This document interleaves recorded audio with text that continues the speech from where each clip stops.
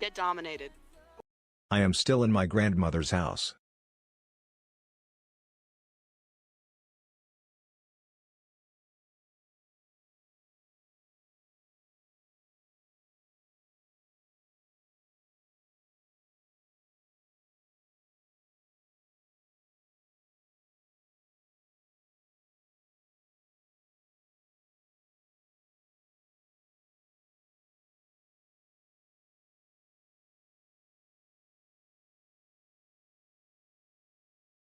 Get dominated. 6 month halfway 3 thanks Ant-Man.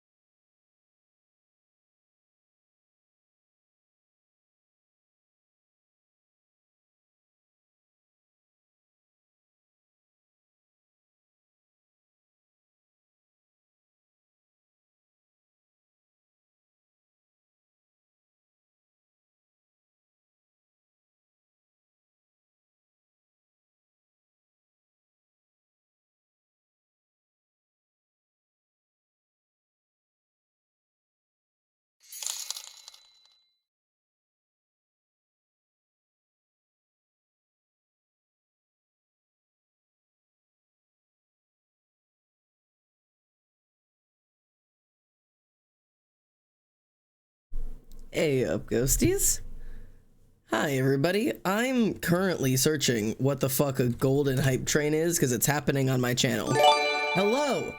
Hey, thank you so much for the gift. I'm sorry I haven't even read chat yet. I don't know what's happening yet. The music is far too loud. I'm a little overwhelmed. I don't know how to stream anymore. Ghosties, what's happening over here? We have a golden hype train. We've got another 3.5 minutes to get us to level 1, but it means everybody in chat or everybody who participates will get a golden Kappa, which is apparently, what I'm reading here, a rare Twitch emote. Can appear randomly. Oh, they appear randomly in lieu of regular hype trains and will receive golden Kappa emotes, regardless of what level they're contributed at. So as long as you complete level 1. That's so wild. I've never seen one of these, like, on Twitch before. Bro, that's so cool. Alright, cool. Sorry, I had to go read about that. We got a rare event on our first thing back. Welcome in. Hello, everybody. Hello. You 19 years amused. Yo, 19 years? What do you mean 19 months? Let's go. Not quite 19 years, but I love that. Love this. Yeah, don't follow me if you want me to shout somebody else out. Go fucking monetize somebody else's channel. I don't give a fuck. I'm not here for you. I haven't even said hi to everybody. Congratulations for the firsts and all of that shit. Where am I? Hello everybody, my name is Almost Sander and welcome home. Hello chat. My god, it has been a goddamn minute. Bro. Shut up, Casino Royale. You are so loud in my ears. Chatters, it's been 2 weeks. Hi, how are we? It's been a second. Dude, first thing back in chat, we get a rare golden Twitch event. What the fuck? Maybe Twitch really missed me that much. That's not true at all. But hi, hello everyone. How are we? It's been a minute. I know like taking breaks isn't like end of the world or whatever, but like every once in a while I'll be like, oh yeah, no, I've been off for like 3 or 4 days. I feel bad. 2 weeks felt way too long. It felt way too long. I'm not a fan of it, but it's good to be back. I have a bunch of stories, bunch of things to say, bunch of things to talk about. For those of you who don't know why I've been gone for 2 weeks, I took a trip to Mexico. I had a couple of cousins, which aren't actually my cousins, they're my mom's cousins, which I guess that makes them my second cousins. Or like cousins once removed. What, I literally don't care. I was raised as if they were my like cousins, and the older one is like my older brother. It's whatever. But the one who was like my older brother is the one that just got married, and so we took a huge trip with that entire side of their family, and also the entire bride side of the family, and all of us. There's 26 of us in Mexico at an all expenses paid, like all inclusive resort for an entire week. It was fantastic. It was actually the second time I've been to Mexico. Still a fantastic experience, but oh my god. I have like so many things to say. Mexico is so pretty. I love it. I saw so many things. I have like videos I can show you guys if you want, and pictures and stories. I have a huge bruise on my entire shin. But it was such a good time. So thanks for letting me be away for a couple of weeks and being around when I came home. It's good to see everybody. Did anybody else do anything fun while I was gone? How are we? How are you? How is your life? Did anybody go on any trips? I know spring break was around this time. For some people, not everybody. And also just how are all of you? I have not like gotten to check in for a minute. I'm sorry, Alex. I know I abandoned you. I didn't mean to be gone your entire spring break. Second cousins share the same great grandparents. First cousin once removed is your cousin's kid. So then what do you call your parents' cousins? Is it just your parents' cousins? Whatever. Anyways, oh yeah, second cousins would be sharing the same great grandparents, but not the same grandparents. Oh, whatever. I call all of those my cousins. I don't give a fuck. Everybody that shares great grandma with me, those are all my cousins. Whatever. Dislocated my finger placing dirt in Minecraft. Now that's impressive. That's actually impressive. It was your birthday recently, and how was it? I hope your birthday was well. I did throw you a happy birthday in the chat, but was it good? Did you have fun? Got a new commission while you were gone. Let's go. And helping me dye my hair and fix my mullet tomorrow. A win. My poor hair got destroyed. Mexico was not kind to my hair. The humidity, bad. The water for my hair, the salt water. I mean, I'm like essentially blonde at the bottom again, and it's just, my color is destroyed. My curls are tired. Like, it's just, Mexico beat my hair up a little bit, but it's okay. It's okay. I don't think there's a name for your parents' cousins. I think that's a shame. I might be getting a guitar. That's huge. That's exciting. I had a band competition a few hours ago, messed up my solo. I had it memorized and perfect to the dot. Also, I finally got a phone. A win for the phone. I'm sorry about the band competition. I swear, as soon as you're under pressure, it is a different world. That's crazy. I've had it, though. All right, Golden Kappa train success. We've received Golden Kappa for 24 hours and a level 1 hype train emote. That's so weird. So now we have Golden Kappa? Hang on, I want to find that emote. Where is that emote? There it is. Oh, weird. Look at this thing. There we go. Golden emote. But that is sure something. Supporters can enjoy the exclusive Golden Kappa emote. Fucking weird. Who all donated during that? And I need to call all of you out for it. King Chip, thank you for several different bits. Where were we? 13 bits, 10 bits, 5 bits, a whole shit ton of them. Six-Eyed Willie, I know you. Hi. Thank you for the gifted sub. Reese, thank you for your sub. Emily, thank you for your sub. You were part of starting it. Ark, thank you for your resub. Congratulations on the 6 months, bro. I didn't even say anything.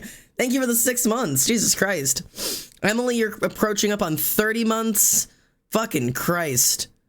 That is a long period of time. Hydrate, I will, but I don't have water right now. I do have lemonade. I hope that's okay. I can't find my golden emote. I don't know where it's normally just in your Twitch global emotes.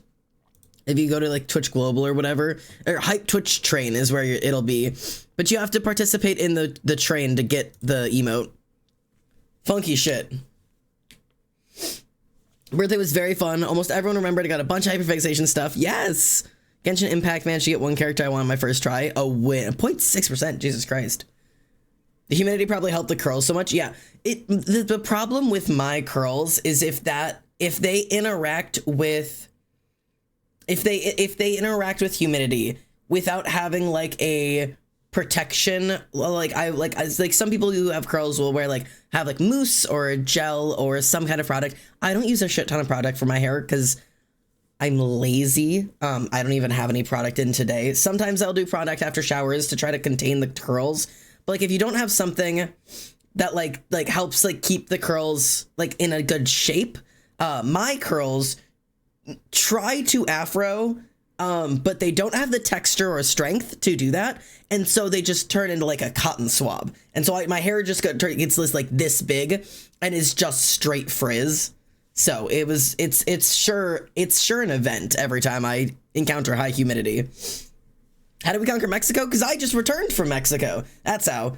I would call that conquering. I spent a week in Mexico.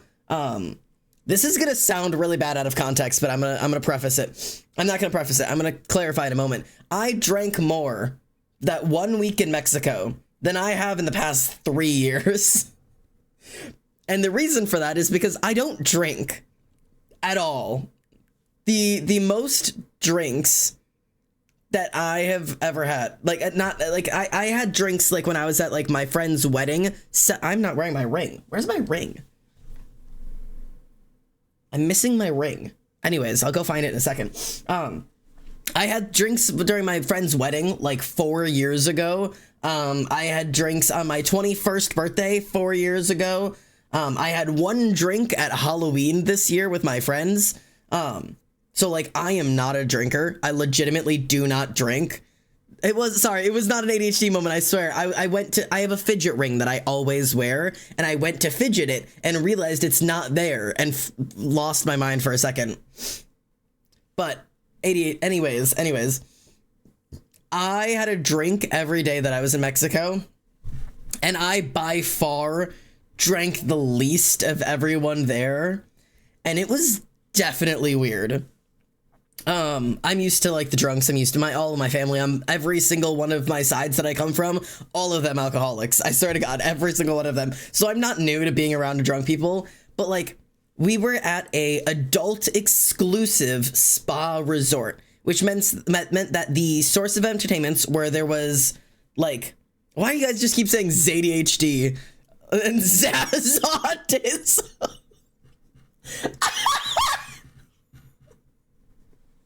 I'm autistic. Fuck you guys. I mean, you're right, but what the fuck? Anyways, yeah, it was like I've never been to a resort that was like this. It was 100% adults only spa resort. And so the things to do where there were like physical activities. So like I did yoga with my grandmother in the mornings, and I did aqua aerobics at noon every day because it was fun. You were in the pool doing aqua aerobics, and like, you know, there was a bunch of like physical activities to do to like keep yourself moving. There was really, really good food to eat. Every one of the restaurants was 5-star restaurant. All you can eat, show up whenever, except for dinners were 100% reservation restaurants.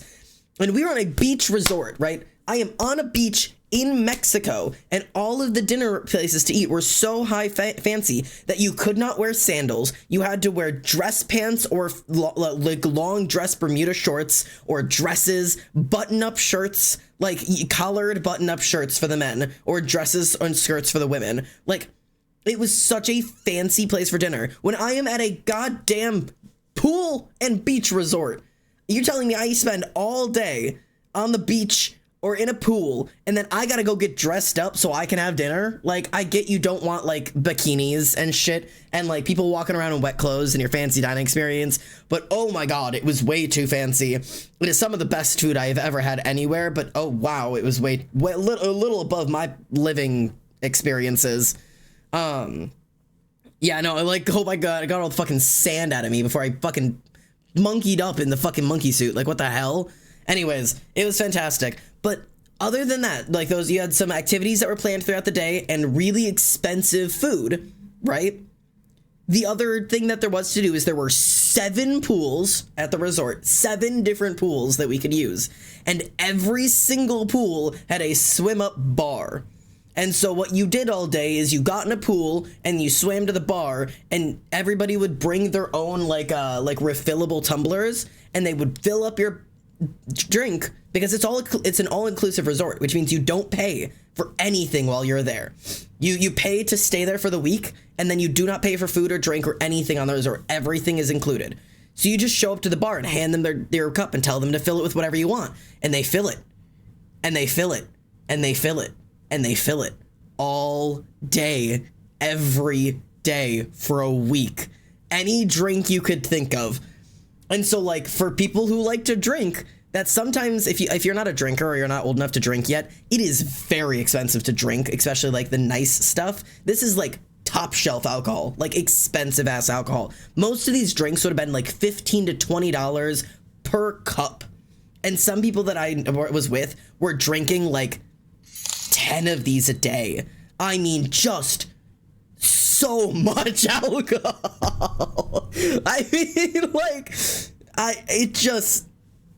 anyways, I discovered my new favorite drink that I like. Normally I do like pina coladas, or I'll do like, what is it called? Pineapple and Malibu. Pineapple and Malibu, which is good.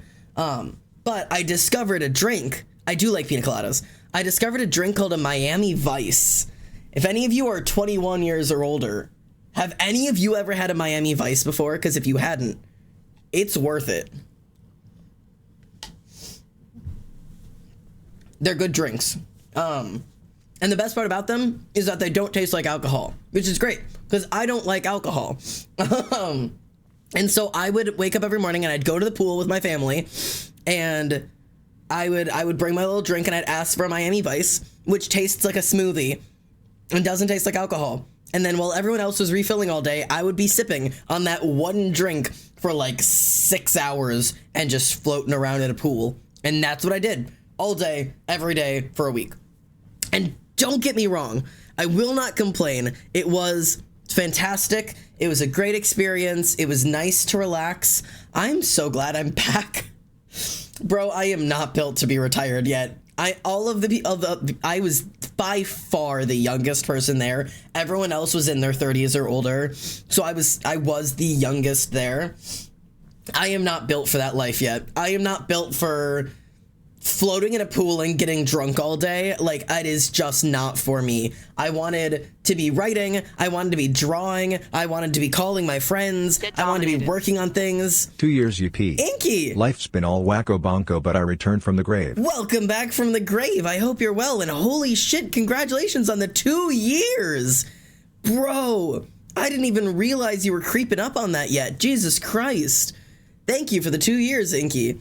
I'm sorry life has been wacko bonko. I really hope you're well. I hope things have been going okay. If you are back from the grave, I'd love to check back in with you after stream at some point and just make sure you're doing good and still rocking and rolling. So, vodka cran made from rocks, not on the rocks.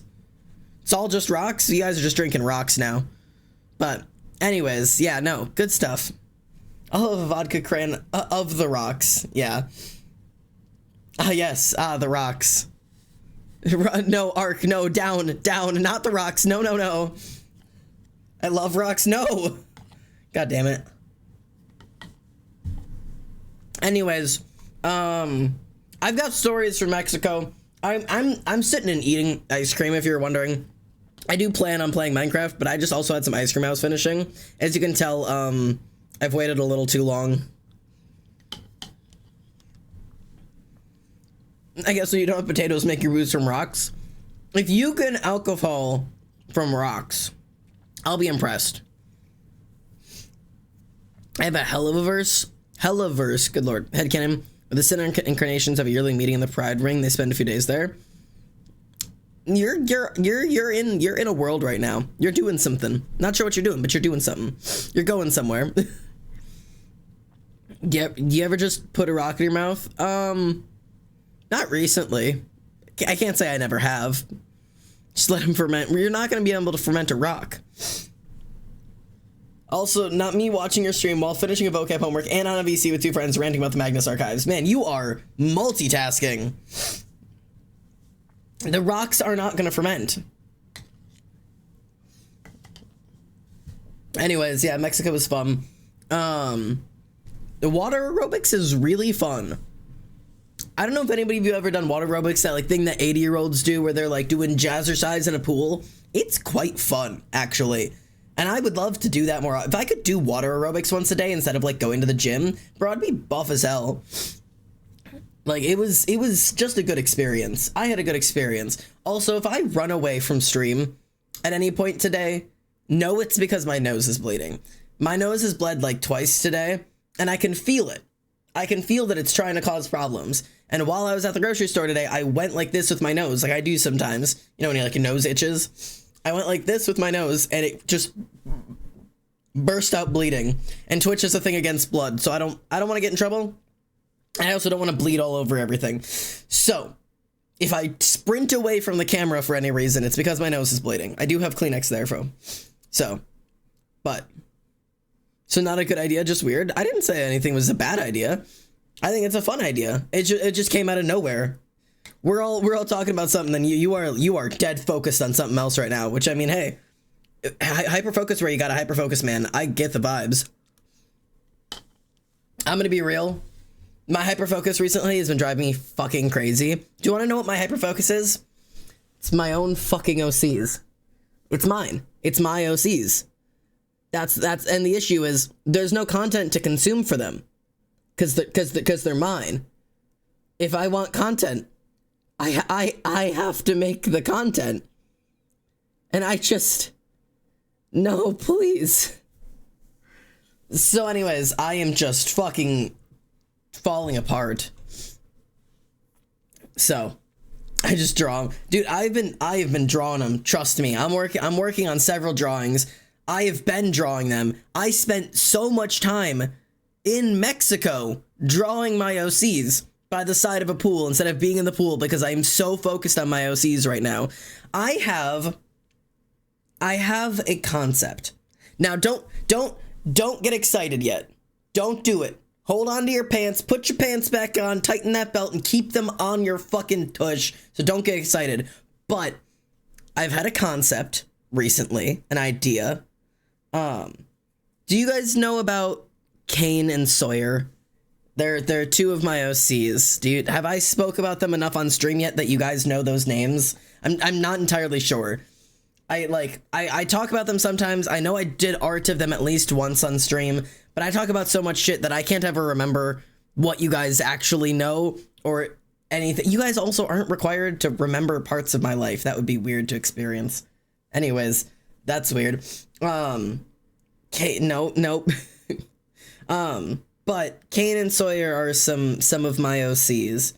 And I am ass deep in them. I fucking love these two.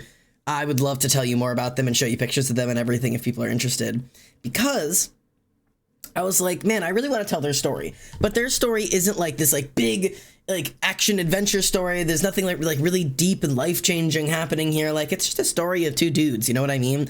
But it's really visual in my head, and I was like, what if instead of writing the story, I drew the story like a webtoon? What if I made a webtoon? Just as a thought. But the thing is, I have so many multi-year long projects currently running that I feel like I'll lose my mind if I start another one. Like, I currently have the lore, which we've been working on for 2 years, and that is still in progress. Speaking of which, the next episode drops this Saturday, or the next lore bit drops this Saturday, and then you guys know next week Saturday is the official first episode. But so anyway, we've had 2 years working on the lore. I've been writing a book for over a year now, and I'm still working on the over a year. Well, technically, I've only been writing it for not even a year. I've been writing it for like 6 months, but it's been in progress for over a year. I don't exactly know, but anyways, that book's gonna take another year at least, or whatever, if not significantly longer than that. I have another book that I tried to write and rewrote and then gave up on, so I guess that one doesn't technically count. But so then adding a webtoon into being like, I'm trying to edit it and produce lore, also write a book, and also make a webcomic, I just don't know if I could do that. Maybe. Like, I don't know. I don't know. Do you know what I mean? Like, I don't know. Like, I just, like, so, like, I just become a playwright and get your friends to act out your OCs. That's just the lore. That's just the lore. I roped my friends into becoming playwrights and acting out our OCs. That is what we did. We just acted them out in a video game and then voice acted them. I mean, that is legitimately what happened. I was like, hey guys, do you want to do a fun little thing with me? And they're like, oh, sure, what? And I was like, do you want to do a quick little fun project and sketch up some backstories for some characters? And they're like, yeah, that sounds fun. And then 2 years later, we've written a 15,000 word script and we've been voice acting, and it's just... Ugh. Anyways, I've just been absolutely rotting for it. Mousies have such a big hypothetical fandom. They hypothetically have so many AUs and hypothetical fan arts and fanfics, bro. I say go for it. No condom, full throttle, nuts to...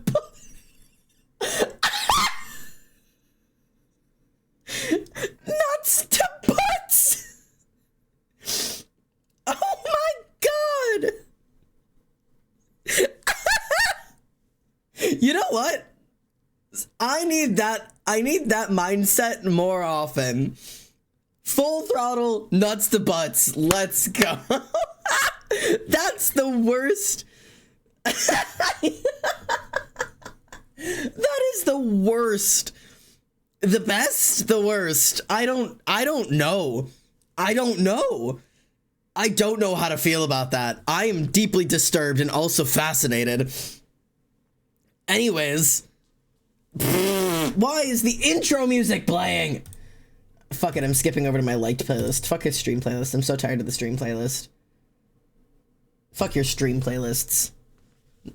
I'm moving on from stream playlists. The thing is, the reason I have a stream playlist is for two reasons. One, it's because all of the music on my like playlist is copyrighted music and therefore could get me banned on Twitch, but my VODs are muted, meaning my VODs can't get it taken down. The only way I would actually get in trouble is if the person who owns the song or their company shows up live on my stream while their song is playing, and then they could copyright me, but they would have no proof of it unless they live recorded it because my VODs are silent. So not a problem.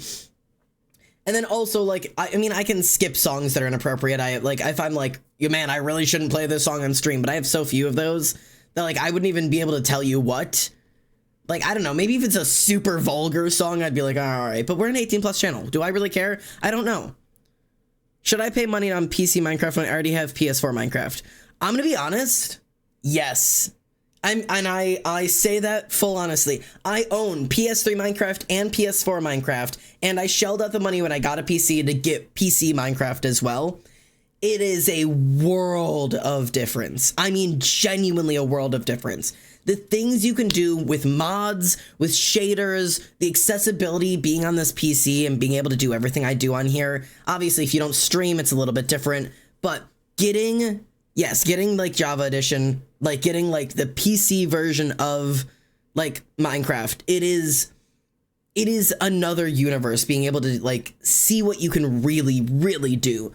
It'll never be boring again. I know Minecraft already doesn't get boring, but like you will literally never run out of things to do. There are hundreds of worlds to play online, hundreds of like maps that you can go through, hundreds of mods that you can try out. I mean, it is just so expansive. It goes from being a game to 100 trillion games. It's like Roblox, but better. Like, it's insane. Do not accidentally buy Bedrock. Yeah. Plus, then you can do things like SMPs and like multiplayer worlds. Like, yes, PC Minecraft connects to CurseForge. CurseForge is what I use for all my mods. Not all, but most of my mods are through CurseForge. I actually have the CurseForge app like on my desktop, I think. I do. It's right there. All right.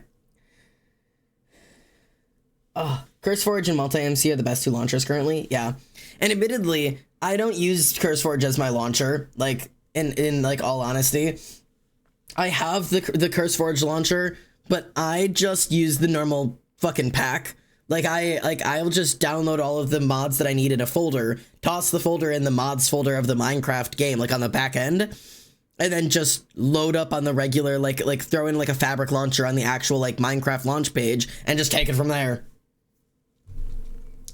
There was a problem with CurseForge a while ago. Some of their mods had been corrupted on the back end of them, so they were like they had like bloatware or some shit, spyware, some crap was in them. So when you downloaded the mods, it downloaded bad shit too. I want to see Xander play Sky Factory 3 so bad. What is Sky Factory 3? I don't know what that is. Oh, also, do you want to see my little purchase I had recently? I was really excited because it finally came in. I'm not wearing it right now, just because I'm warm, and this is warm. But this is a kufiya, from Palestine. So, I was really excited. If you guys don't know what a kufiya is, you can look it up. It's a symbol. It's an item. It's like a headscarf, or just a scarf in general, that is worn by Palestinian people, made in Palestine, made in Gaza for some of them. And they are super cool, and they're just like they're a really good symbol of the Palestinian people and like their struggle. And so it's one of the things that people have been wearing in support of Palestine has been kufiyas. It's like a good way to like go out in public and like non-verbally show like your support and stuff. So I finally got one. You have to get them from like really, really specific sites. So you're actually getting them from Palestine or from like displaced Palestinians. So it is a pain in the ass to get one, but I finally got one. Sky Factory is a mod pack where you start with nothing but a tree and a dirt block, and you have to make a huge factory to finish the pack using lots of now old mods. Huh. Interesting. Okay. I have too much CC. Don't talk about Sim CC in this chat. If Ollie or Emily are in this chat, they will burst. They will burst. They are the CC controllers. Ollie specifically. But Emily's got a shit ton I've seen. I think Ollie's computer stops running every once in a while from it. Magic mods as well. The thing is, Reese, I would play a mod pack like that, but I'm stupid. So I struggle a little bit. I'm not usually smart enough to figure out like Minecraft like mechanisms. Like when you have to like automate things. I don't even know how to make like a gold farm or an iron farm in Minecraft. Like I am not a technical player. Speaking of playing, this is where we left off last time we were on Minecraft, and I hadn't been on in a minute, and I had completely forgotten what we were doing. But if any of you remember, let me out. If any of you remember, I had recently started a Minecraft hardcore randomized origin, whatever the fuck. So which direction? There we go. I thought we would hop back in and fuck around with this again while we chat and caught up and all that fun shit. Ooh. Okay, hang on. Let's go experiment because we haven't tried this yet. It'll explain everything to you. You don't have to know all the vanilla methods to do the weird automation stuff. It's easily done with machines that you need to power. Interesting. Maybe. I got CC's the game crash now. I literally can't download it to CC's anymore. It's driving me fucking insane. Bro, you just gotta wipe it. Wipe it and start over. Alright. So, we are in a hardcore world, so this could kill us. But so, we'll just have to, like... I'm gonna, like, move this water over here. Just as close as I can. Just so that if something bad happens, I can jump right there, you know? Okay. But I think I'm lava immune. Oh. Oh. All right. So we are a lava immune mob. Sweet. Good to know. I was curious about that. All right. Now I'm just on fire for the moment. Do you know which origin you are? Yes, we are an Ignatian. So this has been, we've recently been discovering this one. We started this on the last world we were in. It took us a little while to figure out which origin we were. But so essentially we can't get damage from lava, we don't take fall damage, and we don't take lava damage. So the nether is going to be a fucking breeze, which is going to be great. But we are also a meat eater exclusively for when we need to regain speed. And we take what? Double damage from, I think it's magic and explosions. Something to do with explosions will really hurt us. So like creepers are a huge fucking problem. I'm trying to think of what else. We had a couple other things. Oh, we cannot swim. Like, we simply cannot swim. We sink, which is not good. And also it like halves our speed, which we are already, if you can't tell, quite slow with moving.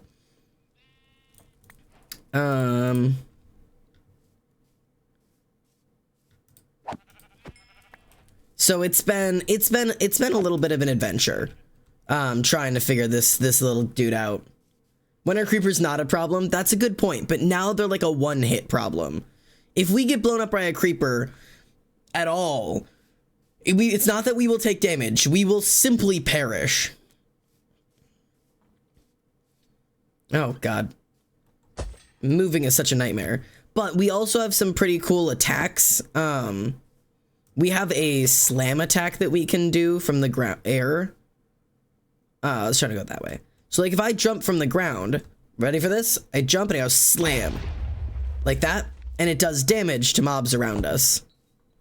Which is really fucking cool. And then also we take, if you look at our little bar, we've got a couple bars down there. One of them is for our jump to fill back up. And then the other one is when we take damage, I don't exactly remember how it works. It's something about, okay, so I'm, you know, larger, longer arms, range damage halves, I'm red, gravity, buoyancy, launch yourself, okay, nope, tremble, heavyweight, okay, the wrath. It unleash the power that your gods once feared, rampage through your enemies, and gain a separate 2-second cooldown. All attackers get hit by guaranteed thorns and burned.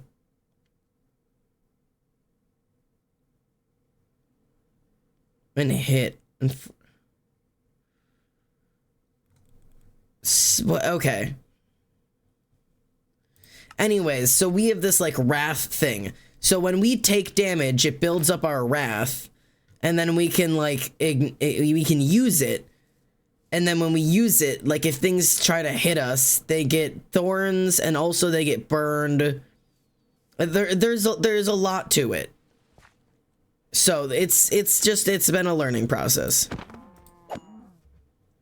Do I even have room for you? I don't.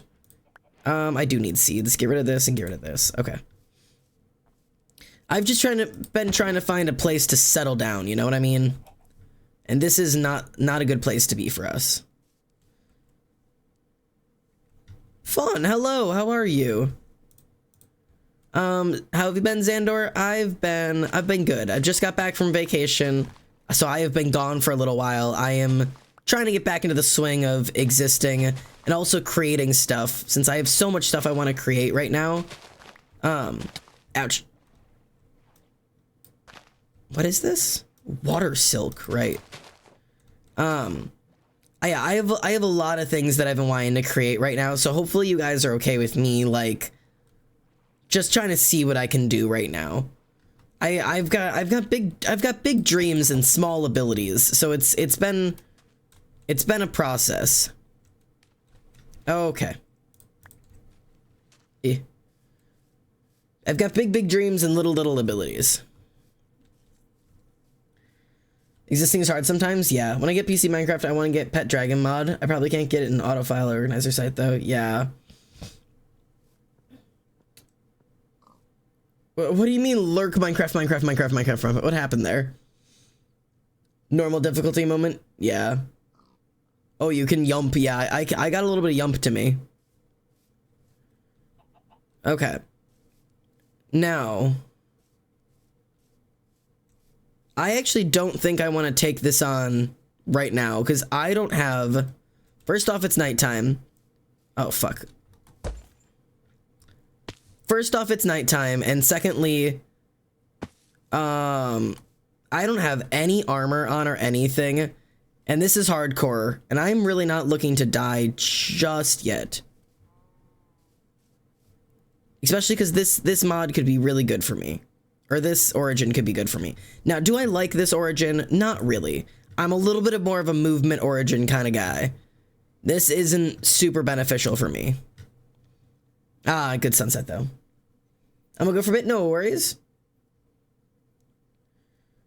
CurseForge actually has some pretty huge mods. At least from what I've seen, it's got some pretty crazy shit. Alright, cool. What hat do I have on? Passive hat, mining in the deep. I don't know what that means. I don't know what that means. There are so many hats and I don't know what they mean. Okay, let's go rob this house.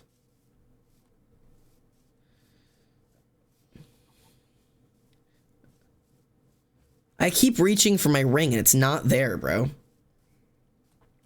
But anyways, anybody else in the creative brain right now? I can't be the only one who's rotting right now. I'm usually in a sorry. This community tends to be kind of the creative types. We all kind of seem to be doing the same shit. So I like to assume I'm usually at any given moment not the only one simply rotting away. Oh, chest. I can't use any of this. I don't know what that means. I think I already have this one. I have to sneeze.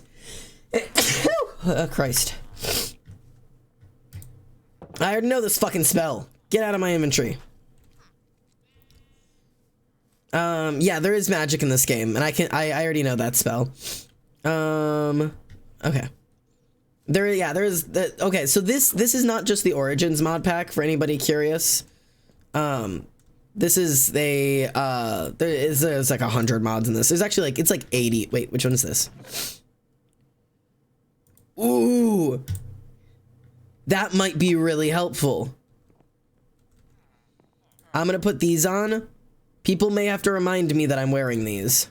Okay, I guess I'll keep this because I don't really know what it does. What is this? Black sand. Okay. But now, in theory, because I have the cat ears on, when I sneak, I'll scare away creepers. So, in theory, that should be good for me. Especially because creepers are a problem. Cat ear streamer flashbacks. My cat ears are right there. They are tucked up there. I've got cat ears right there from the very first time I ever showed my face on camera. Man, who here in chat was there for that? Genuine question. Who in chat was here for the day I face revealed? Because that was so fucking long ago. That was 2 years ago at least. It has probably been longer than that at this point. Because I face revealed as soon as I had the laptop up and running. Because that was so long ago. Man, none of these places are fun. Maybe I come over here. This looks like a pretty place. Maybe I'll go live over there. Delete. Okay. Maybe if I just continue this way, I'll run into something fun. Because as of right now, I got nothing. I want to say yes, but I think I just joined with PS Minecraft, and that's why. See, and I played PlayStation Minecraft, and then I did art on the tablet, and then I tried to do art streams on the laptop, and the laptop could just barely handle it. And I mean, like, just barely that goddamn laptop could manage. And then I would go back and forth from art on the tablet to the PlayStation Minecraft. And then I would end up on the PC. I think the PC was like 9 months into streaming almost. No, maybe it's like 6 months into streaming. Like somewhere between like 6 and 9 months into streaming is when I started with the PC. And I'm gonna be honest, man. I think I need to be humbled. Goofy thought, right? Goofy food for thought. I think I, as a streamer, need to be humbled. I will take some saddles. I don't know what any of these goddamn things mean. I also take your emeralds. Boop. I learned a new spell. I don't know. I remember having streams without your face, but I don't know if you could have done... If you could have done with face. Well, most people will remember me doing faceless streams if you came pre-PC. Because pre-PC, anytime I played Minecraft, I was faceless because I didn't have a way to connect a camera to my PlayStation. So even after I had face revealed, I still was faceless on Minecraft. So it's a little bit complicated. Oh god, my inventory. My inventory. Fuck my feathers, I guess. But I need these fucking... I need this iron, man. But... yeah, my face reveal was so long ago. I remember being unreasonably scared about it. Like, which is such a goofy thing to think about, but I was like unreasonably scared about face revealing. Because I was like, man, like I could have built this up, I could have made this be a big thing. Like I could have like built hype around this. Am I wasting it? Am I wasting an opportunity or an experience that I should be saving for like later in my career? Like I was like, that was still the time when I was like really afraid that like I had caught my one chance and I was about to lose it. That was a rough time for me. Anybody who was friends with me during that era, bro, I'm sorry. That was a fucking rough time for me. I was going through some existential bullshit around that time. Not saying that I haven't been through a lot of existential bullshit since. Honestly, it never really ends around me. But it sure was a time.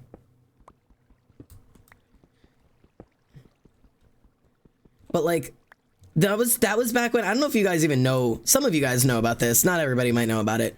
That was around the time that I was having nightmares about streaming.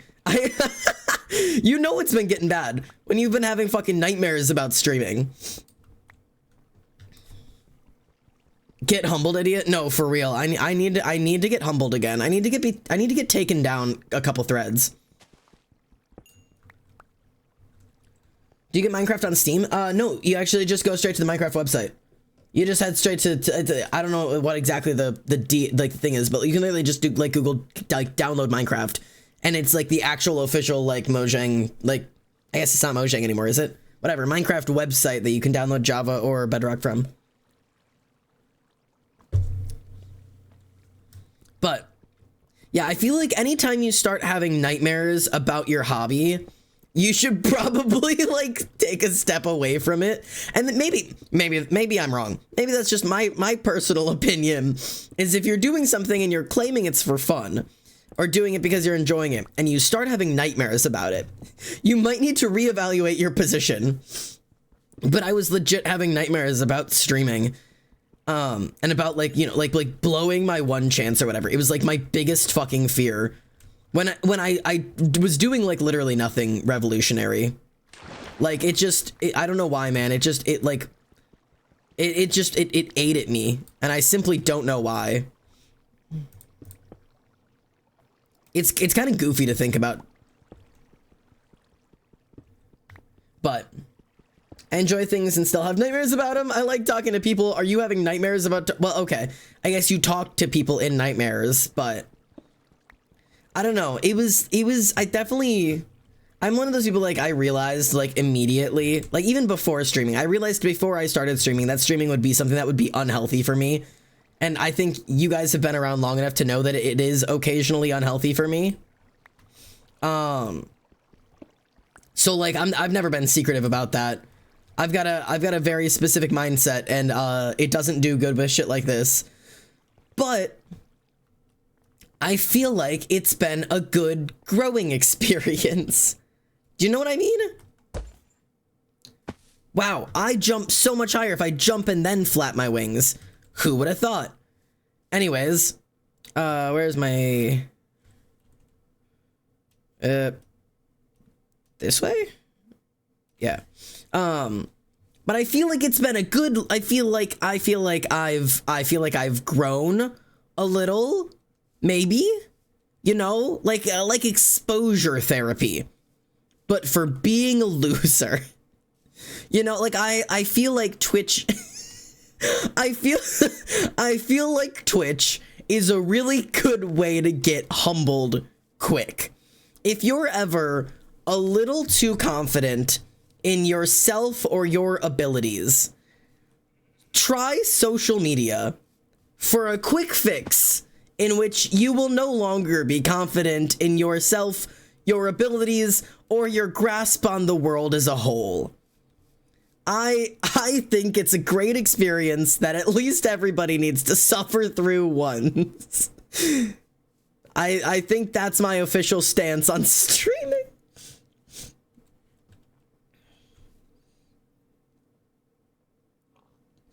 I tried that when I wasn't confident. Yeah, no, it's not really, it's sure an experience. I'll say that much. Streaming kind of blows. You know what else blows? This fucking world generation. Bro, give me something. This place sucks. I guess I could head down here. Maybe I take the ocean and go travel. Let's do that. Let's travel by ocean. That can't go wrong.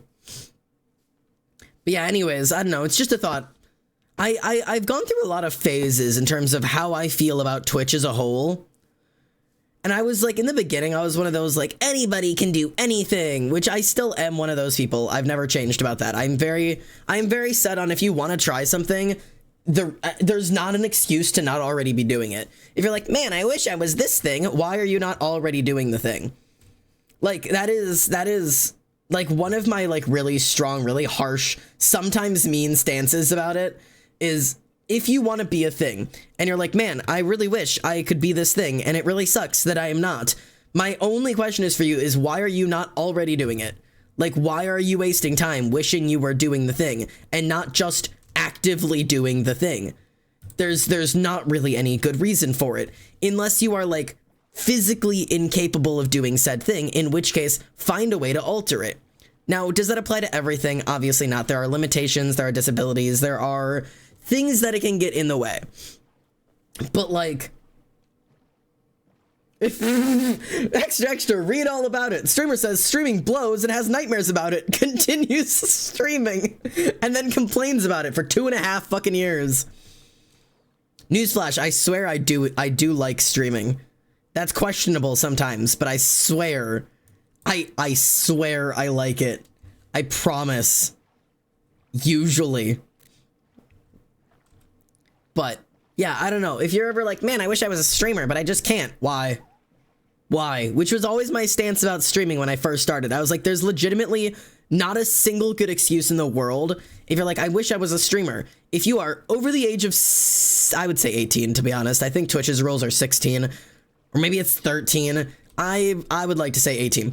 If you are over the age of 18 and wish you were a streamer, there is legitimately no excuse to not already be streaming. Like, that's just genuine. You're like, man, I wish I was a streamer, but I don't have a PC. Start on your tablet. I don't have one of those. Start on your PlayStation. I don't have one of those. Start on your phone, motherfucker. Stop making excuses for yourself. Stop making up bullshit reasons as to why you can't do the thing. Man, I wish I was an artist. Start drawing, but I'm not good at it. Yeah, none of us were born good at it. I didn't pop out of my mother's pussy just automatically fucking sketching like a god. And guess what? I'm 25. I still can't draw. Like, shit doesn't just, you're not just gonna get good at shit. You didn't? Skill issue. I know. L on me for not coming out of the pussy fully artistic. I only came out autistic and that really hasn't helped me much. Yeah, Q, I Want to Be a Billionaire by Bruno Mars. See, there's your thing. I draw a little bit of a line when it comes to why. That's like the thing I like to ask. When someone's like, man, I really want to start streaming. Why? I have 2 questions. Why, and why haven't you started? Usually that first one needs to come first. If you're like, man, I want to start streaming. Why do you want to start streaming? Why? What's the reason? What's the purpose? Because I'm bored? All right, great. Why haven't you started? Just do it. If your reason's like, oh, I want to get famous, it's like, well, find another way, because this is not your answer. I promise this isn't the answer. I'm going over to this wizard tower, like, I'm going to be able to take this on right now, and I am simply so weak. I don't know what I'm thinking. I'm gonna head over to these fields and maybe make a life for myself or something. There's no good play. I'm so ready to like start this world over. Like I'm ready to kill myself and start over because there's just nowhere pretty to live. But I won't do that just yet.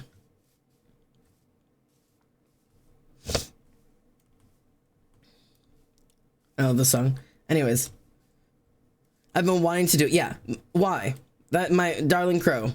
You are now my victim example. My example victim. Why? I've been wanting to do it. Why? Why do you want to stream? Well, because all my friends are doing it. Bad reason, to be honest. Unless it's just because you want to hang out with your friends. And in my experience, that is a really hard way to do it. There are other ways to hang out with your friends. You don't have to monetize it. The second a hobby becomes monetizable, you're going to run into issues. If you can find a why that works for you, then the answer is why not? The reason why start? Pure vibes? See, but there's a reason. There's always a reason. I challenge you. Deeper. I challenge you to poke deeper. This is like when you're writing, right? When you're like, oh, well, my character feels this way. Why? Well, that's just kind of the person they are. No, it's not. There's a reason. There's always a reason. What vibes? Is it the pure vibes? When you say pure vibes, do you mean I want to start streaming because I like the vibes of people who stream? I like the vibe of the life that people get to live. I like the experience of getting to talk with people. I like the concept of having a community. Like, poke yourself, like, just a little bit deeper. What's the reason? Wait, I can hang out with my friends outside of stream? I know, it's a baffling concept. It really blew my mind the first time I heard somebody say it. Whew! God, my hops are really high.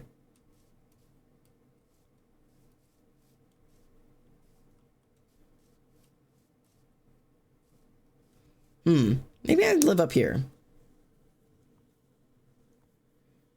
I want to travel the world? Okay. So, what is your plan for starting that? Sounds like a stupid question, but if that's your goal, how you getting there? Ooh. I just want to go see what that is. I'm gonna go see what both of those are.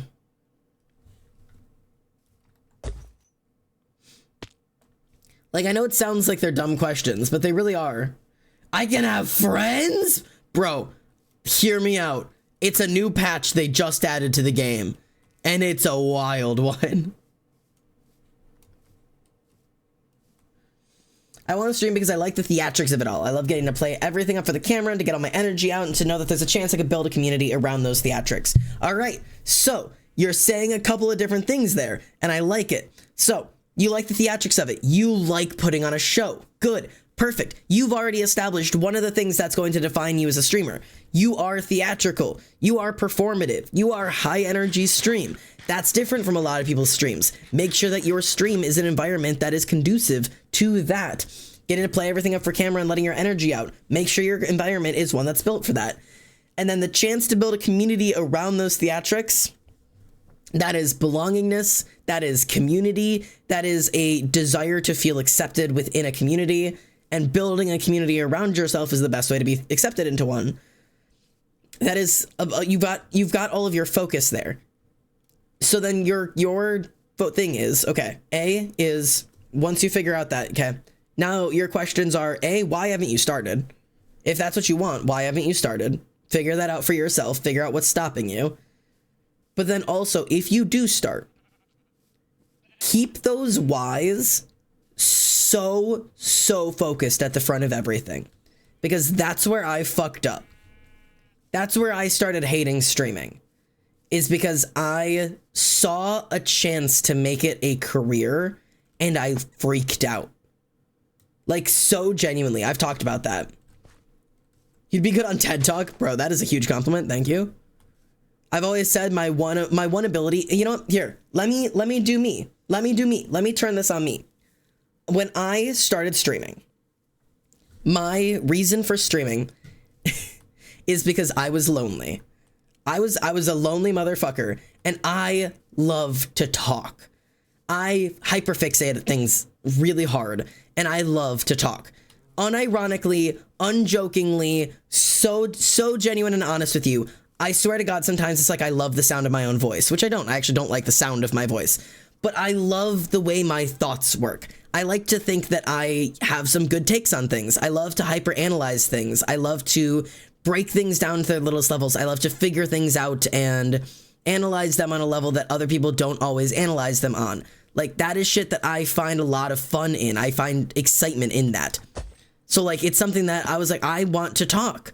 And at this point, I'm gonna be honest, most of my friends were sick of listening to me. I talk a lot. I have a lot of fucking interests. All of my friends were very tired of hearing about the goddamn Dream SMP. All of them. They were so tired of that shit, man. Because I talked a lot. I did. And so I was like, man, I have an ability to talk. I have a lot I want to say.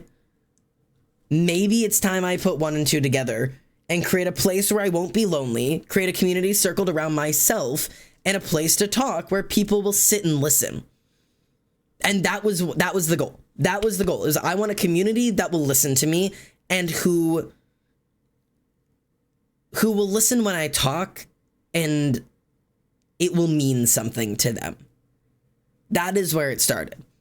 Because I was very tired of talking excitedly about something and then realizing that no one was really listening. I've made TikToks about that. I've talked about it on streams before. It's a sentiment a lot of you guys have shared with me, in that feeling of like that like level of embarrassment of realizing like, oh, you're still talking and nobody's listening anymore. Everybody tuned you out minutes ago. Like, that's such a fucking embarrassing moment. It's like it genuinely, it feels so bad. And like, I wanted to get rid of that. I wanted to get away from it. So I was like, if I'm in a stream, right, then people who are here want to listen to me. And if they don't want to listen to me, they can just fucking leave and I won't have to see them leave. Like, that is legitimately, those were my reasons. I just wanted to talk. I was, like you said, professional yapping. And as soon as I realized that I could actually like do something with it and that like people actually sat and listened to me, I wanted to make this a place for kids like me. I wanted to make this a place where people could sit and talk and be heard. And like, people wouldn't tune them out. They wouldn't call them embarrassing. They wouldn't call them annoying. No one would ever feel like they were too much in this community. That was like my goal, because I feel like I'm too much everywhere I go. Every group I am in, every friend I have ever had, I tune myself back because I always feel like I am too much for everyone, because I've been told I'm too much by a lot of people, that I am annoying, and I hate that word. So it's a difficult thing. It really is. But those were my whys, right? I created those whys, and when I started streaming, I stuck really good with those, and the channel grew. Like, we grew a lot in the beginning. I mean, I was looking at some of my old streams, the old ones, the faceless PlayStation streams, and we had 30 people in chat sometimes. I mean, we had something going. And I slipped up. I slipped up because I realized I could make a living off of this. I started making $100 a month, a couple $100 a month. And I freaked out. I freaked out and I forgot why I was doing this. Because I wanted a place to belong. I wanted a place to talk. I wanted a place where I could just be myself. And this became a career. This became, well, I have to put everything into this because I could make this my job. I could make this money. I could quit my job. I could do this forever. Like, at the second that pressure was on, I started screwing up. So, like, that's why I say, like, it's important to figure out why. Why do you care? Why do you want to do this? Why are you thinking about it? Why are you so focused on it? Why is it even a goal?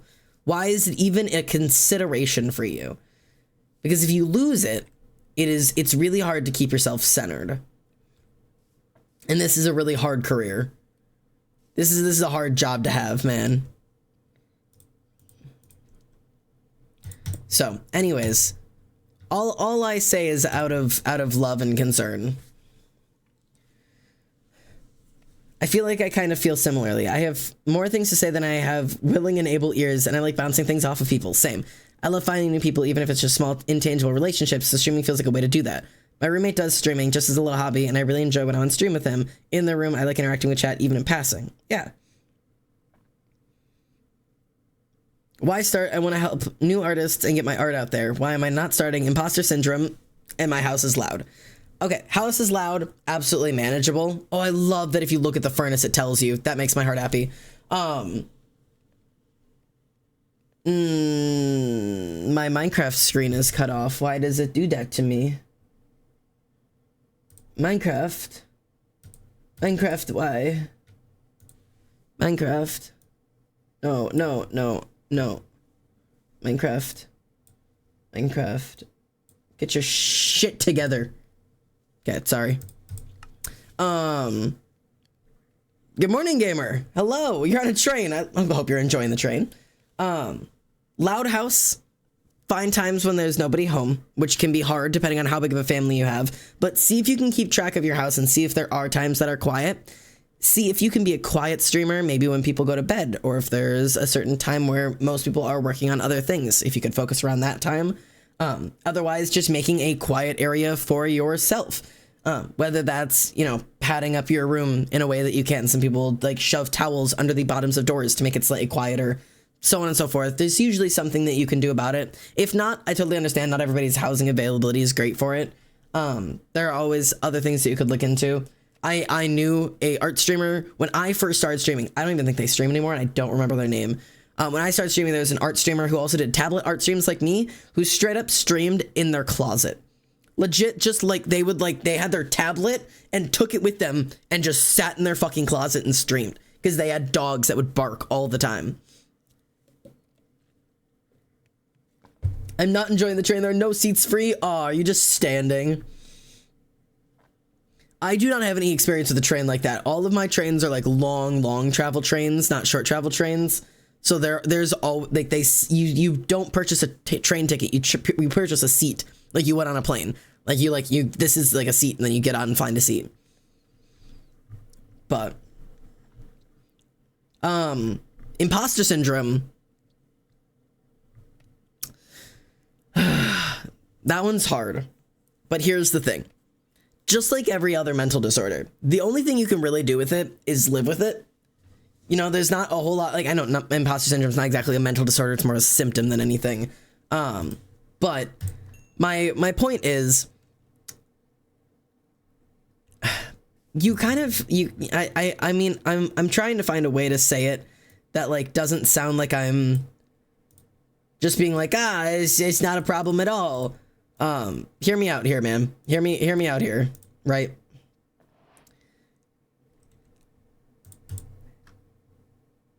You just kind of have to do it anyways. And that makes me sound like an asshole and also like I'm crazy. But it's legit, like, the only good advice I have for it is fighting through it. Imposter syndrome is insane. It'll get you at any level, no matter how good you are, no matter how long you've been working on something, no matter how much you practice something, no matter how many people will try to convince you otherwise, say otherwise, whatever it is. Imposter syndrome's insane, man. It'll catch you anywhere. So the best way to like fight around it is to just face on and be like, yeah, and like fucking and.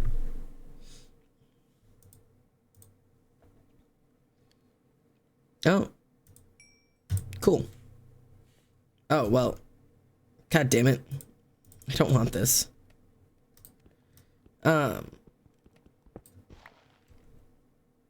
Man, my inventory's full. That's so cool. Yours just comes first come first seat. Yeah, well, see, but mine are also like, when I say long distance, I mean like it's like a 4-hour train. Like you can't just stand the whole time. Like I take them cross states. So like it's not like it's like an underground train. It's like an overground train that you're just gonna be on it for 4 hours.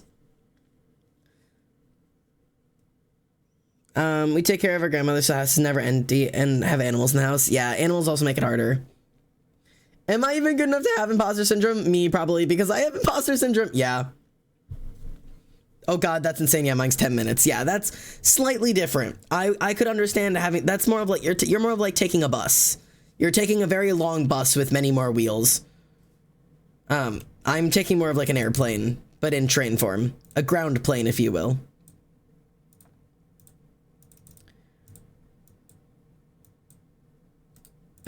Shoesies. Oh, my iron. Okay. Alright. I did not make a sword, so we're just still living with a stone sword, and that's just gonna have to be okay. Oh! This could be a benefit. Ooh.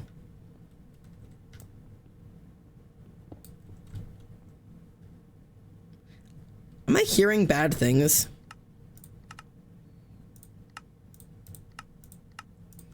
Can't tell. Oh god, my inventory's full. Ah.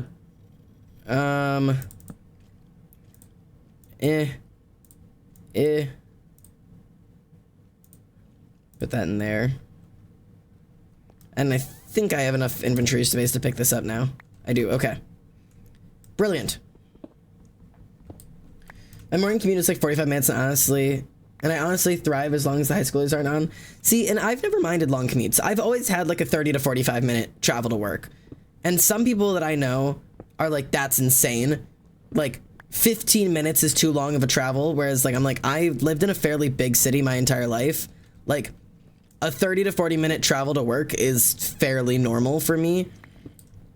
I know times where my mom has to travel an hour to get to work. Like, it's kind of just one of those things that doesn't really bug me a whole lot. I can hear you, you cocks. Oh my god! Lizord. Oh! Well.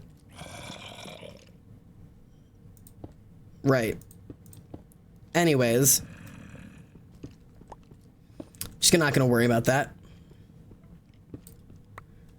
I have a 40-minute bus ride to uni. It's the best. I can listen to a full album. Bro, the way to do it. And that's why, like, driving home doesn't bother me. Because it's like, yeah, dude, I've got music to listen to. Like, I'm gonna be just fine. If it means that I have to fucking sit and drive for 6 hours to get home. Which I do. All the time. At least once a month. I get in my car and I drive for 5 to 6 hours. It's not always 5 to 6 hours. Sometimes it's 4. I don't think it's ever been 4. Sometimes it's 4.5, maybe 5. Depending on the traffic and what time of day or whatever. How much I'm speeding. Not because high schoolers suck, it's because none of them will allow anyone to sit next to them, so functionally there's half the seats and thus I'm usually forced to stand. You don't have to ask. I know that sounds wild. But it's public transport. If the seat is open, you don't have to ask. Put your cheeks in the seat. And they're like, I was saving that for somebody. Who? Nobody else has got on. You're like, oh yeah, I'll move when they get here, sorry.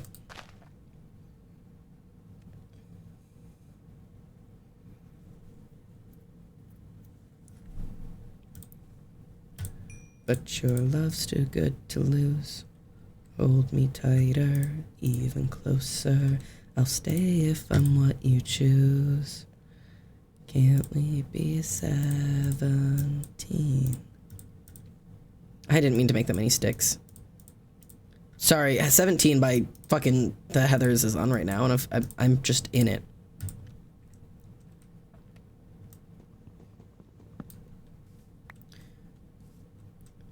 All right.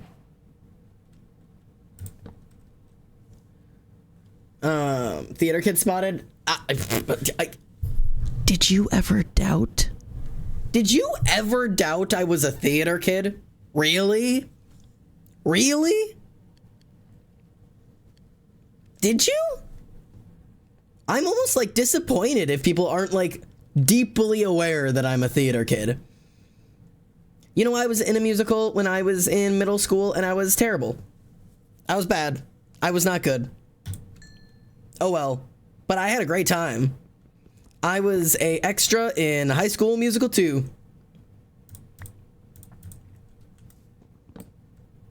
In the summer between my 6th and 7th grade. So I was like, what, 13 years old, and I was an extra in High School Musical 2, and it is where I met my best friend. Me and her were extras in the background, and we danced together, and we had it's actually not where I met her. It's where she became my best friend. Oh, let me make a shield. Let me make a shield. I'm not stupid. I'm a good Minecrafter. Hang on. It's where she became my best friend. Previously, she was my bully. And then we were in a musical together, and then we were friends.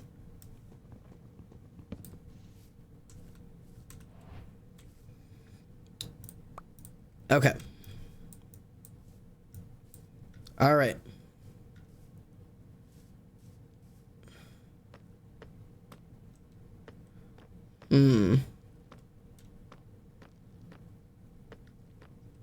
Okay, I don't entirely remember how these work.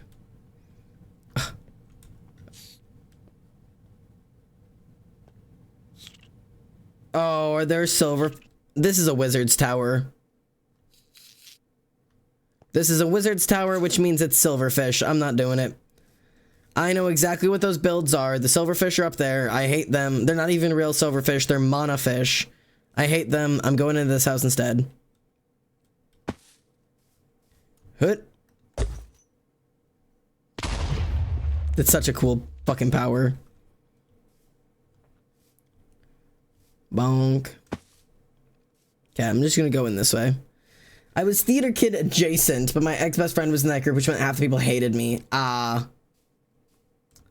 I wasn't good at theater. I just liked it. Oops. I found the witch castle.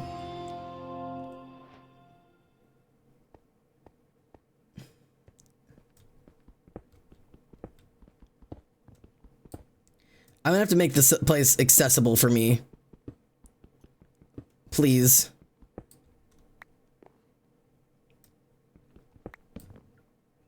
Oh, Lord.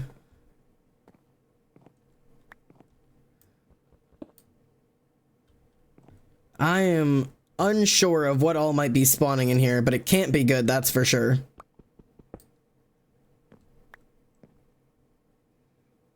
Bro, this place looks like a nightmare.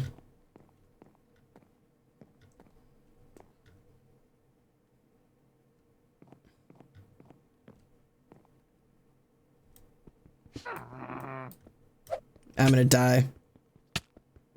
Because I'm trying to break this. Okay. Oh, I'm gonna die. Oh, well, that... I didn't see how quickly that was going down. Man, I didn't think that through. See, I don't like witches.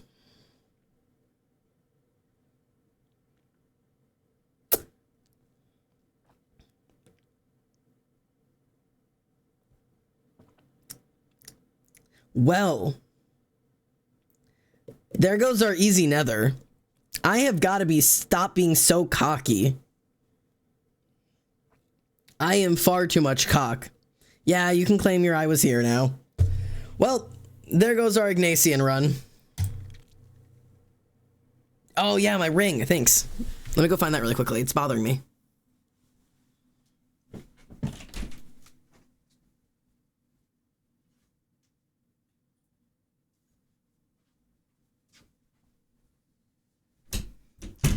It was exactly where I expected it to be, which was next to the sink in the bathroom, because I take it off when I wash my hands. There we go. There we go. Put my blanket back on, because my feetsies are cold. Alright, well, time to try this shit again. Anyways. We can delete Mexico now. Sorry, Mexico. Alright. New world. What should we call this one? Wearing my MCR Decay hoodie today. Dude, a fucking look. Nuts to butts? Alright. It better be good for nuts to butts. Also, it's gotta be this. Alright. This is the hardcore world nuts to butts. And we have got to go full nuts to butts for this one. This better be good. This has got to be a good world, a good spawn, and a good origin. It has to be. This has got to be nuts to butts. We are going to go hard. But this is, we had just got full iron too. I feel so stupid. We need good spawn, good world, good origin. Ready? Let's do this. Boom, boom, boom. And we need to settle down. Like, I know, like, the cool thing about hardcore is that, like, you don't actually have to settle down because dying doesn't really matter because you don't whatever. Like, you can travel as far as you want and there's no, like, ah, man, when I die, I won't be able to get my stuff back because I'm not by my house. Well, you're not gonna die. Oh, boy, random. All right. And I like to be the lumberjack. All right. Oop, I grew a little bit. So I am, woo, I am definitely above 2. I am fast. And I wasn't even sprinting. This is my walking speed. Okay. I definitely, wow. I have really long arms. I can break this from over here. Wow, okay. So, I am fast, tall, and have very long arms. So, let me see about jumping. Pretty average jump. Okay. All right. Do we test our buttons? Or do we want to look at our origin, or do we test our buttons and try to figure out what we are? I'm always afraid to hit one of the buttons and it be like a kamikaze button. I don't think there is any one of those. But all right, let's try this. So, ability number 1. Pressing the first button. Here we go. Nothing. Okay. We do have mana on our bottom left, though, which does mean that we are capable of using magic. Button number 1 does not do anything at the moment. Does not do anything when I jump. Does not do anything when I shift. All right. Button number 2, which is normally the more active button. Nothing. Doesn't do anything when I jump. Doesn't do anything when I shift. I do not have any buttons from what I can tell. And I don't look any different than normal. But I do have speed, that's for sure. All right. My origin is just a tall runner. Like, I'm just an Olympic runner is all I am. Zelkova. Boop. Boop. Get rid of that. I do love spawning in Zelkova, though, because these are some of my favorite trees for wood. I don't want you. Get rid of you. This is a good spawn. I am a fan of this spawn. Ooh, and there's a village right there. So let's go get beds and stuff. That way. All right. Does anybody want to make any guesses as to what we are? Or would we like to check? Does anybody got any guesses as to what tall, fast runner is? Do we have less hearts than normal? 1, 2, 3, 4, 5, 6, 7, 8. Don't we normally have 9 hearts? Is that less, am I crazy or is that less hearts than normal?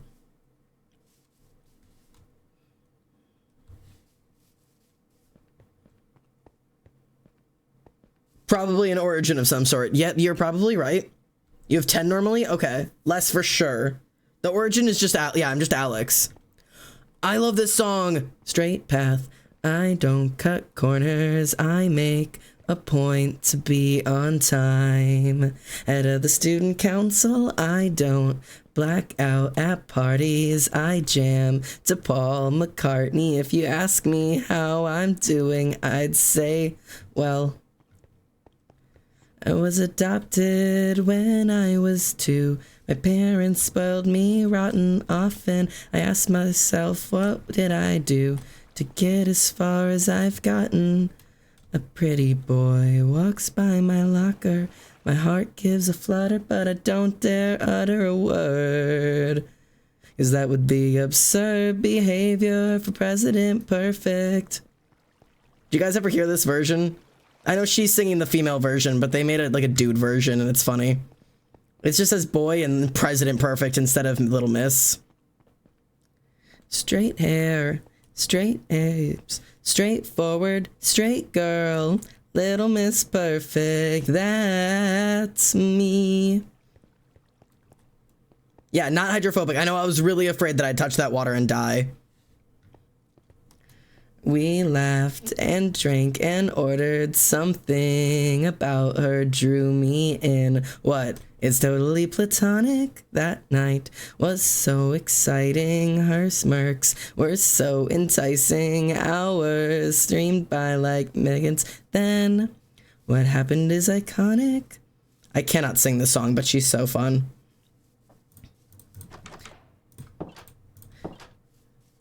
I sit there blacking out for the first time. Next thing I know, I lose control. I finally kiss her, but oh no. I see a face in the window, and then my brain starts to go. I do take fall damage.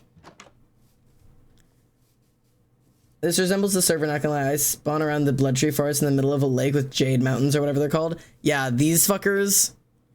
I do like the look of this area. Also, the fucking roses over there are sure something. Why y'all got a moat? Ooh. Rewind, induce amnesia. Ooh, chest.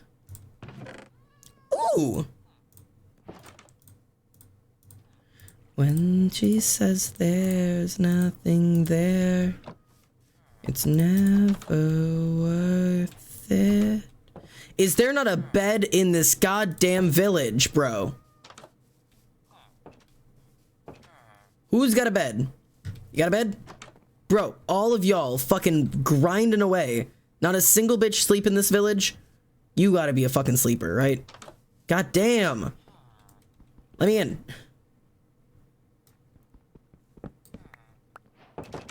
Give me your fucking bed, bro. Move. All right. So we are not hydrophobic. Let's test if we can eat fruit. I was gonna test with something other than apple because apples can be useful, but you are not done planting fucking anything. Oh, but there's fruit everywhere, dumbass. All right. Can we eat fruit? We can. Okay, so we can eat fruit. We don't know about meat yet, but we can eat fruit. We are not hydrophobic. Make bread. Ooh, yes. See if I can do that. Do we have any wheat around here? Or hay bales? Hay bales. Okay. Wheat. Curse humans in the normal size stores. Yeah, fuck those guys. Whoop. Okay, can I eat bread? I'm full. You're gonna have to give me a minute to figure it out. Okay, let's go get some cobblestone while we're at it really quickly here so I can get stone tools instead of fucking wood. Do I have my... I do, okay. All right. I'm just gonna go get some stone from these motherfuckers since these are easily accessible. Ooh, hello. That's very pretty. I do like the rose fields. Okay, so far we know we're not hydrophobic. We do take fall damage. I'm going to assume we take lava damage. We aren't any specific color. We have really long arms. We're very fast. I really genuinely don't have any idea what we could be. Some people have suggested that I'm a lizard.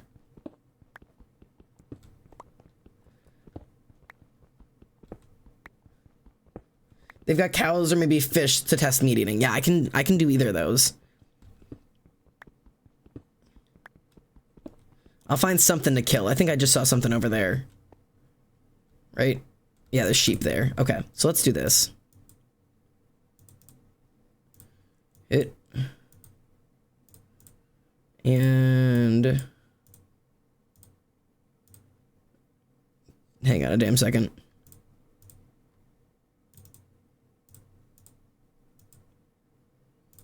Give me this. Okay. I'll do this. Oh wait, I also need. Okay. God, Minecraft is so hard in the beginning. Okay, so we can eat fruit. Let's test meat. Boop, boop, boop. Ooh, ooh. What's happening to them? What's happening to them?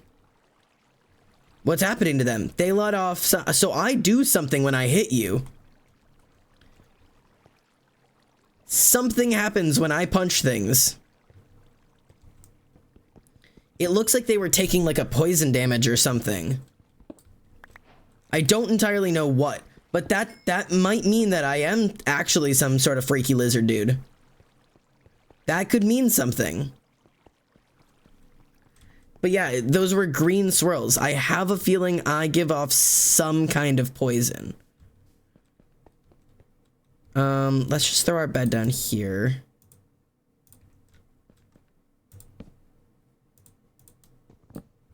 Sleep under Y equals 63.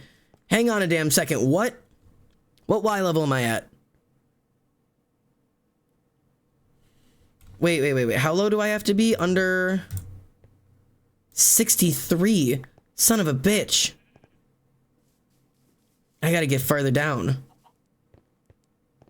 Okay. Under Y63. Fuck.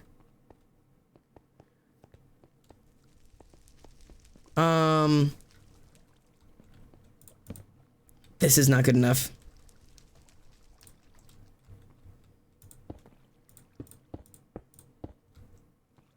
Oh, this is gravel.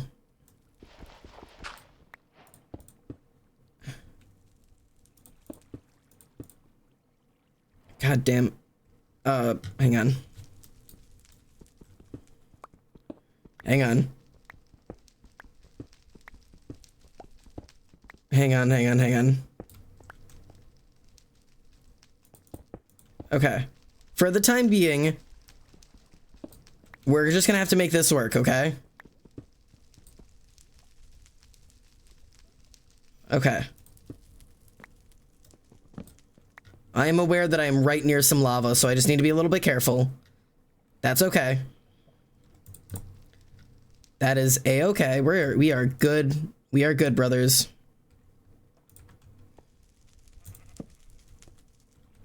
Okay. What Y level are we at? 67. Okay. Give us a moment. Hang on. That's water level, isn't it? I don't know. 63. Yeah, is that ocean level?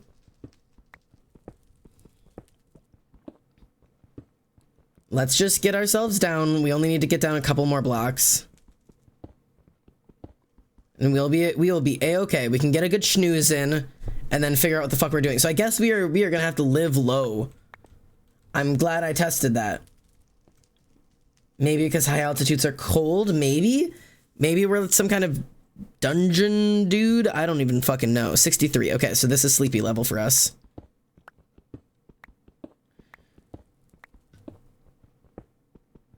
All right, what are we thinking now? Okay, so we are an underground. We are an underground thing who poisons, is tall, and is fast. Honestly, the concept of like a lizard or a snake doesn't seem that wrong. Maybe we are some kind of lizard or snake?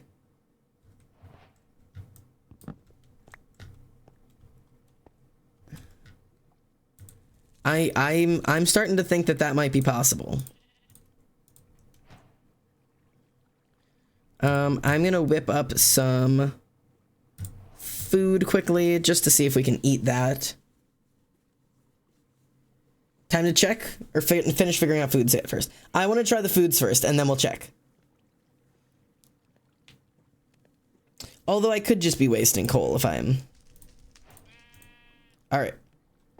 Oh, I'm not hungry yet.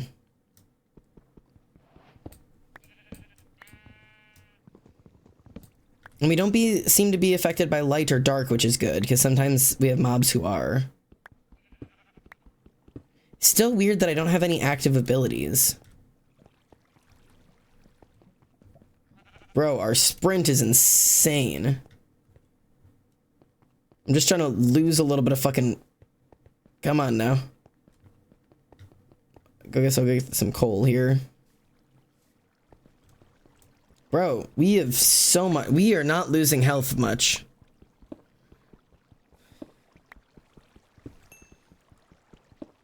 I'm thinking of it's more of a snaky dude because of the long arms. Maybe it's the long arm being a tail. Yeah, it just feels weird being like a tall, long-armed thing and calling that a snake. But it is also Minecraft. All right. Bonk. Ooh, ebony logs. Bonk. My fucking axe, bro. That took my entire axe. Well.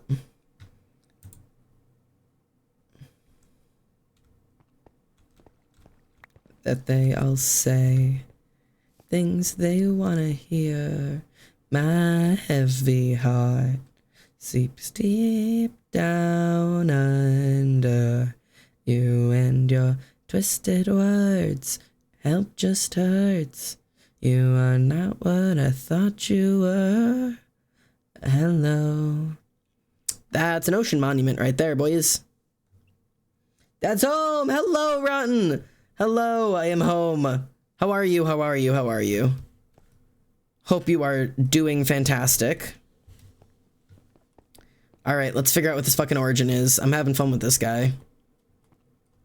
Bonk. Is that a rat? Was that a rat?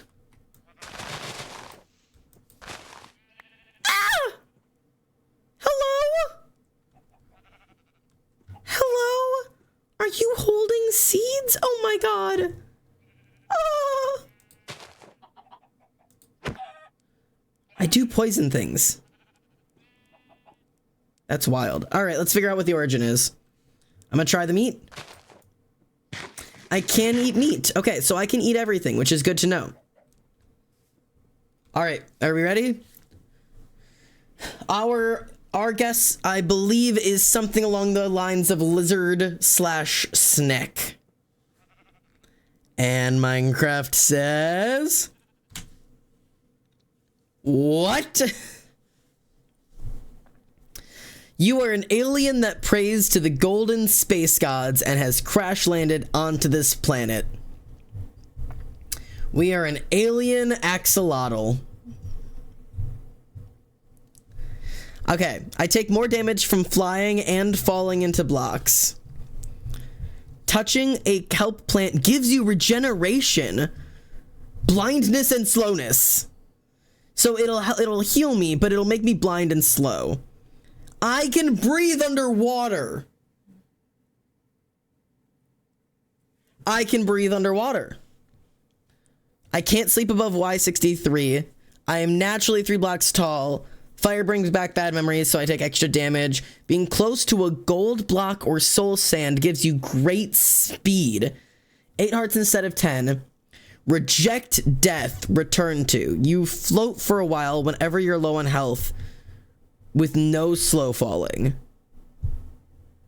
You float for a while when you're low on health, but you don't get slow fall? You are weaker and slower in the nether. Dealing damage to dogs. What? Dealing damage to dogs specifically gives you strength potion effect. So I just need to have a dog around that I can punch. Applies the poison effect on your opponent for a short period of time after hitting them. Slight speed boost. Increased damage from weapons enchanted with Bane of Arthropods. What?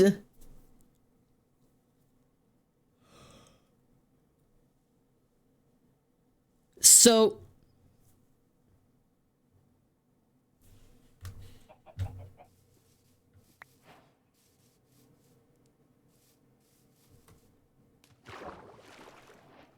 Oh my god. I'm blind! I touched kelp! I touched kelp! Help! Help! I touched kelp!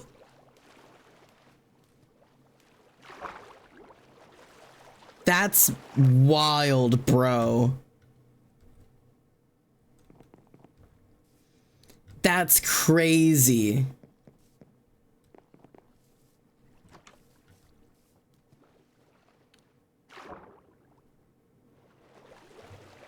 This is wild.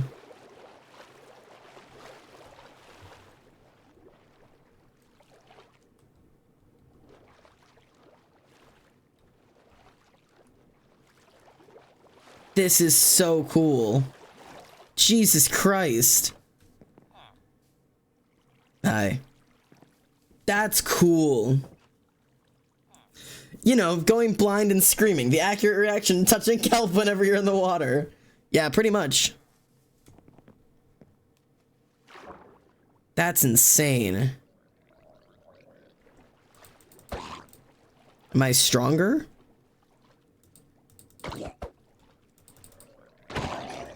Huh. You have a Nautilus shell.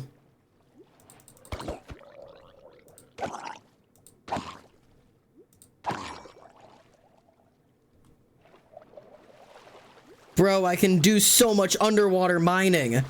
So what I've got to find is an underwater ravine, because that won't have any fucking kelp. Jesus Christ, I'm fast. If I find an underwater ravine, it'll have no kelp, and I can underwater mine for fucking diamonds. Great. This is Reese's dream origin. I have to tell Reese about this if Reese is not here watching.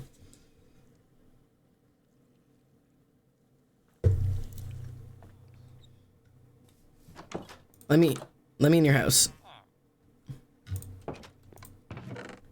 Cool. Ooh, sea pickles are actually quite helpful for me. My sketchbook just fell apart. Xanded, what do I do? There's months, pages full of sketches that came out pouring out. What do I do? I mean, all of my sketchbooks are, oh, this one's actually not. This is the only, I grabbed the only one that isn't. All of mine are duct taped along the spine. And then this one, most recently, I had to, hot glue the pages back into the spine. But you could also just go get a binder. I have a couple binders down there full of artwork. One of those is not a binder full of artwork. One of those is a binder that is my Book of Shadows. But, like, that one, and I have one other that I don't know where it is. Sorry, I'm yawning. I'm so tired. I have sketchbooks. Or I have binders just full of loose pages worth of artwork from sketchbooks that fell apart or loose leaf drawing. What do you trade? Ooh.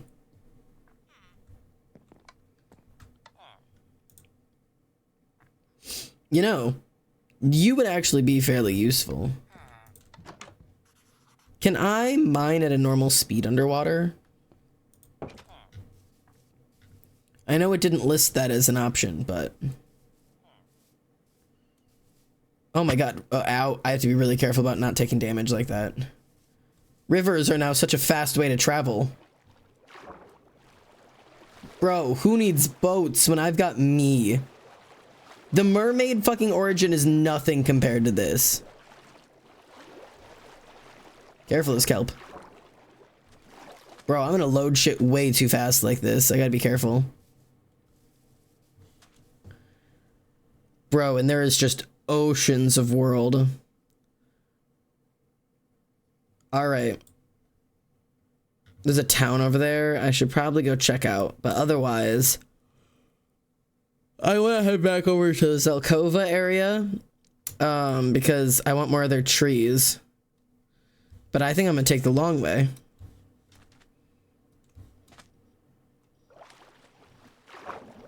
I just have to not touch the kelp.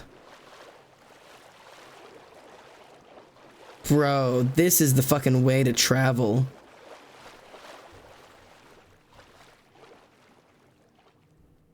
Oh, this is cool. Is it slower? It is slower for sure. Oh, that'll suck. But it's still fine.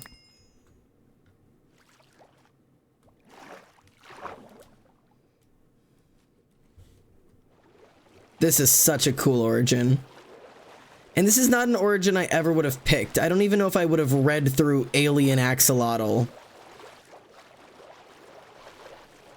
Oh, there's too much kelp around here.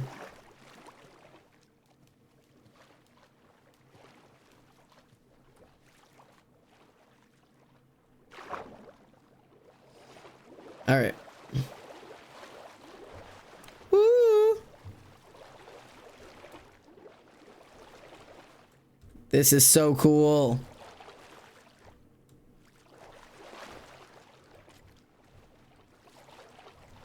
This is so weird. Is that iron? Iron. God, moving is a nightmare though. Okay. Anyways. Fuck it, we ball learning to bind books. Bro, when you learn, I'll pay you to bind some books for me. That is something I would be like, it'd be really cool to know how to do, but I don't have the interest to learn. Like the time or energy to learn how. I'm so sorry for yawning too, bro. I'm so tired, man. Which I know is not an excuse. I'm always fucking tired. Literally, when am I not tired, but...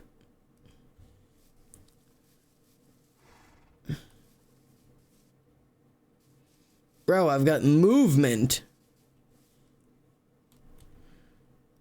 Okay. I'm trying to get over there.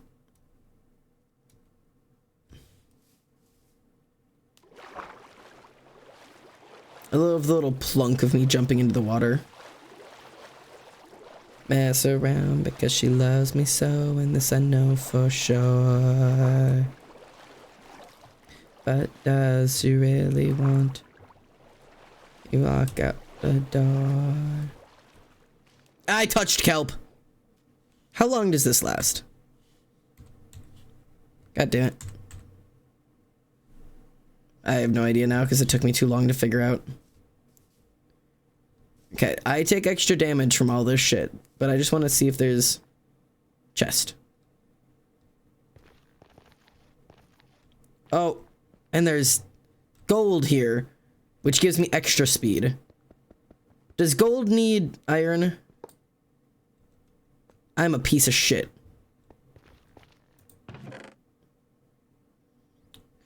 The souls bound to the bow guide the arrow to their target and cause it to slow slightly. What?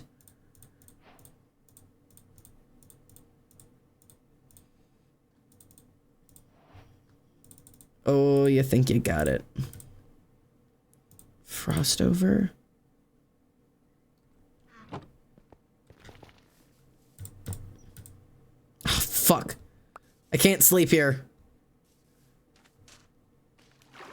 Nothing is forever. I'm just trying to get over to the other side so I can dig a goddamn hole. Because now I'm exposed. I'm exposed. And I'm going up, which isn't helpful to anybody. Fuck, and there's enemies everywhere.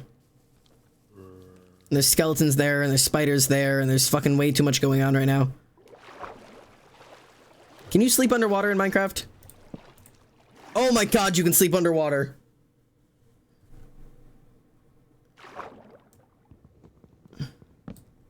I just found the solution.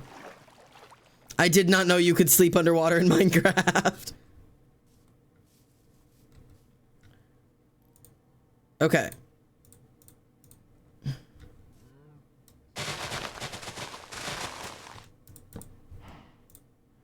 Is it all 9 of them? Okay, great. I have a piece of iron. Yeah. I think, can you even lift, bro? I don't know what that means. Tundra immunity? I don't know what that means either.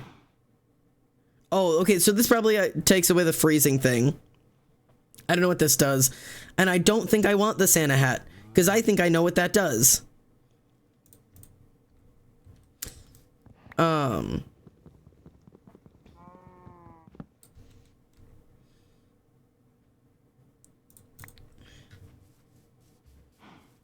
Let me see if I'm right about this.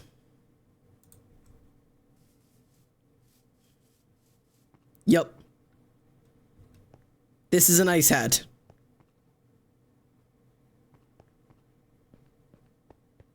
See, the thing is, this is a really, really good hat to find. And is super useful for every situation except the situation I'm in. In which case, this is not useful. Alright. Let's get some food cooking, because I'm gonna starve to death if I don't. I do have some fruit and some bread I can eat in the meantime.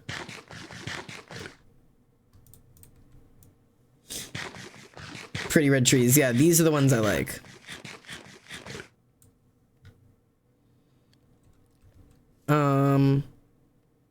Okay. Slap this down, because I need this.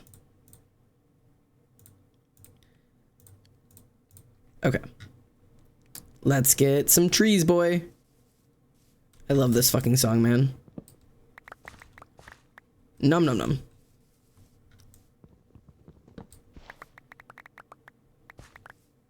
Beautiful. See, normal ravines are bad for me because I take a lot of fall damage. But underwater ravines would be very good for me. Started reading Hot Stopper. Is everyone proud of me? I hope you enjoy it.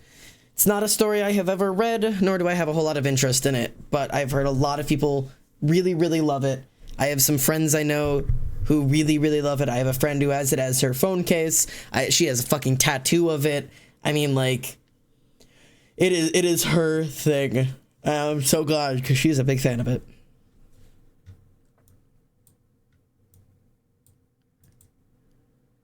All right.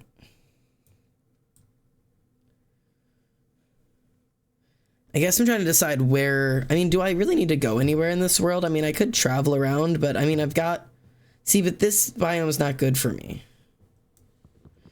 I do like the trees around here, but I'm trying to decide if I maybe take to the ocean over there. Because now, like, I've got what I need, right? Like, I could just, if I just hit the ocean and just go.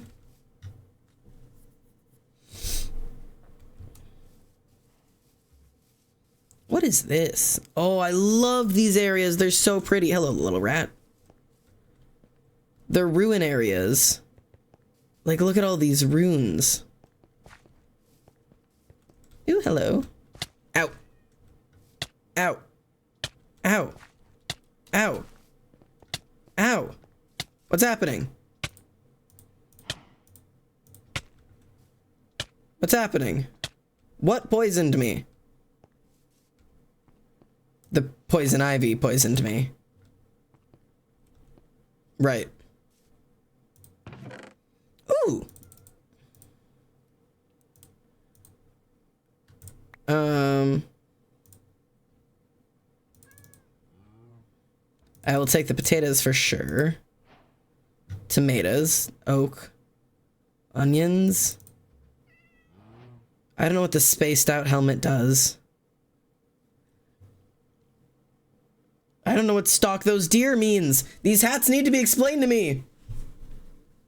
My friend whose B-day isn't tomorrow actually is obsessed with Heartstopper, so he's not. You can find a big lake, it's better because no kelp, just water. Yeah. But what if I lived here? You know? Like in these ruins, and I could like clear out all the poison ivy. And these, oh. If I like clear out all the poison ivy, this could be a really pretty area, and it's right by the water. Oh my god, it leads right up to the water. I could be like the ruins of my it's like an anti-Atlantis. Opposite Atlantis. You know? Like we could like rebuild the ruins, and this could be like my you know, it leads into my kingdom down here. And there's no kelp here. And then out here, I can just do the work of getting rid of the kelp. Well, the kelp's all out there. But like, you can make kelp go away. You know? But I do get regen from it. And there's a water ravine? Not quite, but... Not quite. Kind of. Ooh, I'll take the iron.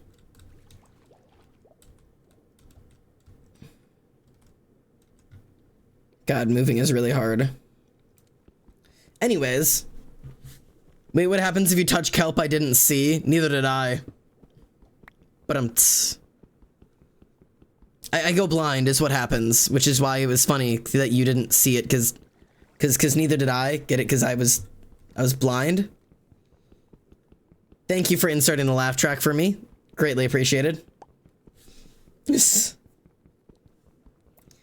Sorry, I've gotten like focused in on this little like world here, but I've got good hopes for this world. I feel like we could do good things here. Oh, I should have left that so I still had air pockets so it'd be fast. All right. I'm stuck.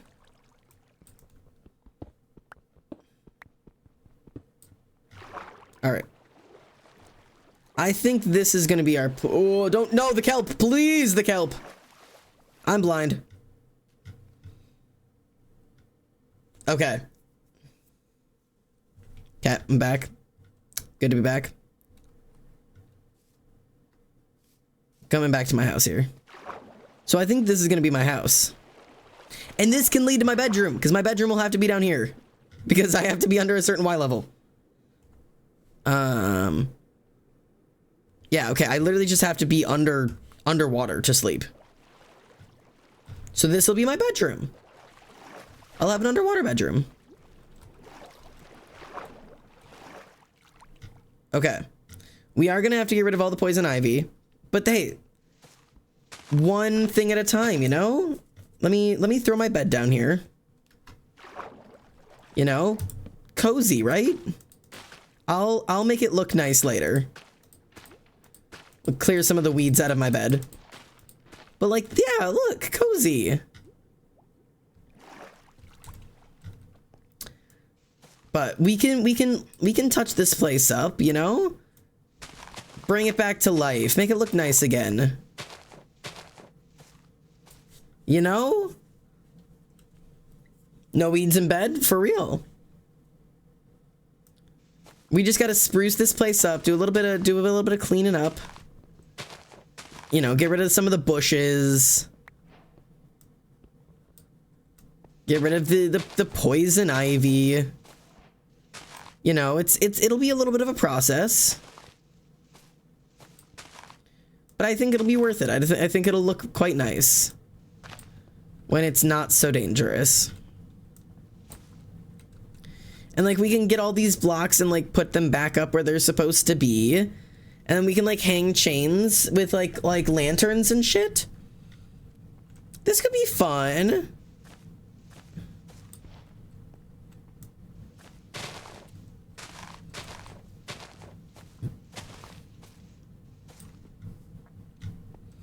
You poison ivy? You are. Get out of here.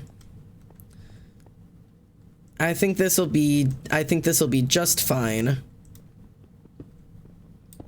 Clear up some of the bricks down here.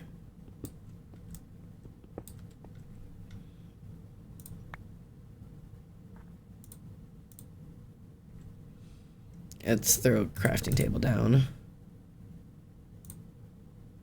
I can throw this down too. And then I need a chest. Why is this the song that's playing? All right, throw some shit in here. And we can just focus on one thing at a time, right? One thing at a time. Right? Green, Shaggy wears a green shirt. I have several questions. Poison ivy like Batman. Oh, I'm painfully autistic. Oh god. Oh, that's what's happening. I was like, what is happening? I have dolphin's grace, strength, speed, and water breathing. Man, I've got that dolphin's grace in me.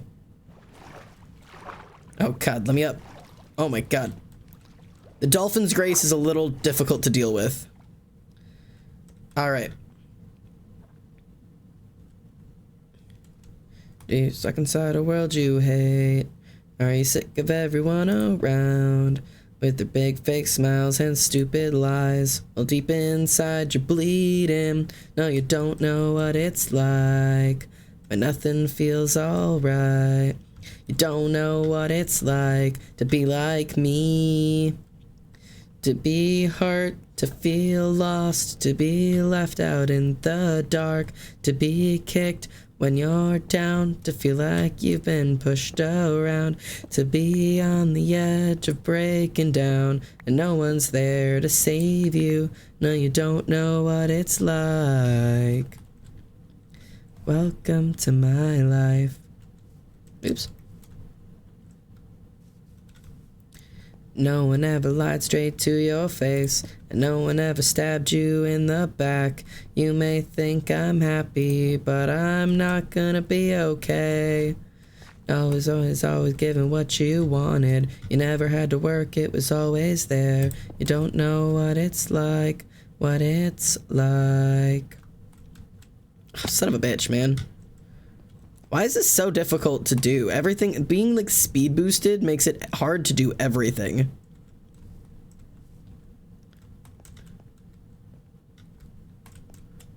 I'm like trying to like stop myself from jumping so goddamn far. Is that a hot air balloon? I used to listen to this song a lot when I was little. Bro, me too. I actually, bro. So this song, if you don't know this song, this is Welcome to My Life by, I believe it's Simple Plan or Plain White Tee. Not Plain White Tee, is it Simple Plan? It is Simple Plan. I had to check. I've seen this song live, first of all, which was so cool. But when I was probably a high schooler. When I was a high schooler, I loved this song. Loved this song. And I still like this song.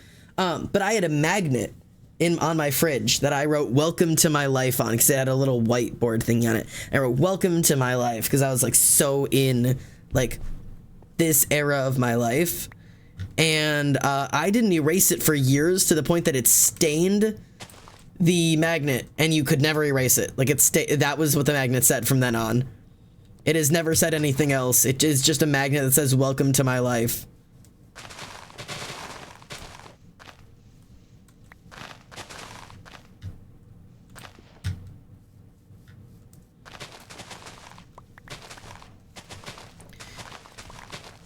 Gotta clean up the grass around here.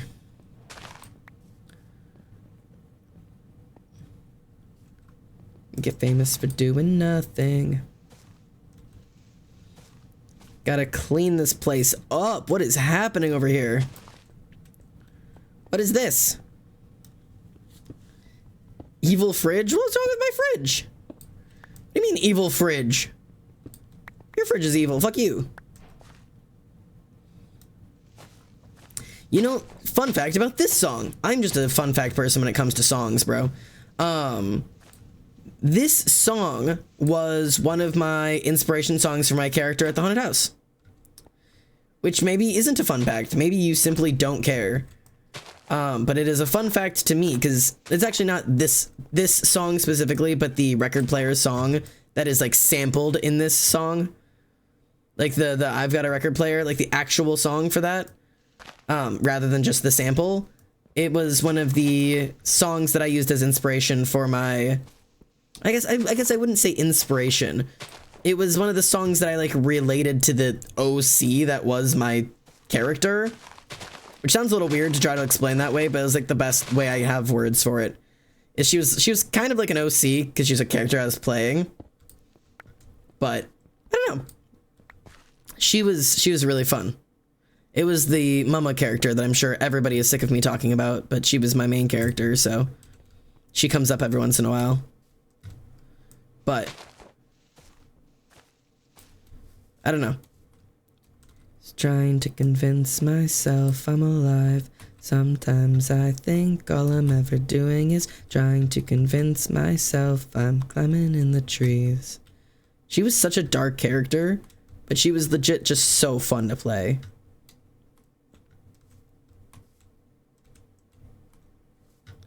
I'm gonna have to do it this way.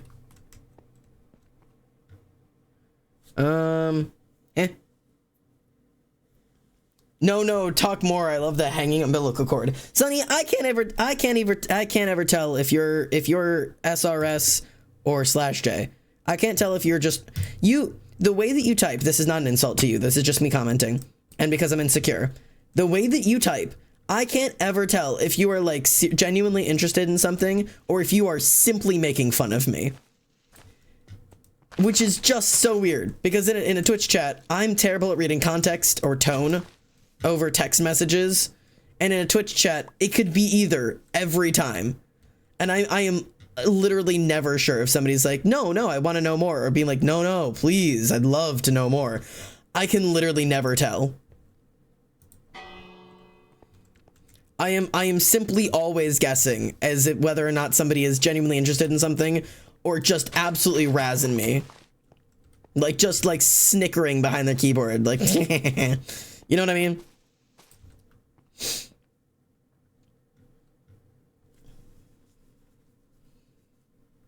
I thought it was sarcasm, not gonna lie. Yeah, that's me with everyone. It's me with literally everyone.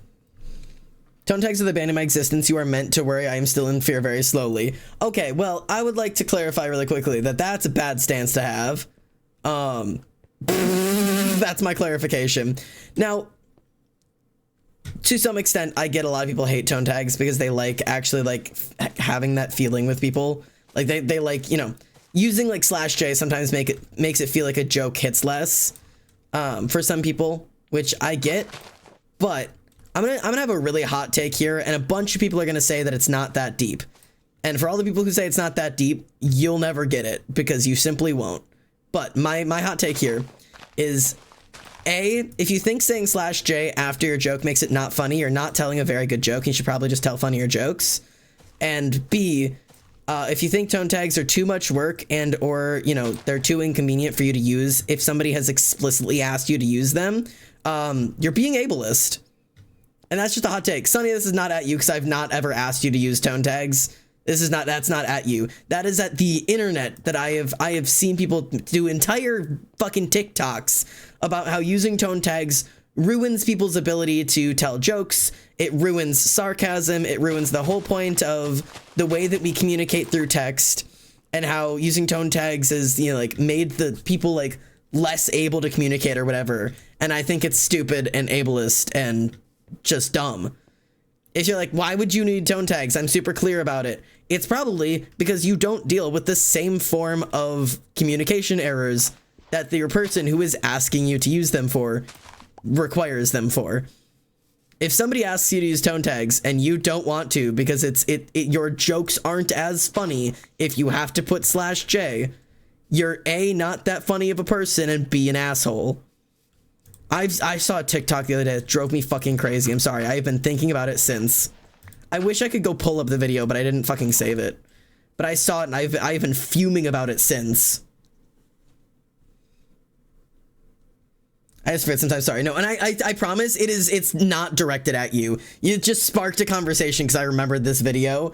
I've never asked you to use tone tags. I've never been like, Sunny, I'm really gonna need you to use them. Like, totally, you are more than fine. I just sometimes read your things and I was like, do you mean that or are you making fun of me? I can't tell. And it's never really bothered me with you. And if it ever has, I've addressed it and be like, did you mean that or not? And then I'll find out the answer. Like, you've never stressed me.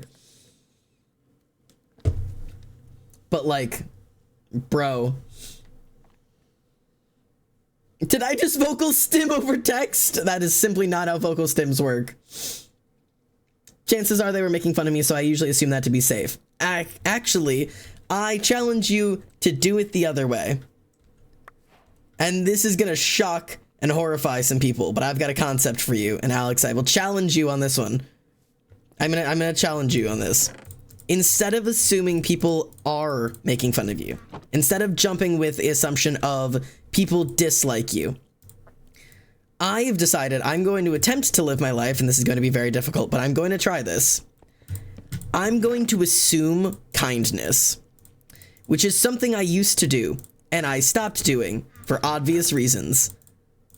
And the obvious reasons being that people are mean, and the internet sucks. But sometimes it pays to assume that your friends are actually your friends, rather than assuming, oh, rainbow, rather than assuming that people hate you. Assume kindness. And if it turns out that somebody isn't kind, don't ask yourself what's wrong with you. Your question should be, what is wrong with them? And that is a headspace I am desperately trying to get into. Now, is it easy? No, it fucks me over sometimes. But, and obviously, like, protect yourself and, like, don't assume that, like, the guy giving you a ride home on the bus is actually safe. I mean, like, if somebody says something, instead of trying to interpret it as, like, are they making fun of me? Interpret kindness. And if they try to say otherwise, it's not that something's wrong with you. It is clearly that something is wrong with them. Like, it's just, like, it's just a take I heard somebody try. And I was like, man, I want that. I would like to assume first and foremost that my friends are being kind to me. And if I'm wrong, then that's on them, not on me.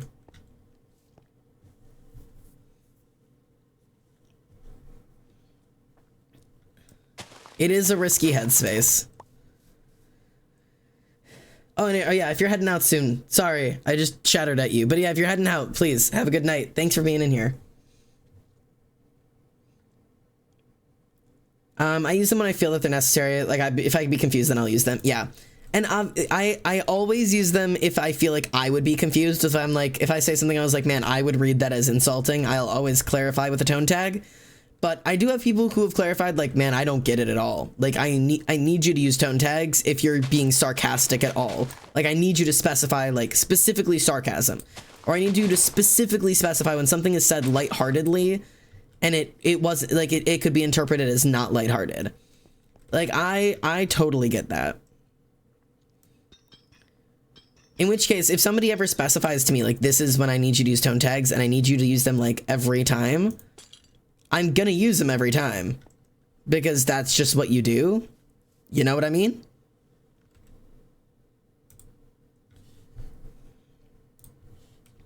But yeah, and I fucking wish I saved the TikTok so I could, like, duet it or something, but I was just angry about it, and then I was just sitting around fuming. So I probably blocked her. But this girl had made, like, a video talking about how tone tags have... what was she talking about? I was watching a bunch of TikToks that have been all over my For You, because it's been all over my YouTube, because it's what I've been looking into recently, is media literacy. and like people's inability to like read deeper into stories and like read deeper into writing and like actually like understand like subtext and stuff.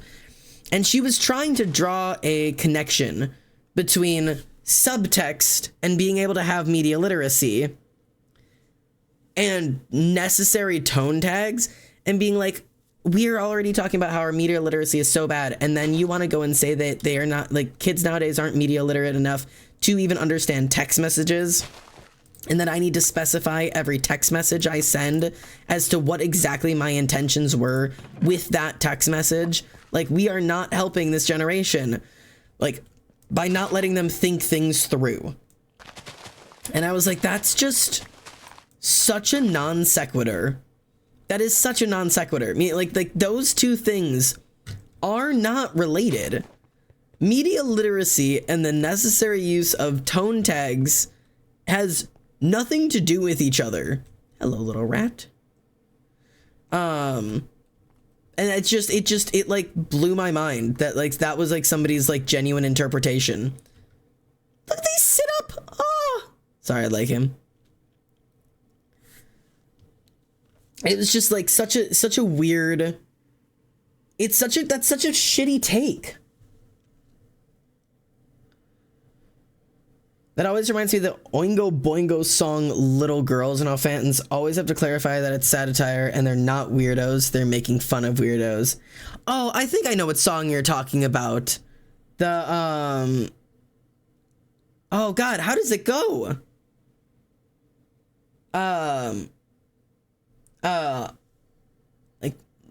Like I can hear it in my head, but like, yeah, I can't even like pull up the melody.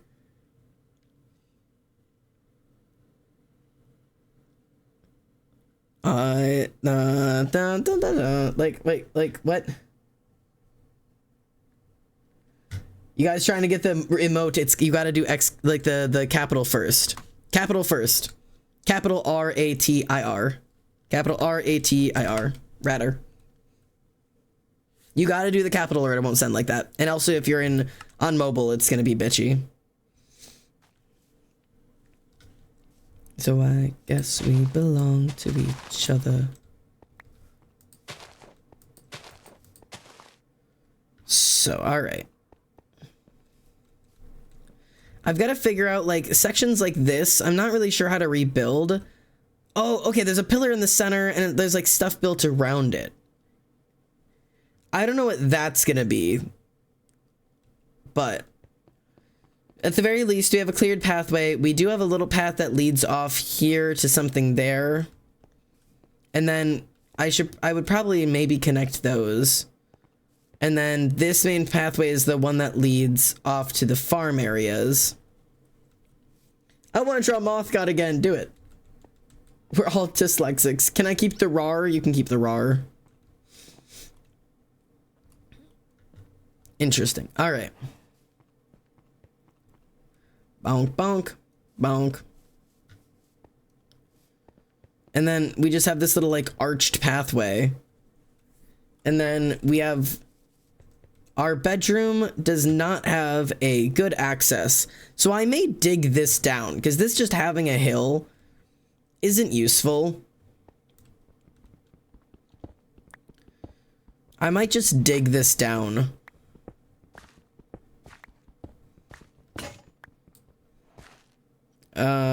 I need another pickaxe. Pickaxe.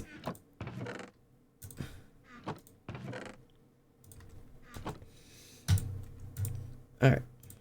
Boop. Boop.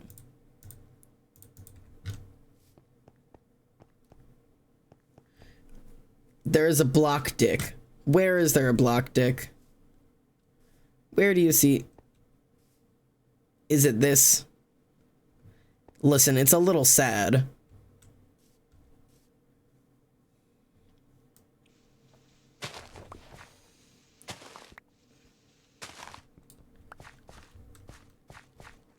Backhead tom yum with tofu? Okay. Death, please. Please what? What's happening over there? Last time this happened, you beat me up because I called you Italian even though you are Italian. Well, it really depends on how you say it, doesn't it? You can call somebody a man and be like, oh yeah, you're a man. They'd be like, oh yeah, I'm a man. You can be like, oh, you're a man? And they're like, well, what does that fucking mean? It's like, yeah, you're still a man, but you said it with an insulting tone. You can call somebody something that they are and use an insulting tone with it, and it will immediately become an insult, regardless of if the thing is true or not, and regardless of whether or not it's actually an insult. It really is a skill.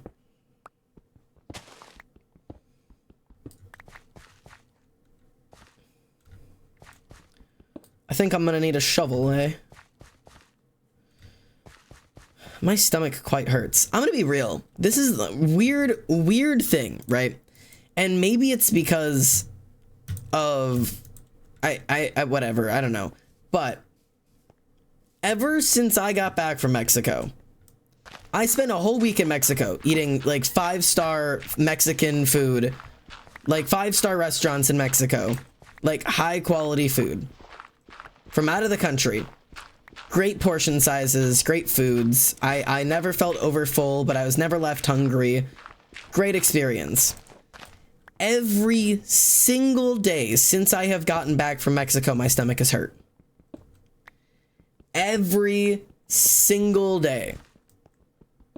My stomach hurts. Like, my stomach didn't hurt once the entire time I was in Mexico. And then I get back to America, eating shitty ass American food, and my stomach hurts fucking constantly.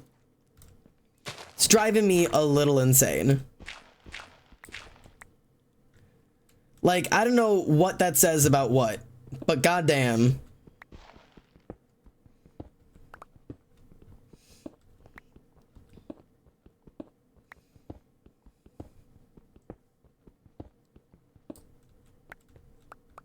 We're in your stomach? What the fuck does that mean? What the fuck does that mean? Get out of there. What do you mean? Why? Why would you want to be there? There's nothing good in there, I promise. I promise. Guys, I'm a tapeworm. What?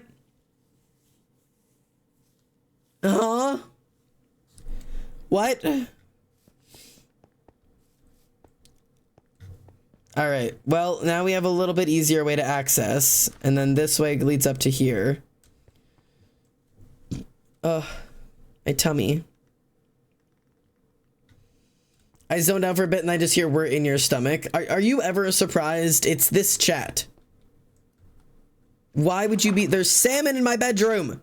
There is salmon in my bedroom. What the hell? I'm just a bunch of tapeworms in a trench coat.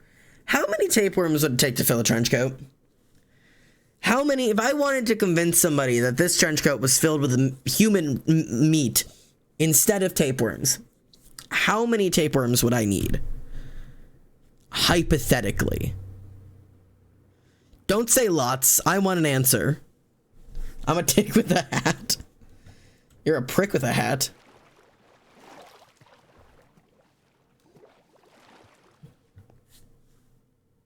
Where did tapeworms come from? Well, they normally develop in your stomach.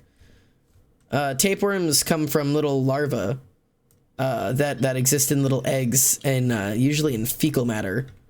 So, like, if you touch your butt and then you touch your mouth, you could give yourself tapeworm eggs, and then they'll develop in your intestines, and you'll know you'll have tapeworms because your butt will itch, because you'll feel the larvae wriggling around in your cheeks. They're quite unpleasant. No, the topic? Oh, I don't know. Somebody said it.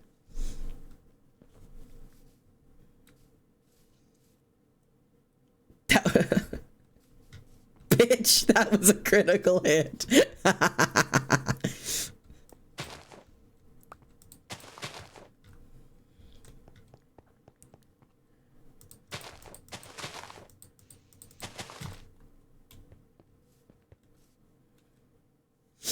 This is going to make me paranoid. Please stop.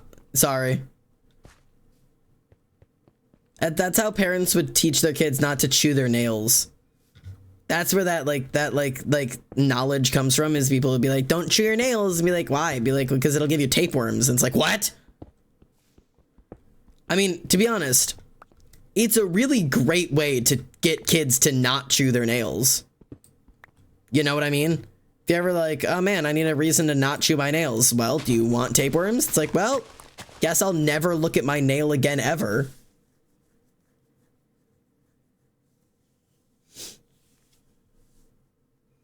Don't eat dirt, right? That just stopped my nail biting problem. Yeah. This song bangs. Bro, Sonny, you know this song? I've never met anybody else who knows this song. This is the only song I know by Dax. This is Dax, ain't it? Yeah. This is the only Dax song I listened to, but I was like, bro, I heard this song once and it like shook my brain. Lettuce. Woohoo! And dying is birth. But the devil's curse. Because it's words reversed. Not a very clever line, sorry.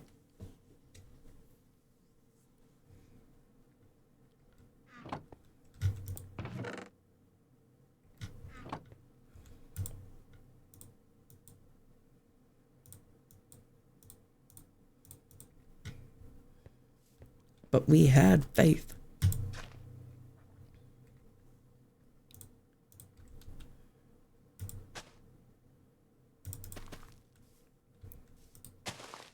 Never got to teach it. Well, what? Then what? This song, I'm gonna trigger warning this, because some people really don't want to be around for these type of conversations, and that is super valid. So I always just like to preface it. But I'm gonna do a very lighthearted, like super non-serious, well, mid-serious. I don't know what you want from me. Average religion talk. I'm not saying a whole bunch about it. I wanted to talk about that song really quickly.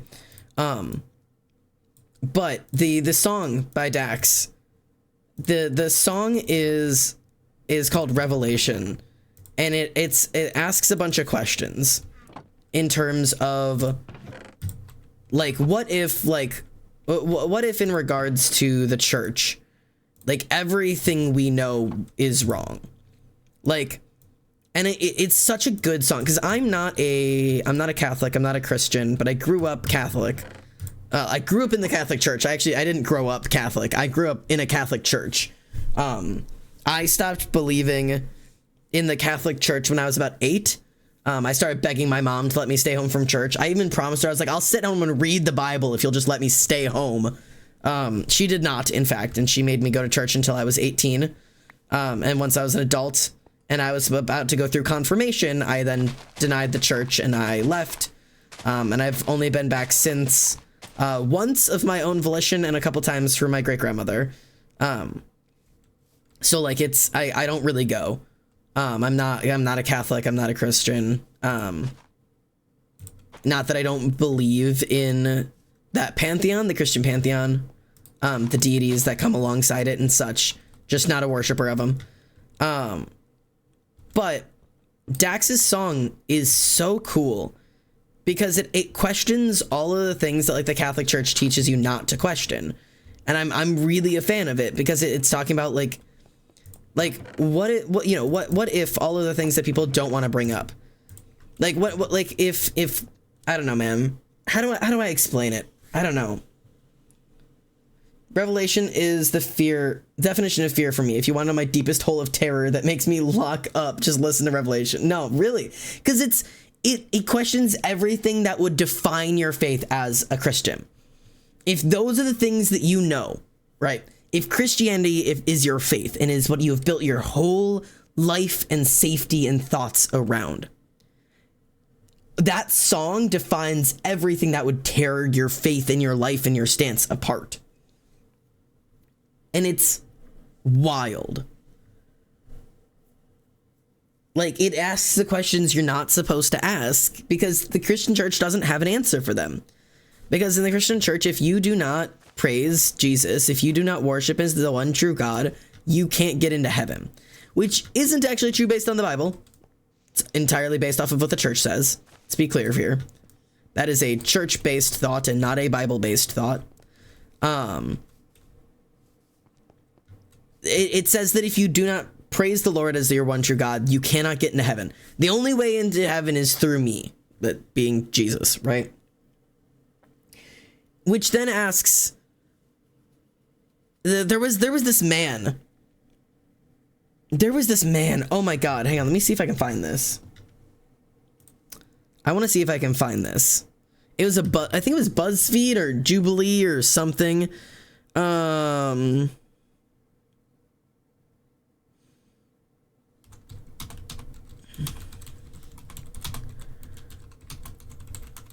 my God. I'm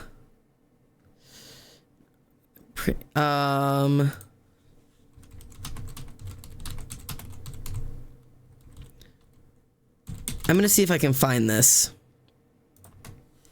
There was a Jubilee video or a BuzzFeed video or I can't even fucking remember what it was.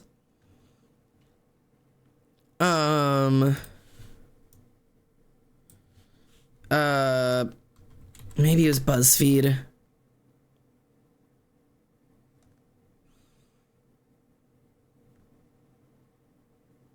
God, I don't know. I'm trying to find this, but essentially it was an interview that was had between like atheists and maybe it's atheists and Christians, atheists versus Christians. BuzzFeed, is it Common Ground? Is that what it is? God, I cannot think of what it is. I'm gonna try to find this off stream sometime and see if I can pull it up. But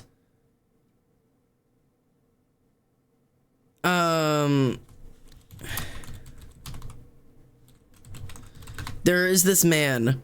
I'm not gonna be able to find it right now. I'll try to find it later.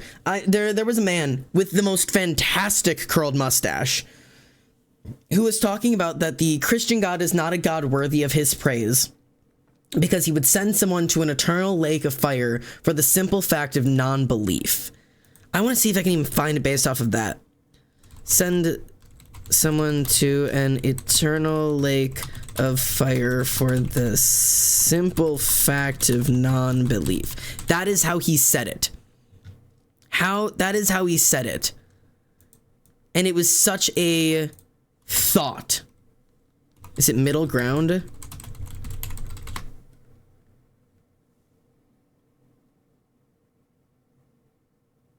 God, I can't figure it out. Middle ground, that's the series. If you can find it, I cannot find this. Is it BuzzFeed? Is it BuzzFeed? Middle ground. It's not BuzzFeed, is it? Middle ground. Christian versus ex-Christians, maybe? I don't know. Is this the video? Okay. I think I'm on the right track, but this doesn't have the man with the fantastic mustache. This isn't the right one. Fuck. Help. Jubilee middle ground.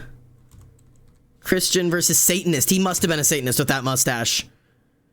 He was a Satanist. I found him. Hang on. Wait, I'm looking for him. Hang on. What is hell? Yes. Okay. Hang on. Is Jubilee one of the people who would take down your videos for reacting to them? Hang on. Is Jubilee one of those people who will take down reacting to Jubilee interview?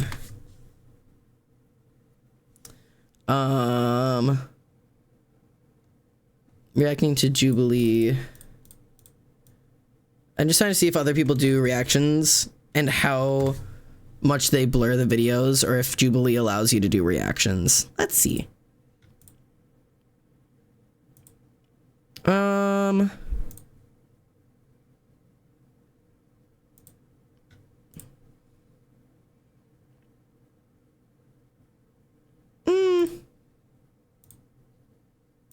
Okay, so I guess you can kind of do it. We'll see.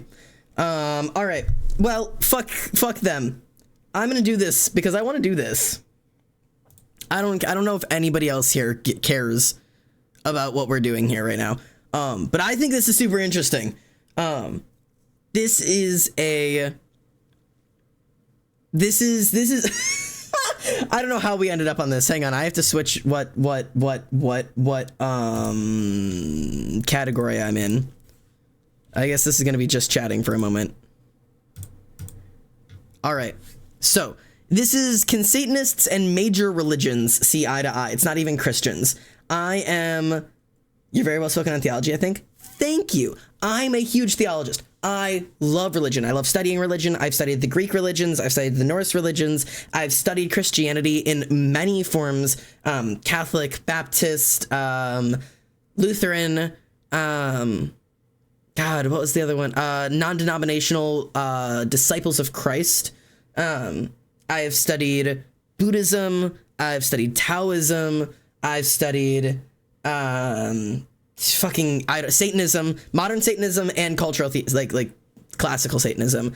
I love religion. I went on a huge arc during my life, trying to find where I fit into all of this, which is also why I'm a multi-theologist.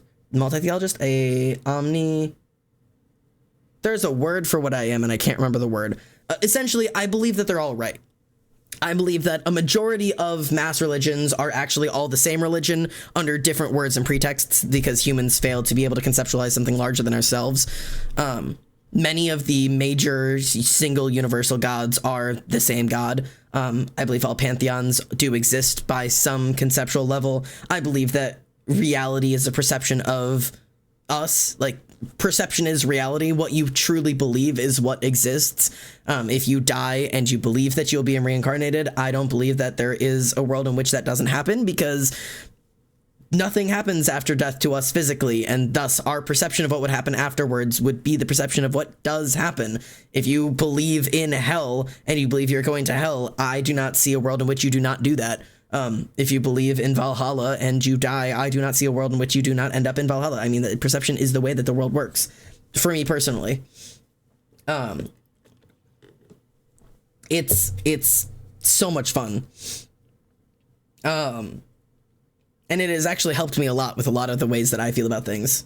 Because I went on a whole arc with it. But I'm wondering, higher purpose. Okay, so this is a Jubilee video. It's a half-hour-long video of, can Satanists and major religions see eye to eye? I want to give a couple opinions on some things. I'm not going to do meet the guests because I don't think it particularly matters, except for I want you to see this dude.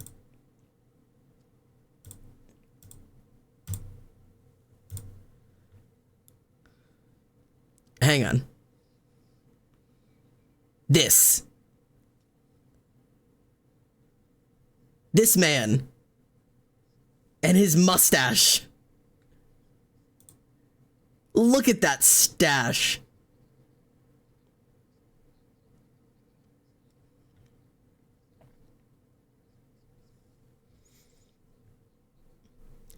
You think he's single, bro? I could only help.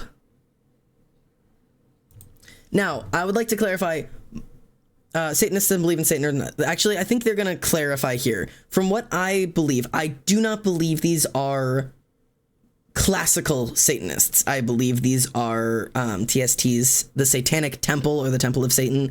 The Satanic Temple being the modern Satanism, as in most of them don't believe in like a big red guy with horns and a pokey foot. Like they don't. modern Satanists are actually non-theistic Satanists. They don't actually believe in hell and Satan. They believe in Satan as Lucifer, as the rebel, as the protector of the lowly, as the critical thinker, as the questioner of authority, as like a guiding force in their life, rather than like the devil horns and the pokey stick. I think. Yes. And that is something I'm actually, fun fact about me, for anybody who doesn't know, I'm actually a member of the Satanic Temple. I am a TST member. I have been for a while. I've participated in some of their fundraisers and stuff. I've been a TST member for a long time. I don't label myself a Satanist, but I am a member of the Satanic Temple, because what they do is they focus on religious and cultural freedom is what they focus on. So a lot of what they do is going up against the religion having a combination with our government, you know, the separation of church and state. And so like in certain situations in which we have, one of the things I was keeping up with a lot was there were public spaces, public parks in which they would erect Christian faith statues, right? Like they'd have like I don't know. They had like the 10 Commandments in a park that in like, I don't even remember what state, Tennessee or something. They had like Christian statues up in the park or whatever. And part of the TST's thing is that all religion has to be welcomed and accepted and celebrated equally in public spaces, because by law that is required, which means by law, following the Constitution, if a religious thing is depicted of any religion, all other religions must also be permitted to be shown in that area. And the Satanic Temple is a recognized major religion. It is a church. It is a tax-exempt major religion. It is a church. And therefore, they would offer up, they'd be like, okay, you have your Christian statue up. Here's our statue of Baphomet. If you know what Baphomet looks like, you know they are not going to put that up in a public space. Baphomet is the figure of the Satanic Temple. And it is a goat with its boobs out. It is non-gendered, but it's got its boobs out, and it's got the hands up and the hands down, as above, so below. It's nobody's going to put a Baphomet statue up or whatever, but they're like, here's your options. Either you allow us to display our religion alongside yours so that this is a fair and shared space among all religions and allow all other religions to do the same, or you take yours down. And they have won that fight every time they have fought it, because the Christians won't let other religions, specifically Satanism, be displayed anywhere. And then they take down their statues, which we're not trying to run Christians out of the country, but the Satanists are the ones who are trying to make a fight for, like, this isn't just for you. This is not a Christian country. This is a country, and you can practice Christianity here. You have the right and the freedom to do so, but you can't make it this. You can't run this country based off of it. You cannot make laws based off of it. That can't be how this works. Because that not everybody in this country practices that. There are so many other religions in this country. So it's like, there's a lot to it or whatever. I don't know which state it was, but recently someone was trying to make it so that religious members go to schools and lead without degrees and such. I remember a Satanic Temple member came in and said, hey, I'd be so glad to come teach your kids, and they backed off real quick. I saw that, because I also get the TST newsletters. Sounds so lame, but I love their little newsletters. They also have Cooking with Satan in the newsletters, so they always have like a little recipe that comes with it, and it's just very fun. But yeah, I've been keeping up with that, yeah. And one of the TST members was like, I am a recognized religious leader of the Satanic Temple. I would love to come and teach your kids. And they're like, wait. And they're like, if you're interested in other stuff that the Satanic Temple does, they do massive protests outside of abortion clinics that are anti-protests. So they're anti-protest protests. So when assholes show up to try to protest abortion, Satanists will show up to protest the protesters louder than the protesters to drive them away from the abortion clinics. Which is super fun.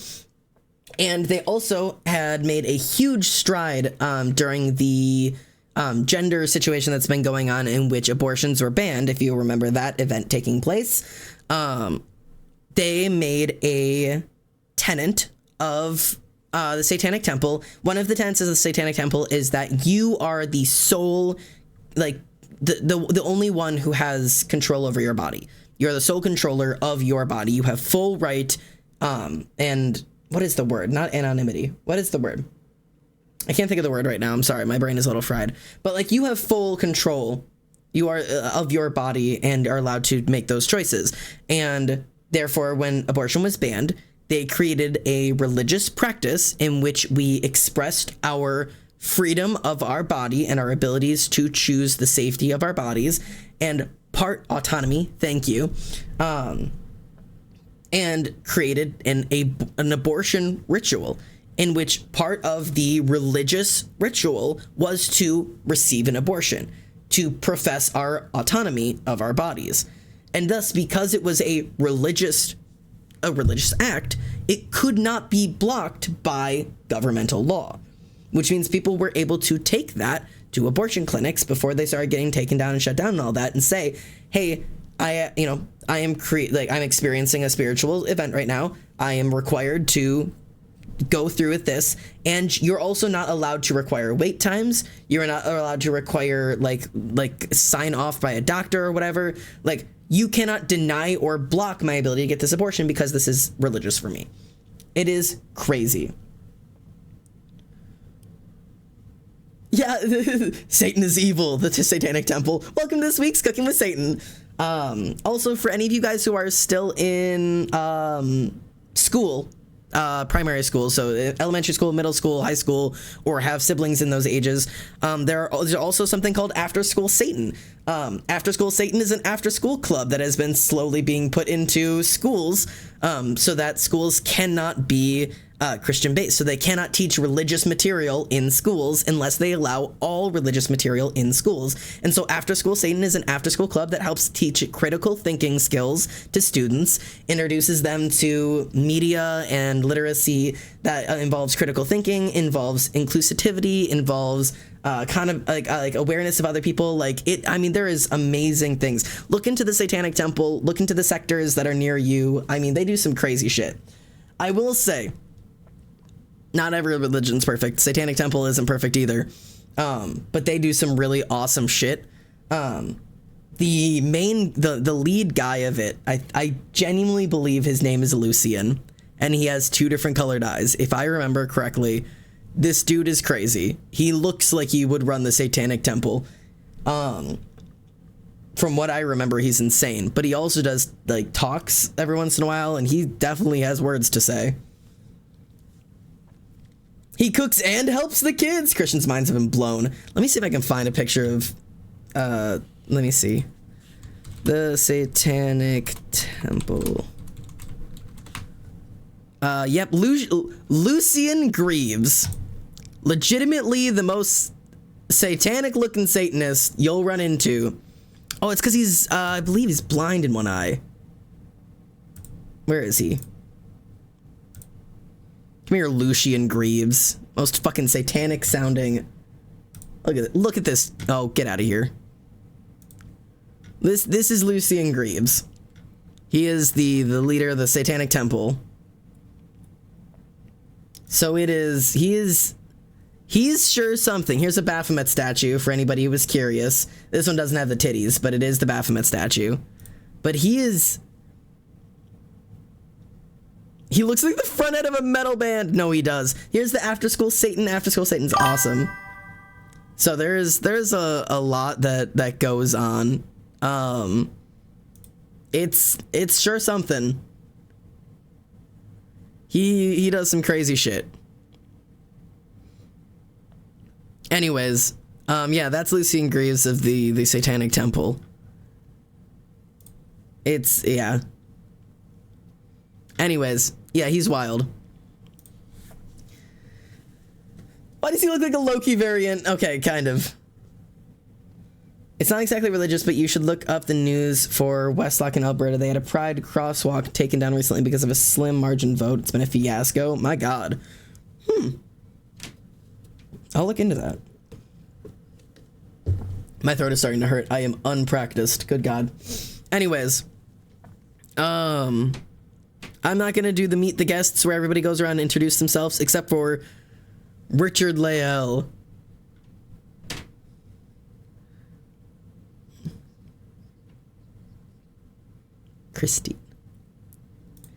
Christian. He's so fancy.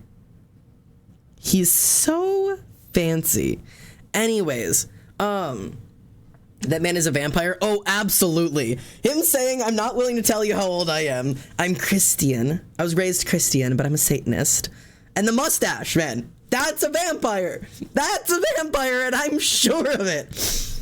Anyways, Fawn's gay? So real. Thank you for the follow, by the way. So true. Fawn, I'm sorry you got outed in chat. Hi guys, what are we up to? Hi Juno. We're talking about religion. we got sidetracked today. And we were playing Minecraft, and then I got distracted. I almost bit my nails, and then I remembered the whole tapeworm fiasco. Bro, you'll never bite your nails again, and you'll not get tapeworms. But now we're talking about religion, and I wanted to watch the Can Satanists and Major Religions See Eye to Eye Middle Ground conversation by Jubilee, because I want to see what Richard Lael says, because he sounds awesome and he's very cool, and I've got things to say about religion because I think it's fun. We won't take any of it crazy deep, just because I know this is, I don't want to start saying crazy shit. And I like to start with saying I respect everybody's religions as long as your religion respects mine, and that's the only thing I have to say about that. You can believe in whatever you would like to believe, as much or as little of it as you would like. But I just wanted to take a peek in some of this, because I think this shit's cool, and theology is really fun, and debate is really fun to me, and I love hearing what other people say and believe. And I think it's quite interesting. Belief and faith in humanity is so interesting. I agree. So let's get a peek around and see. Let's see what's going on.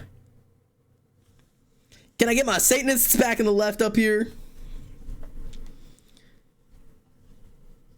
All right. So these are our Satanists and major religions. It's Christianity,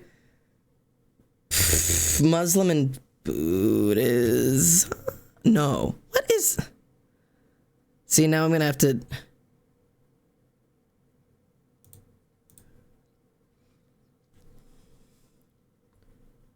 Six strangers. Okay, so Sean is Christian. Muslim. You're a Satanist. Hindu. Hinduism. Duh. Okay, so we have Christian, a Muslim, and a Hindu. Yeah. And then 3 Satanists. Which feels like we have some stacked... Because, okay, first problem with this video. I'd like to clarify this really quickly. First problem with this video is, can Satanists and major religions see eye to eye? Satanism is a major recognized religion. So this probably should have done major religions and atheists. But instead we have done faith-based religions versus modern Satanism, which is different. Okay. Anyways, we're gonna watch some of this. I don't know if we'll watch the whole thing. If I get bored, we'll stop. But we're gonna do a little reacting to this because I think this kind of shit's interesting. I'd also like to clarify, you are allowed to share your opinions in chat as long as your opinions don't insult or talk down to anybody. We are not talking down to any religion or religious beliefs because that's just not what we do here, unless they are directly violating the rights of others, in which case we can discuss it politely, like polite chatters. Does polite chatters understand? Do polite chatters understand? Polite chatters know what they're doing, right? As I lick my baby bottle pop. Interesting clickbait, but still clickbait. That's true. I love all of you, no matter your beliefs. Correct. All respect here. Yes. Nodders, polite chatters. I've got to reteach all of my chatters how to communicate with TT. What is it? TTTV? Oh.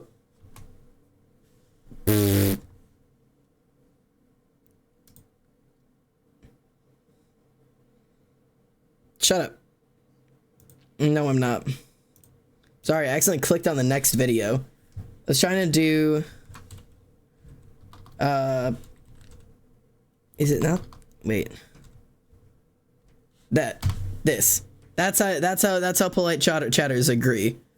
That is the nodders emote. When I say all of my polite chatters will do what they need to do, they all go chatters all go nodders. But anyways. Almost fell for the 15th month sub anniversary share thing, but I won't let Twitch take the $3 I have left. Oh god. Doesn't it?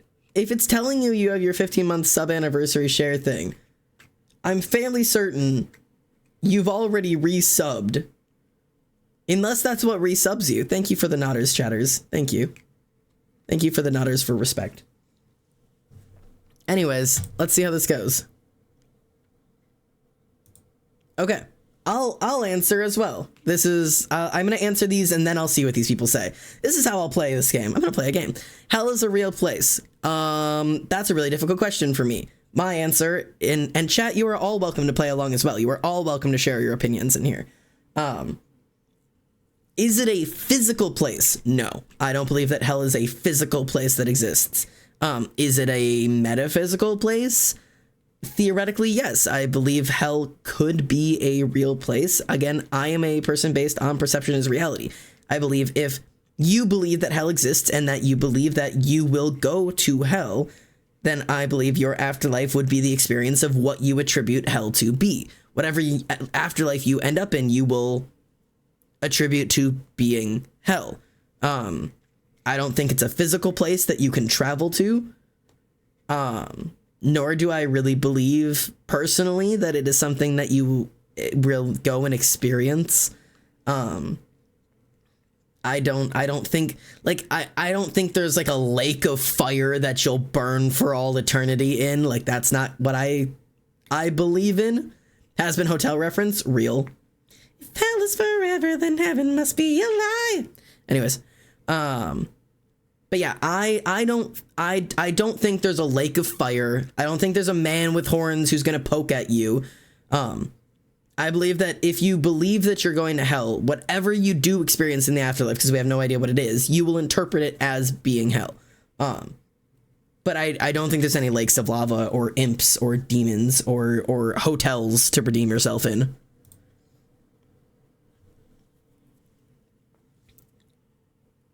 Hey, now. I'd like to specify, I already don't like her. And that is my first thing. I don't like the short Satanist. If these two people are answering honestly they believe hell is a real place and she's laughing at them, I already respect you a little bit differently, and Mr. Vampire is looking over at you with the same goddamn look. The short Satanist in the center there. If you're laughing, that is an inappropriate reaction to somebody honestly expressing their religious beliefs. Don't be a dick. Even Satanists can be dicks. Hell is a place of torment, not torture. Torment equals mental pain, but torture equals physical pain. Yeah, but people really do like to think that it's just like a giant, you know, what Christians believe makes you go to hell is fucked in my opinion. And that is, I would agree with you in that for certain things. And I think we'll actually get into that later. Well, but that's for later. Hell is all in the mind. Hell could be earth. Hell could be brimstone made lava-filled place. It's all done perception. Exactly, which is why perception reality for me.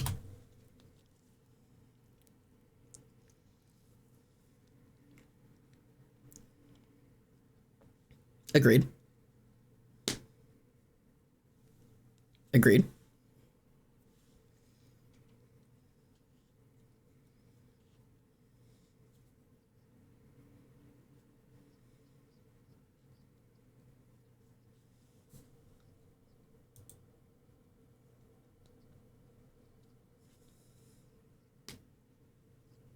Oh, hang on. I'm going to do something really quickly.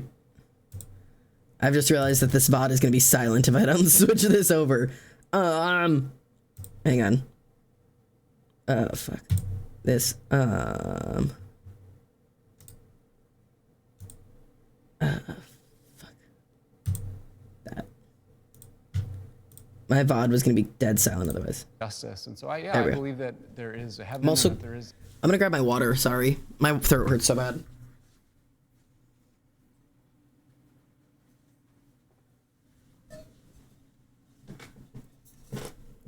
Thank you.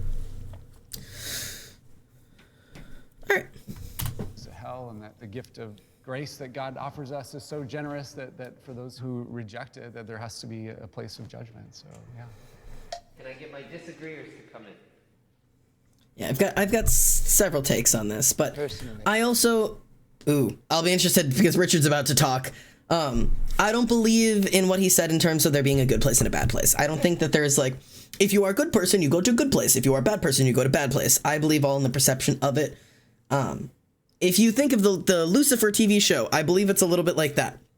That hell is a place you would put yourself in. That you will go to hell because of your own, go to a hell, an afterlife in which you perceive it as hell because of your own perception of yourself to some degree. Like, I believe, like, it's something that you put yourself there. Like, there's not, like, good and bad. I believe outside of the existence of human beings, good and bad doesn't exist. Human beings created the idea of morality, and thus, on a level that is larger than us, like, that it doesn't exist. Anyways. I would never worship God. This is the clip. This is the clip. Okay. I want you to listen to Richard because this is the clip that made me want to watch this because this is the clip I've seen of him. He's got a take here that really made me think. It really made me think, and it's a good question for usually specifically like Christianity, and I believe Muslim is even more strict about this. Can I get my disagreeers to come in? Hopefully you guys can hear this okay.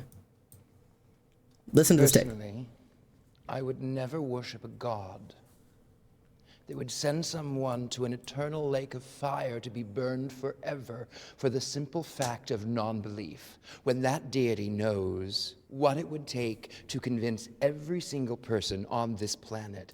That is cruel, it is inhumane, it is not kind, it is not generous, and that is not a god worthy of worship.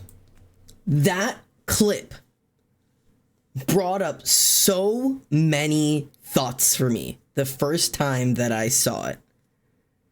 It like shook my brain. Yes, he is so dramatic. He speaks like he is a 1,000-year-old vampire poet. That's for sure. He is really fun to listen to. I haven't seen the rest of the video. This is the only clip I've known. But this clip, I was like, nobody else had ever pointed out to me that there is a religion in which, several religions in which you will go to hell for not believing in God, when that God, being all-knowing, knows what it would take to convince every person on earth, and knows that there are people on earth who will never have access to that information.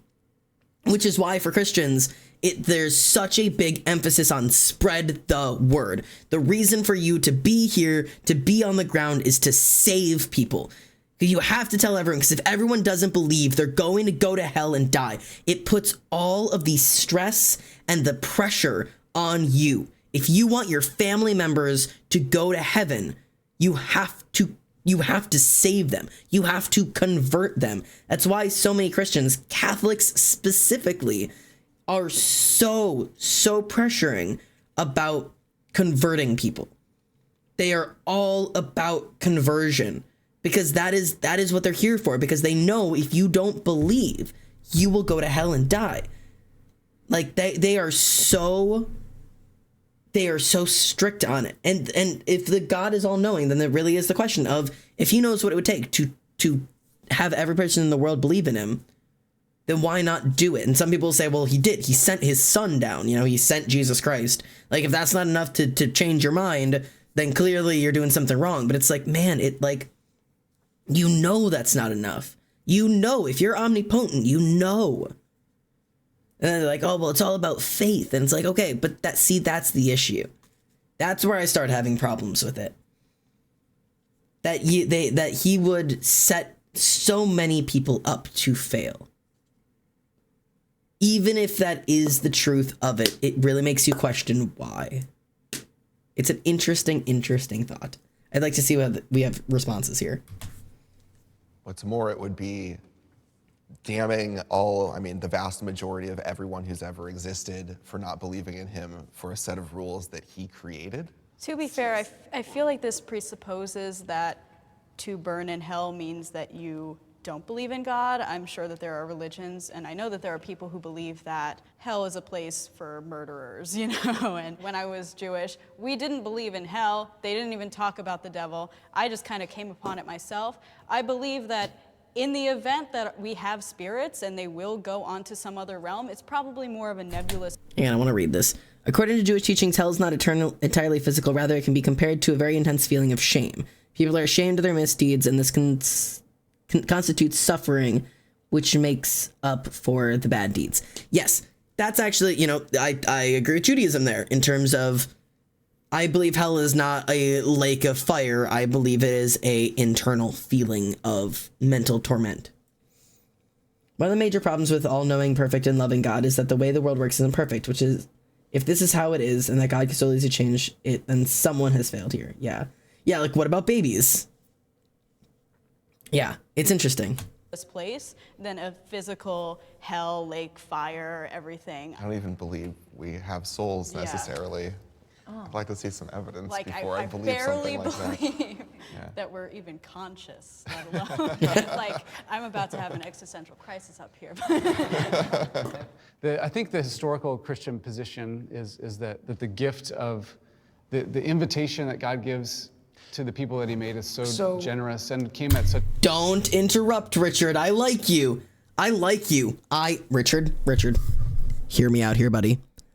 I really like you so far, you dramatic, poetic vampire motherfucker. I turned my volume down. I really like the dramatic, poetic vampire motherfucker. Do not ruin this by cutting in and interrupting people and being a dick. Don't do it. Don't do it. I like your mustache. Behave. Now I know what he's trying to say. The invitation is so generous. Well, where's the generous? No, let him speak. He let you do your poetry. Shh. My sweet prince, be quiet. The invitation that God gives to the people that he made is so generous and came at such a high price to him. A high price he gave up. Sorry. Don't be an asshole. To the people that he made is so generous and came at such a high price to him. A high price he gave up a weekend. He gave up a weekend. Right. He gave up his son, right, in this story. See, Richard might end up being a cock. He gave up a weekend in the story. Yes, Father, Son, Holy Spirit, God is, Jesus is, whatever. In Catholics, when I was raised Catholic, we were really specific on Jesus was not God. It was his son. Some Christians are, I believe, Baptists, are that Jesus was God in skin. Also, it wasn't a weekend. He was alive for many years as a human being and then died, and he died for 3 days. So I guess maybe that's what he's saying, is he gave up a weekend of, like, he gave up 3 days being dead before he rose. Maybe is what he's trying to say. Regardless, the way you said that was condescending, which means I immediately don't like your point because you're being a dick about it.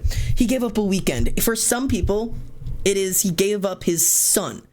He had his son, his form in Hugen, like raised Baptist. Okay, so it is Baptist that God is, Jesus is, Spirit. They're all the same thing. Whereas for Catholics, those are three different things. The Father, the Son, and the Holy Spirit are three separate entities that do coalesce in, you know, that is what we perceive as God, but they are three different things.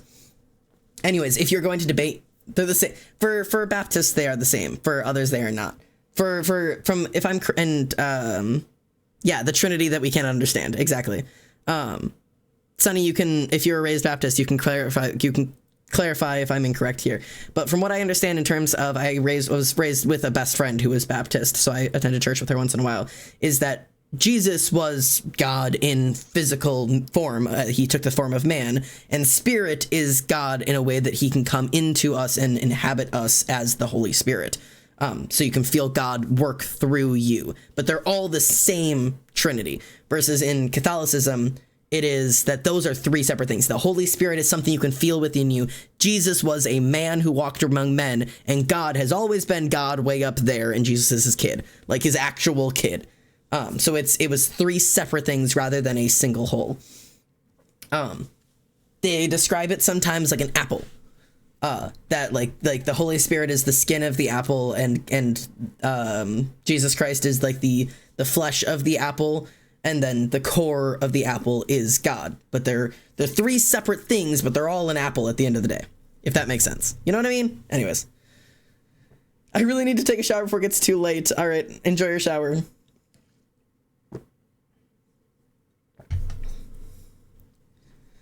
I was raised Mormon for the first 9 years of my life, and I'm pretty sure we were taught that they were separate. At least that's how I've always understood it.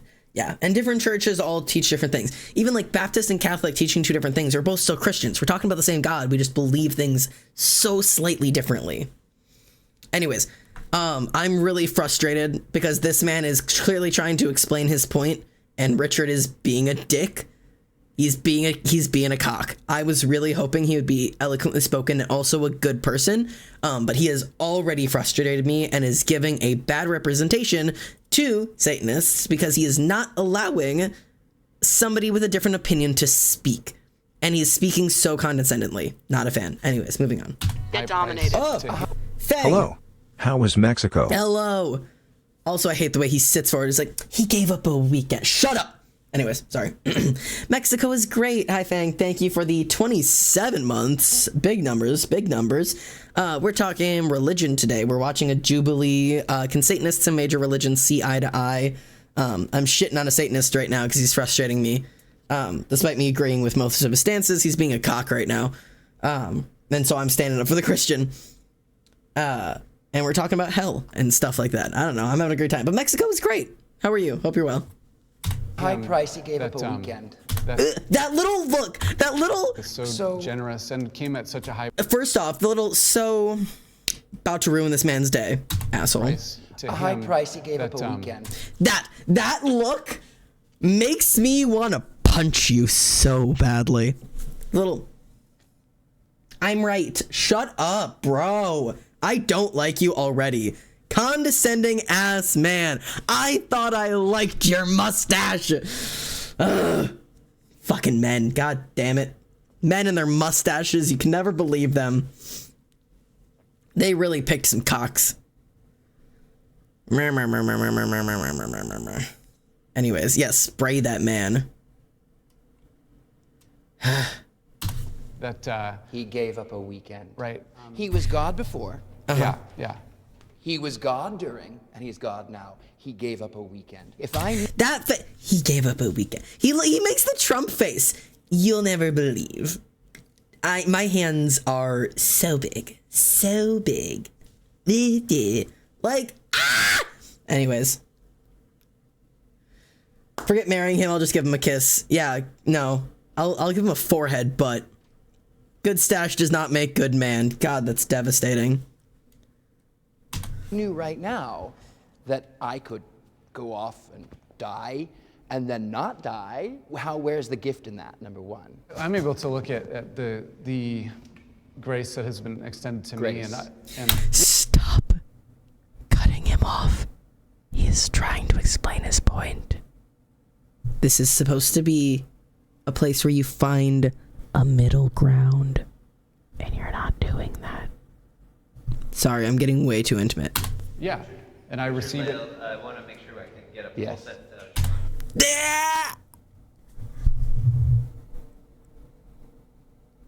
The embarrassment. The embarrassment. And Sean is being so patient. So patient. And look at this smug little director ass boy. He's got this smug little look of like, yeah, of course we knew the Satanists were gonna act up. You chose these bitches. You probably chose the most batshit lunatic Satanists that you could find specifically to make them look bad. That's what we're doing here. That's what we're doing here. This is not your average Satanist. This is a mustache-wearing vampire who fucking... Anyways. And yeah, and I receive it. I want to make sure I can get a full Yes. set to Sean. Okay, so the way that I would commonly think of it is that if I gave up the life of my own son in exchange for...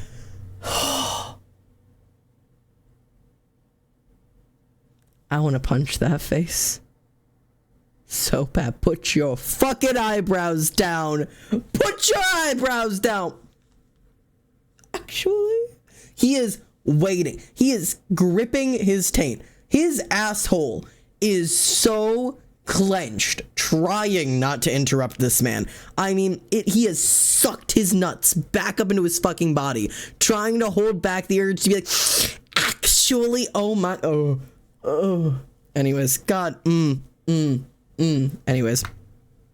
If I gave up the life of my own son in exchange for your life, that it is okay then for me to make the invitation that God makes towards us. Is that moral? Is it moral? Is it moral? On a corporeal level? Jesus took on the penalty that I deserved for the sins that I committed, if we're looking at the traditional Christian faith. And so I receive his gift of grace and as a payment for the things that I had done. So your question, is it moral or is it just? Is it fair? I'm able as a Christian to say, no, it's not fair. Little, he literally, I'm trying not to smile. He literally goes, I'm gonna punch you. I'm gonna punch you so hard. The point of Christianity, not that I'm a Christian, but I can understand them. The point of Christianity is that God sent down his son. His son lived a life, and then the humans were like, we're going to kill him. And God went, oh, we're going to let him die. And Jesus got strung up on a cross and died. Suffered, and died. To forgive us humans for our sins. Was it fair? No, that's the point. It was the grand sacrifice that God made to forgive all humans for the sins that they have created if they believe in and follow him. It was this grace, this, I give something up for you, you give something up for me. Sorry, I've got the hiccups and it really hurts. And the agreement was, I'll give up my son for you if you'll devote your life to me. Is it a fair trade? No. But that's supposed to be the grace of God. That's the whole point. Is it fair? I'm able as a Christian to say, no, it's not fair, because I deserve the punishment that he took. There it is. He was supposed to suffer and die for his sins. Instead, Jesus did. That's the point. On himself. Hey, Sean. Faith to me is everything. They had to pull him away to get a goddamn sentence out of him, huh? We grew up in a household of faith and learned to love Jesus and love the church and serve the church from the family that I grew up in. And so my wife and I have embraced that same life of faith, and we have taught the Christian faith to our children to understand themselves and their world because of him and his teaching. I believe there is a higher purpose in life. All right, I sneeze. Okay. Hang on. I'm gonna sneeze again, I'm sure of it. How was Jesus being killed by humans what forgave humans? Genuine question. The point of it is that it was God doing that, right? So Jesus was trying to save people. He was trying to bring him into the word of the Lord. Jesus's point on earth was to spread the word of the Lord, right? To bring people in and say, this is how we should have church. This is how we should have faith. This is how we break bread together, drink wine together. This is my body. This is my blood. This is what I give up for you, because he knew that he was going to be killed for spreading this word, spreading the good word of his God, right? Because there was a whole nother faith going on outside of this. There was I believe the Jewish faith. Because Jesus was anyways, long story. Middle Eastern, Judaism, all that was going on. And Jesus shows up and is like, actually, there is the way and the truth and the life. This is the Lord. This is the God. I am his Messiah. I'm here to tell you, this is how faith works. We now have to just give our lives to this God and everything will be good. Essentially, long story. Cut very, very short here. But so he did. He was like, he's going to be put on trial and they are going to kill him. And Jesus says, I'm not going to fight this. I'm going to give up my life. I'm going to sacrifice my life and my time here with you and suffer the pain and the death that, is meant to be the punishment for sin. And therefore I will carry that sin for you. So I've already done it for you. I suffered and died for you so that you don't have to, so that you can live your life and receive forgiveness from me. You are forgiven. And then, go on to join the kingdom of heaven. That's supposed to be the point of it. Because it's supposed to be that, if you commit sin, then you suffer and die for it. You're supposed to go to hell. But by Jesus saying, like, I forgive you, I give up my life for you, that's the way it's supposed to be. It's supposed to be a trade-off. It's kind of a weird thing to say. Exactly. Someone has to suffer. I've done it for you. Like, yeah, and it's not just for you, it's for all of you, everyone. Like, let me give up my life for you. I will carry the suffer, and you are forgiven of it. You don't have to do it because I did. That's supposed to be the trade-off. That's the big sacrifice, the grace that was given. Believing in a higher purpose in life. So this is our next question on the table. I believe there is a higher purpose in life. This is a very hard question for me. God. Yes and no. Do I believe that I have a purpose in life larger than myself? Yes. I am a tiny, tiny thing.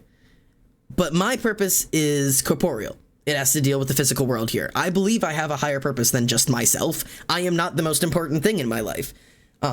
Part of my purpose, I believe, is stuff like this, Twitch, or teaching, working with children in some way, working with people younger than me, working with those who need emotional support, giving the, therapeutical teachings, lessons, sharing my opinion, sharing my wisdom. I don't have a whole lot of it, but sharing the experiences I've had, because I'm not going to compare myself to Jesus because we just had the conversation. I'm going to try to say this in a way that doesn't sound like what I just tried to explain for Jesus, but in a not comparing myself to Jesus way. I suffered a lot growing up, and therefore I believe what part of my higher purpose is to share that information and share my experience with those younger than me so that they don't have to do the suffering that I already did. Like, I am not Jesus. I'm not trying to compare myself here. But if I suffered a lot growing up and I can tell you, hey, I've been through what you've been through, here is how it may help. Like, that's part of my purpose in life, is to help people through those hard times because I know what it's like. Like, that's what I believe in terms of a higher purpose. Do I have a higher purpose in regards to serving a God and or spreading the word of that God? No. Do I serve a God? Yeah, I work with, whatever you want to phrase it as. I work directly with Loki. He's a god that I work in hand with. I ask for protection from him. I give him offerings in return. There is a exchange that happens there. That I am, I don't think the word servant works properly, but I do work with him. But I don't believe my higher purpose in life is serving him, nor do I believe that it is spreading the word of him. I believe that in working with him, I can further my purpose in life, which is helping others. So do I believe there's a higher purpose in life? Yes. Do I believe it has anything to do with God? No. Other people's opinions. No, I don't think that there's a higher purpose. I have a kind of an absurdist view that since it might all be pointless and this might be all we have, we should live this life well. Even if the life we live is absurd or confusing or hard, we should still live it. Yeah. I love that view. I love the view of nothing fucking matters. Nothing matters. Nothing matters. We live here for 80 to 90 years if we get a good run. You got like 80 or 90 years, man. Do the best you can with it. You ain't gonna be around to see the aftermath. Do what you can. Do it well. None of it fucking matters. You are a blip. That's the cool part. All of your mistakes literally don't matter in the cosmic scheme of things. I swear. And it gets more and more obvious the older you get how little shit matters. It just keeps getting better. When you're in elementary school, middle school, high school, and you fail a test, it is the end of the fucking world, man. I have considered, trigger warning for getting just minorly deep here, minorly dark, getting dark here for just half a second. I have considered clocking out of this universe for failing a class. Because when you are in school, it feels like the entire fucking universe. Like, so real. And the second you get out of school and go look at the big wide world, that shit is laughable. It is laughable. I promise. If you are suffering right now because of school, I promise. Wait until you graduate. It will literally never matter again. Never. It won't. If you're trying to get into college, your GPA will matter, maybe your ACT will matter, and maybe if you've got college credits, those things will matter. If you want to get into college. But especially if you are getting into college and going out of it or whatever, and you graduate, or you're like in college right now, the second you graduate, as long as you manage to graduate, nothing you did in school will literally ever matter again. Not a single failed test I took matters. Not a single class I failed mattered. And I failed a shit ton of classes in college. I failed a bunch of those motherfuckers. It will literally never matter again. It just won't. The kids who didn't like you, you'll never fucking see them again. Like, it doesn't matter. And it feels like it's the end of the world when you're in the middle of it. But my God, it is so fine. Like, I promise. And I know it doesn't feel like it because right now it is your entire world, but fuck, brother, it is going to be okay, I promise. Anyways, let's see what these people have to say about this. I mean, Richard is struggling. I strongly believe there's a higher purpose in life. I don't think I've found it yet, and I hope I would like to believe that I will one day in the journey of my life. I completely agree. I don't know what my purpose is, and I don't think there's like a higher purpose that fits for everybody. But to me, the idea that there's some bigger purpose has always been very comforting to me. Otherwise, kind of what's the point of all of this? No, I fully agree. I actually really do agree with that point for myself personally. I believe it's different for everybody. I believe everybody's purpose is different. And I know some people's feeling that they have a purpose in life feels like they're being confined, that they have to do something. For me, having a purpose has always felt meaningful. That, like, sometimes if I find myself without a purpose, I'm like, what the fuck's the point? Why do I get up in the morning? Why get out of bed? Why try? Why not just, give up?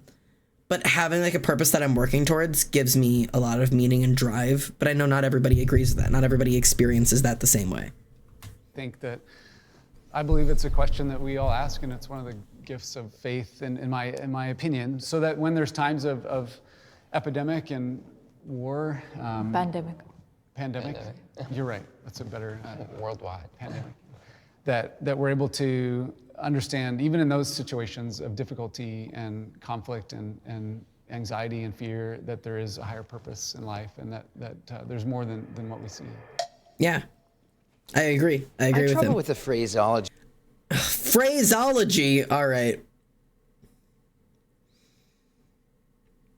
Get our fucking boo sticks out for Richard. Motherfucker. All right. Anyways. I agree with all of the major religion points, which is interesting because I am a part of modern Satanism. And so far I haven't agreed with most of the Satanists. They really drummed up just the most asshole Satanists I have seen yet, so we're going to see how this goes. Phraseology is a word. It's just stupid. Fucking, he looks like a vampire who's a dick. Gonna rat this man's face. No, for real. Rat that man! Rat that man! Rat that man! Thank you. Good shit. Good shit. If you're just coming in, yeah, Richard is we thought he was cool because he looks and sounds like a vampire. Turns out he's a cock. So we've just been ratting on him. So anyways, let's listen to what dumb ass shit he has to say this time. More than what we see. Ugh. I have trouble with the phraseology higher purpose because that denotes, do I believe God? No, but I do believe higher purpose as in love, to give. Love. Why? He's saying it like no one at this table will understand him unless he talks like a kindergartner. He genuinely talks a little like Trump. I believe in love, in China, in the Texas. Like he talks like a dumbass. Anyways, sorry, I'm frustrated. Higher purpose, as in love. Love. To give, to be generous, to be kind, to help, to heal, to be there to understand. You haven't done any of those things today, Richard. It's higher purposes. It's a loaded phrase. I Yeah. struggle with higher purpose because it's like God said, I chose you. yeah, I choose you, and you are going to do this thing, and you're going to continue doing this thing for the rest of your life. And I really struggle with that.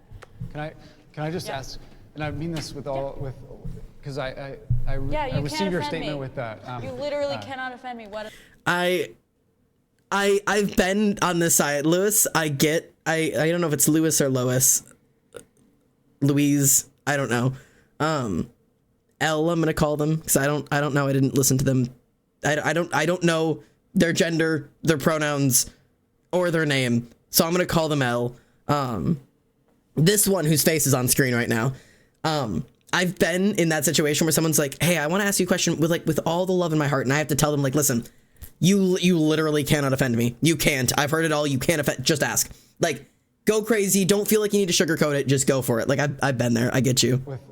Because I You received can't your offend statement me. with that. You literally cannot offend me. What's up? But What's up, bro? Come on. Just curiosity, what if everyone was committed to this idea that like in the way that you expressed it? So I would say some people that are sort of pro-religion, like I am, would say that in order for us to bind together as a culture and learn to kind of work together and help cause one another to flourish, we have to agree on some kind of higher purpose or a common set of principles.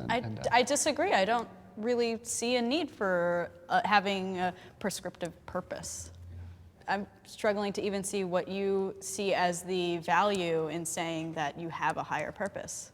Maybe it's more of a fear or a concern, right? That if everyone got up every day and said that life is all about me, and that's what, and I'm not suggesting at all that that's what you're saying about. He's trying so hard. It kind of is. Like, It is my belief. I don't mean to interrupt either of you. It is.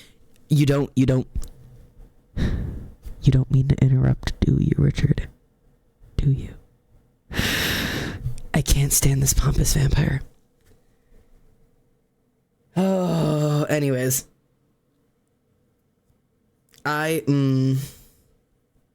Frustrating. What was his name? Richard? The vampire? The vampire's name is Richard. The one with the short hair is, I'm calling them L because I don't know their name, pronoun, or genders. I think it's Lois or Lewis or Louise. I'm not sure. And Sean is the Christian to the right. I don't know which one you're asking for. I don't know why. Yeah, Sean is the Christian that, yeah. But I think it's with a W. I might be wrong. I don't know anything about Richard, but he looks like he talks to Ranch. You right. Anyways, the frustration I have that I have here with this, I don't like Richard interrupting. They really picked asshole Satanists for this, which is frustrating me.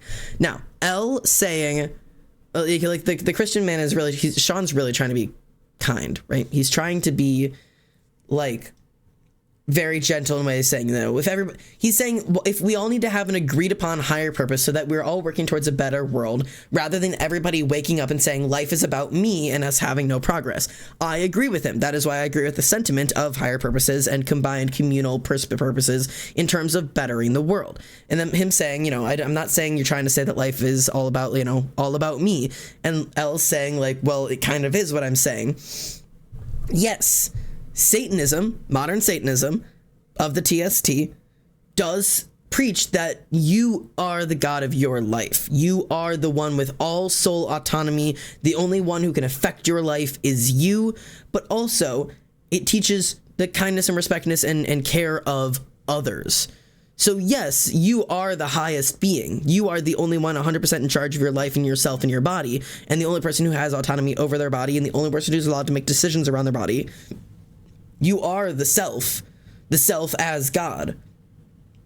It is worship of the self as the divine. That doesn't mean I wake up every day and I'm like, man, life's all about me. Like, there is a difference. These paws smell like hot topic. I don't know if you're talking about the Satanists in the video smelling like hot topic, or if you've got paws you're sniffing right now, but agreed. I mean, it kind of is. Like, You're frustrated. It is my belief, I don't mean to interrupt either. Yes, you do. It is my belief that one should take care of oneself. Yeah. Yeah. Because nobody else will. Yeah. People who do take care of themselves, they understand that it is balance, and they're not going to go out and cause anarchy and mayhem in the streets. Some of them will.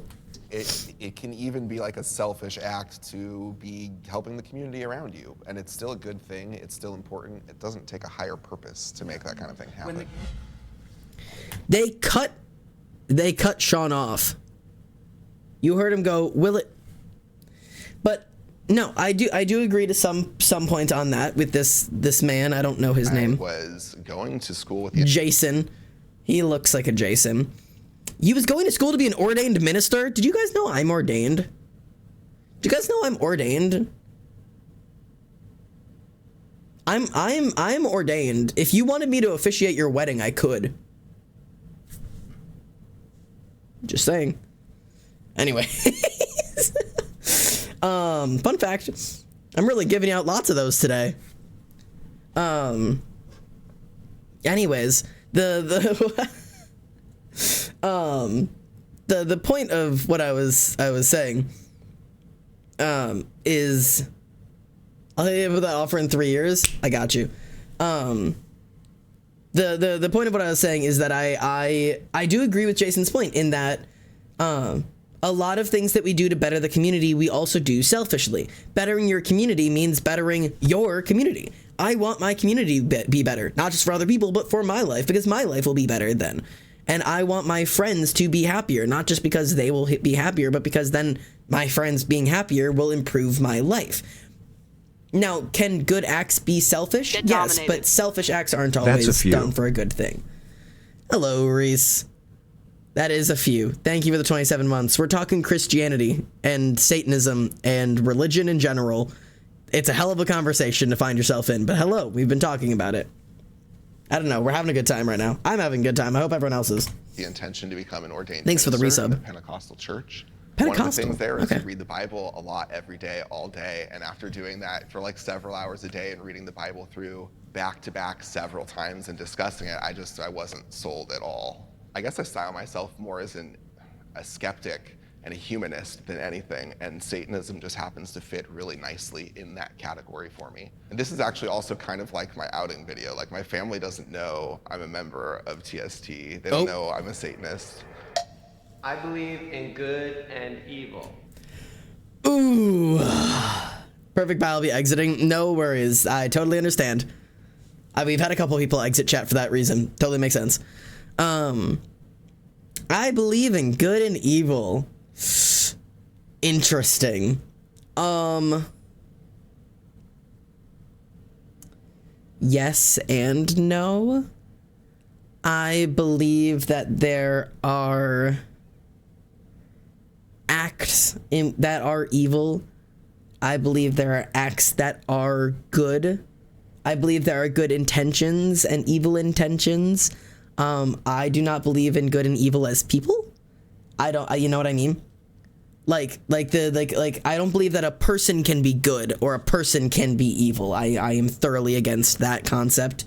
I'm not sure I understand this, like, inherent evil.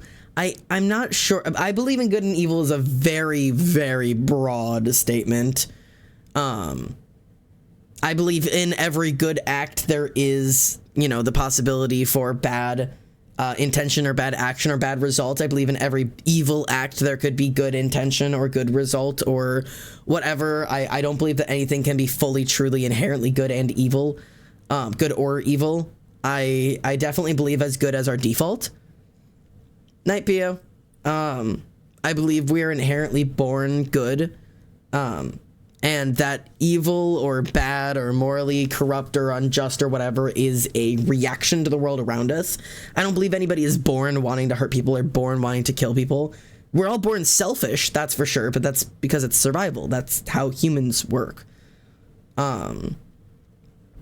So, yes, I believe there are actions that are evil, for sure. But I think even within evil actions, you can sometimes find good.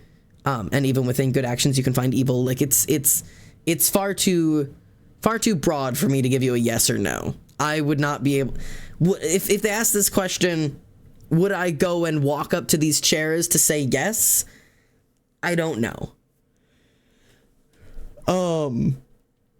I believe in good and evil. You have to say yes to walk up to the chairs. I would say no. I believe that those two things exist because we are human. I don't believe that they are an inherentancy in the world. Because again, morals don't exist outside of humans. That's where I struggle with this. It is a human concept. It is a human creation for good and evil. Morality is a human thing. Morality does not exist in the animal world. It doesn't exist in the scientific world. It doesn't exist in the wider cosmos. Good and evil is a human concept only. If gods existed, we don't even know if good and evil exist within the concept of gods because they are not human creatures. Alligators don't exist in the concept of good and evil. They kill food to eat it, not because they're evil, because they eat it. Like, do you know what I mean?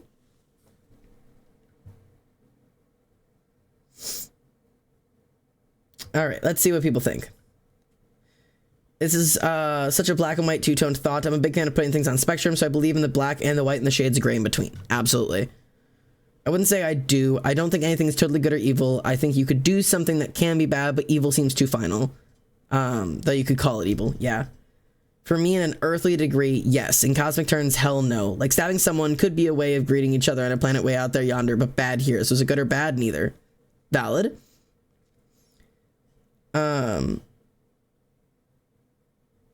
I thought I'd see more people like me. I'm black sheep this time. We're kind of getting that same. Yeah, yin and yang. Yeah, that's what King had said.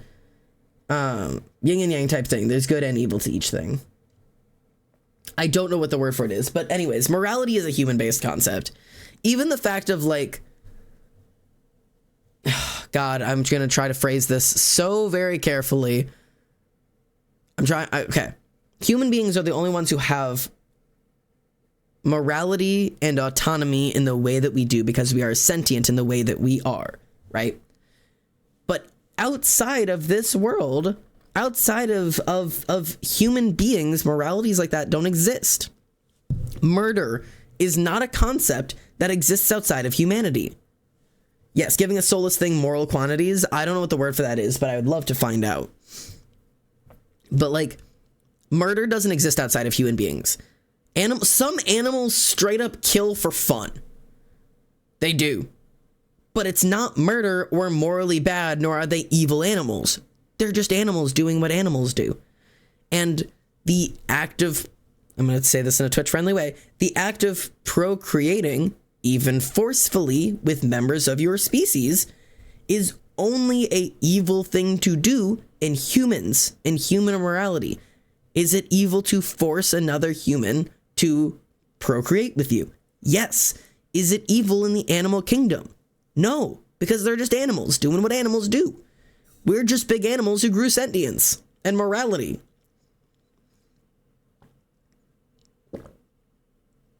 It's wild. Anyways, let's see what people say. Oh, Richard is dancing.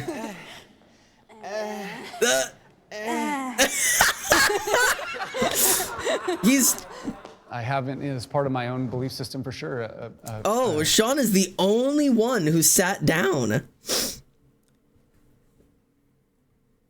I'm gonna be honest. If I was in this room, I would probably have been dancing with Richard for this one. I would be doing that little dance of like, you know what I mean? Sean is the only one who's like, yes, good and evil exist. So. I haven't, as part of my own belief system for sure. But Sean is the only of the major religions who chose to sit down. Conviction that all of our hearts can at sometimes lead us to do acts of evil, and so I see it in the world around me on both sides. Yeah, I think the phrasing is something that's it's a little bit catchy. It's just dichotomy. Yeah, it just I mean, I believe in right and wrong, and I think some things, for me, a lot of things lie in the gray area, but there are some things that I consider right and wrong, but I wouldn't say it's the same as good and evil, right? That was beautifully said. That was. Thank you. But yeah, no, I agree with that. But I also believe that what is right and wrong has changed throughout history. And it's something where I don't know if everyday actions that I do right now are going to be considered evil later on. Like, is driving a car going to be considered wrong? I don't believe in an I struggle with that a little.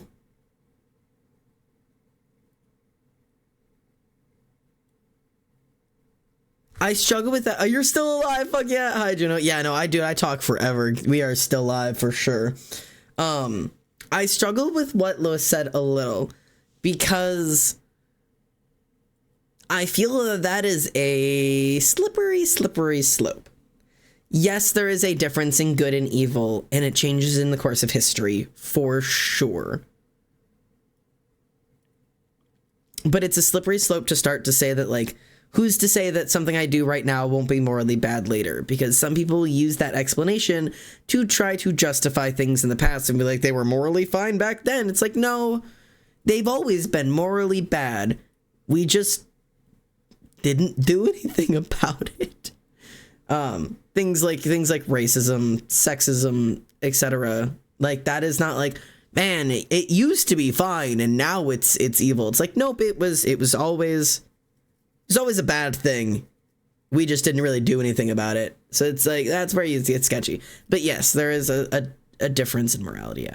And you definitely see it in jokes that we make. There are things that are jokes that would be made in, like, 90s or early 2000s that even like TV shows that I have gone back and watched, or movies that I have gone back and watched that are parody movies, especially in like the 80s, 90s, early 2000s, mostly 80s and 90s. A lot of movies that I really liked that I'll go back and watch and be like, wow, if that got put out right now, that wouldn't be okay. You can't make stuff like this. And I still love them because they are funny. But there are certain things that, like, you can't say that anymore. Like, you can't make that joke. Even if it is like a very satire, like comic type joke, like even saying it satirically or ironically is no longer accepted. I'm trying to think what movie I was watching that I was thinking that. I don't know. It's something, whatever. Anyways, it's an interesting thought process. But is it a different immorality? It's bad because somebody is hurt by it, but why people have always been hurt by it. It's only different now because we are more and more aware of what people experience and feel for those types of jokes. So hasn't it always been bad? Exactly. Right. Yeah. It is one of those things that, like, it has always been bad. We are just now understanding. Yeah, I figured out it's a typo and I realized that the equal key is right next to the backspace. I was like, oh, I see what you did. But yeah. It's one of those, it's difficult. Anyways. Evil later on, like, is driving a car going to be considered wrong? I don't believe in an evil entity who is, pitchfork and horns and looking like me with a goatee. Unnecessary, Richard. Oh, he's got the goatee and the curly mustache because he looks like Satan. Anyways. Was, pitchfork and horns and looking like me with a goatee. That doesn't actually happen. If you ask anybody throughout history, they're always the hero of their own novel. Mm-hmm. Completely. Even yesterday, I went to the grocery store and there was one person who had like more than 10 packs of toilet paper. And I do understand that Toilet paper's not going to save you. yeah, I do understand that he was being cautious and watching out for himself and his family. I just think the act of doing that is wrong because there were so many people who couldn't buy toilet paper. But to right? him, that was right. But because he was looking out for his family, probably. Yeah, so like I said, like I'm saying that I think the act is wrong, but I wouldn't say that he's evil. Like unless he has IBS or something, I don't know. And I love that. What are we watching? We are watching Can Satanists and Major Religions See Eye to Eye? Middle Ground Debates. We're talking about religion, so content warning for that, but we're having a good time. I like that example a lot because, yes, I believe that there are bad acts that do not make somebody evil. And I do agree with Richard here on there is... I'm going to avoid talking about any of this in general. Yeah, no, be careful. This does get existential. We have already talked about hell and the afterlife. I don't believe the afterlife is coming up again. Yeah, the afterlife is not coming up again. So you are welcome to stay in chat if you'd like, but you are also welcome to not stay in chat and leave if you'd like to. But the example was buying 10 rolls of or 10 packs of toilet paper at the store, where you are the hero in your own story, and you know you're really focused on like your own life and bettering yourself. And Richard had said, you know, everybody's the hero in their own story. Everybody thinks that they're doing what's right. That's why there is good intent, even in evil actions for a lot of people. Like even people who do kill aren't always doing it in a way to hurt others. Sometimes they're doing it in a way to, you know, do what they believe is right, doing the right thing for the wrong reasons or the wrong thing for the right reasons. I mean, there's just too much complexity to say that it's an evil act. Is it a bad thing? Yes. Is it evil? No. It didn't make sense. Why he got so many. She's very sweet. I like her. Some of the core beliefs of Hinduism is to believe in dharma, making sure that you have Dharma encompasses ideas and behavior considered appropriate, correct, or morally upright. enough for yourself and also enough for other people. But Satan in Hinduism is like an assistant to God. He's someone who can cause disruption, but that is more for the benefit of human beings by and large. I believe Satan is evil. Well, this one's easy for me. No. I do not believe in category mistakes. Yes, okay. You found the answer. Thank you. Yeah, category mistakes. Assigning morality to something that simply does not have morality. I believe Satan is evil. No, I do not. I do not believe that Satan is evil. I believe in every depiction of him. It would be weird to classify him as evil. Even in the world of Christianity, he is the one who punishes the sinners. Thus, very much like, I believe it was Regini, or I don't know if it's Regini or Regini or how she pronounces the G in her name. I'm going to guess it's Regini, but I believe it would be more of an assistant to God. I mean, if you follow the Christian story, Satan was... First off, Satan doesn't actually exist in the Bible. Lucifer exists in the Bible, but Satan does not actually exist in the Bible. Neither does hell. Not in the way that we talk about hell. That is simply something that was made the fuck up. Satan with the little devil horns does not exist in the Bible or in Christianity in any shape and or form. But Lucifer, also known as Samael, being an angel and, you know, one of heaven's favorites, does exist, and being cast out for questioning the authority of God and so on and so forth, that does exist. But the concept that Satan or Lucifer being the person who tortures those who are evil would put him on the side of good. He's just like Hades. He's just the gatekeeper of the dead. I mean, I can't fathom the concept that he's evil. Does he create mayhem and mischief? Possibly, if that would be his role. But very much like the Hinduism belief there, I believe it would be for the benefit of humanity. But yeah, I don't believe in Satan personally. Lucifer is a different story, but Satan is not something that I believe in. I believe in the concept of Lucifer. Within the Satanic Temple, the concept of Satan or Lucifer is the great questioner, the one who makes you think critically, challenge authority. In that case, I do believe in him, but that is for good and not evil. So, yeah. Oh, there goes Sean. On his own. Oh. No. Wait, watch that one. Wait. He's struggling. Lewis is like, no. He's... And then he turns around and he's like, never mind. Wait, why did you stop?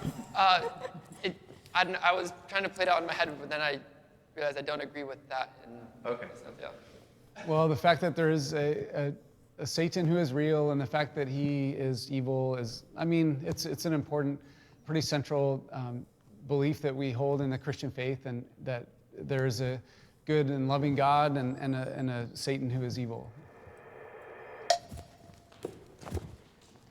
So Lois ran up and jumped on that seat. She is so excited. She's ready. So let's go back to Genesis, okay?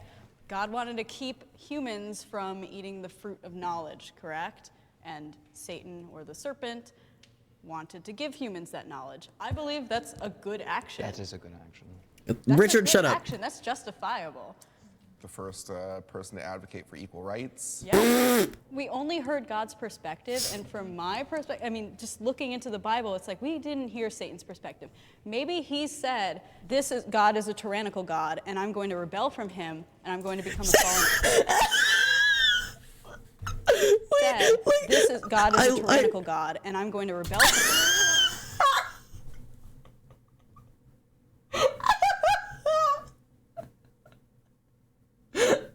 I love Sean. I love Sean. He has been very succinct and very clear in all of his conversations. But the face. Bro.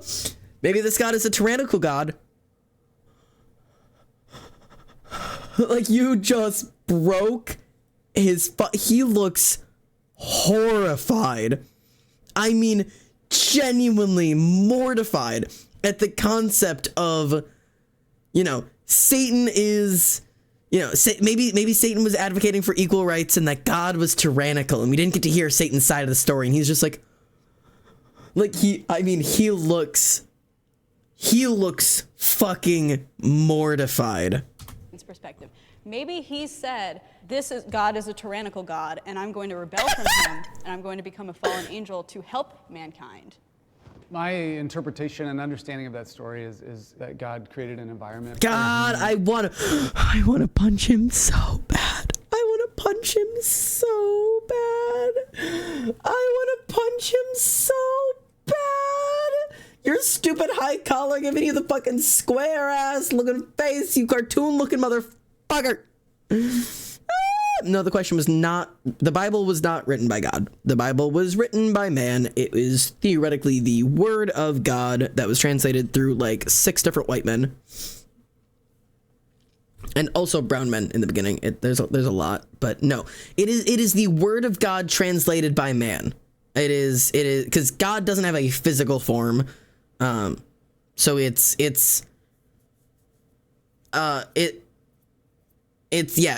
a bunch of men who heard God speak to him.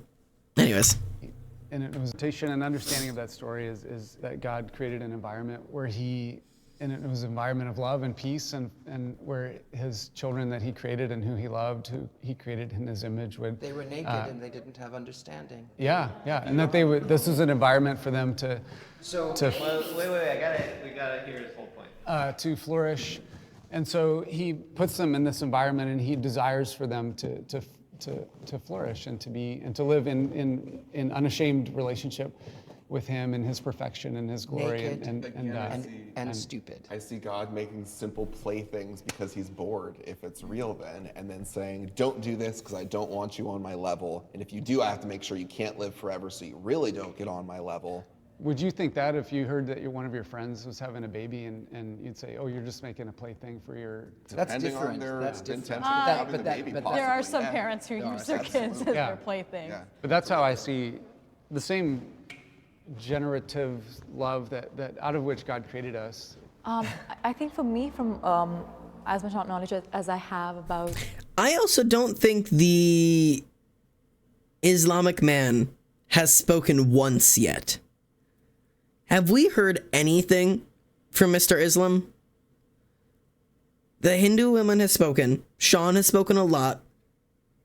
All three of the Satanists have spoken. Mr. Hindu has not spoken for us yet. I'm curious. Nobody's fine as hell. You ain't wrong. Satan, I think Satan is a symbol of freedom and liberty, right? So that is not evil. Of course, like we discussed before, if people commit wrong deeds in the name of Satan, then that's wrong.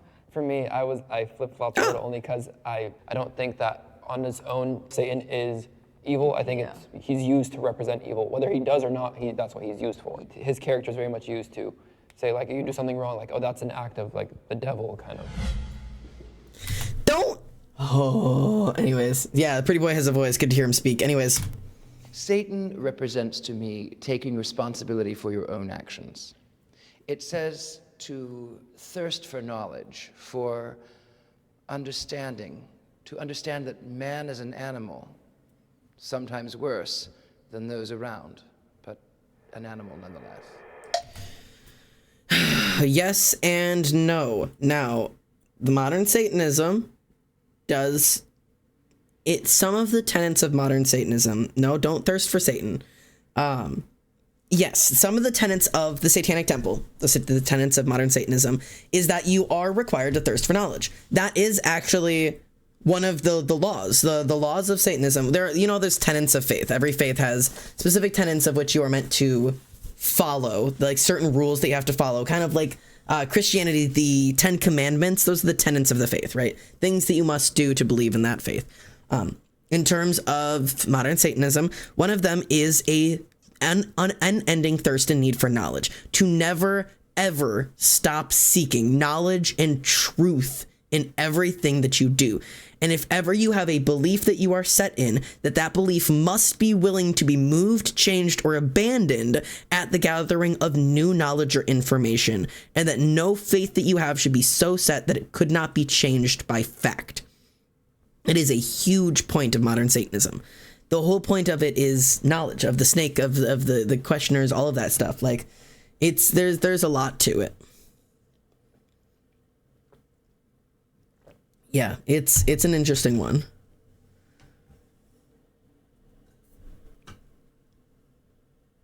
How many ants does it take to fill a house? Yeah, Reese says more than 4. I'd say you gotta be at least like 12 at the least. Depends on both the size of the ant and the size of the house. Religion has caused more harm than good. Oh, this is a really hard one. Religion has caused more harm than good.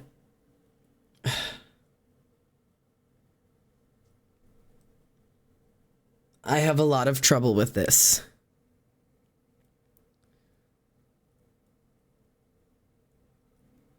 It's tenants. Yes, tenants, 10 ants.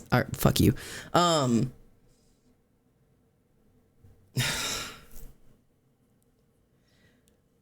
I'm going to say yes, but only because of scale. Because I know that religion also does a lot of good. And I didn't say organized religion, let's be clear. Religion does a lot of good for a lot of people. I know it, I've seen it. It saves a lot of people. It protects a lot of people. It pulls a lot of people out of really, really dark places. I watched it pull my mom out of a really, really dark place. I turn to it in all of my darkest moments. It may not be the same religion you turn to, but it is my own religion. And religion doesn't just mean Christianity. It means whatever faith you believe in, whatever you turn to in your darkest moments, whatever you look to when you were lost. It saves a lot of people. But organized religion has done far too much damage to overlook. It causes wars. It causes genocides. It causes murders. I mean, there has been too much violence physically to say that it hasn't done more bad. So, I struggle with that one a lot, but I would say that yes, organized religion has caused more harm than good, but religion itself tends to do more good. Tends to.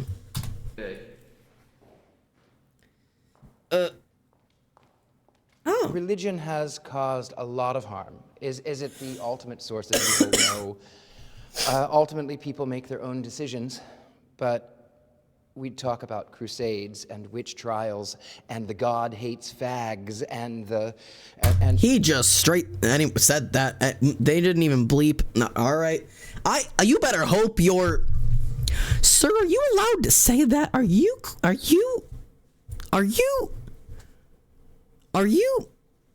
Is Richard? Richard, you better hope you better be gay as hell, motherfucker. If you think you can just pull that word out on television. Look at his mustache. All right, you might be right. He's either Victorian or he's definitely gay. You better hope to God you're gay. Or something else. Gay and European. Of course he's gay and European. God damn. Good reference. And the snake hand trials and the God Don't say it again. And the God damn. and the snake handlers and the hypocrites. Persecution of science. The subjection of science, the arts. I mean, I don't know that there's been a major war that hasn't been at least fueled by religion, if not directly started by it. Some of them were just political things, but they were always had a religious backing at some point that he's got a point. Like flared the fire up and made it so much worse than it would have been.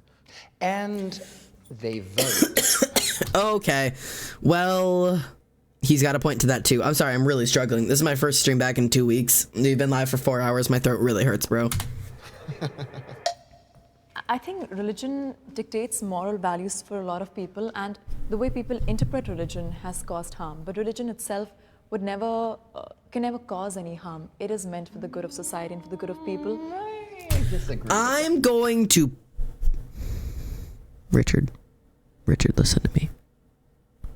Richard, I'm going to cut your dick off and make you eat it for breakfast. I'm so sick of Richard. He like, let her talk. Let her talk. Everyone is so tired of, even your fellow Satanists are so tired of you. It never cause any harm. It is. I agree with, was it Rajini? That her saying, yes, the way that people interpret religion causes harm. Religion itself isn't normally preaching it. Normally. Let's be meant for the good of society and for the good shut the fuck. I'm a fly swat the fuck out of you. of people. I disagree with that, Mike. Oh, but let her finish. Go on. Yeah, and like I said, yeah, the way, because I don't think any God would say that, okay, this child is going to burn in hell. It's probably the way people have interpreted it, or the way people tell others, the way they've practiced, some people have practiced it. There is harm in religion done in the name of religion, but it's hard to quantify on a cost-benefit analysis kind of way which is worse, having religion or not having religion. Religion is a form of power, it is a tool, and it reveals the worst in humanity and it reveals the best of humanity. And you can do a lot in the name of religion, but you can also do a lot of good in the name of religion. Yeah, I agree with that. I think I agree with that. The power word is very important to me. I have a lot of sensitivity about that, and where Christians have used either the Bible or their own conviction to express authority over other people in a way that doesn't lead to their flourishing. I think we're in agreement on that. As member of the Christian church, I would say that there have been great contributions of people of faith to the cause of human flourishing and through medicine and healthcare and the arts and education and all those kinds of things. So I wouldn't go about for the arts and medicines, but for the arts, yeah. No, I would like to actually step in here, Richard. The Christian church has actually done a lot for the cause of medicine. There are entire healthcare organizations that were founded by houses of sisters of nuns, specifically of the Catholic faith and the Christian faith. They did a shit ton for medicine. Fuck yes. Now, do we also do some stupid shit? Yes. Yes, we do. But it is a difficult line to walk. I agree with Lois on there isn't a cost-based benefit analysis that we could do.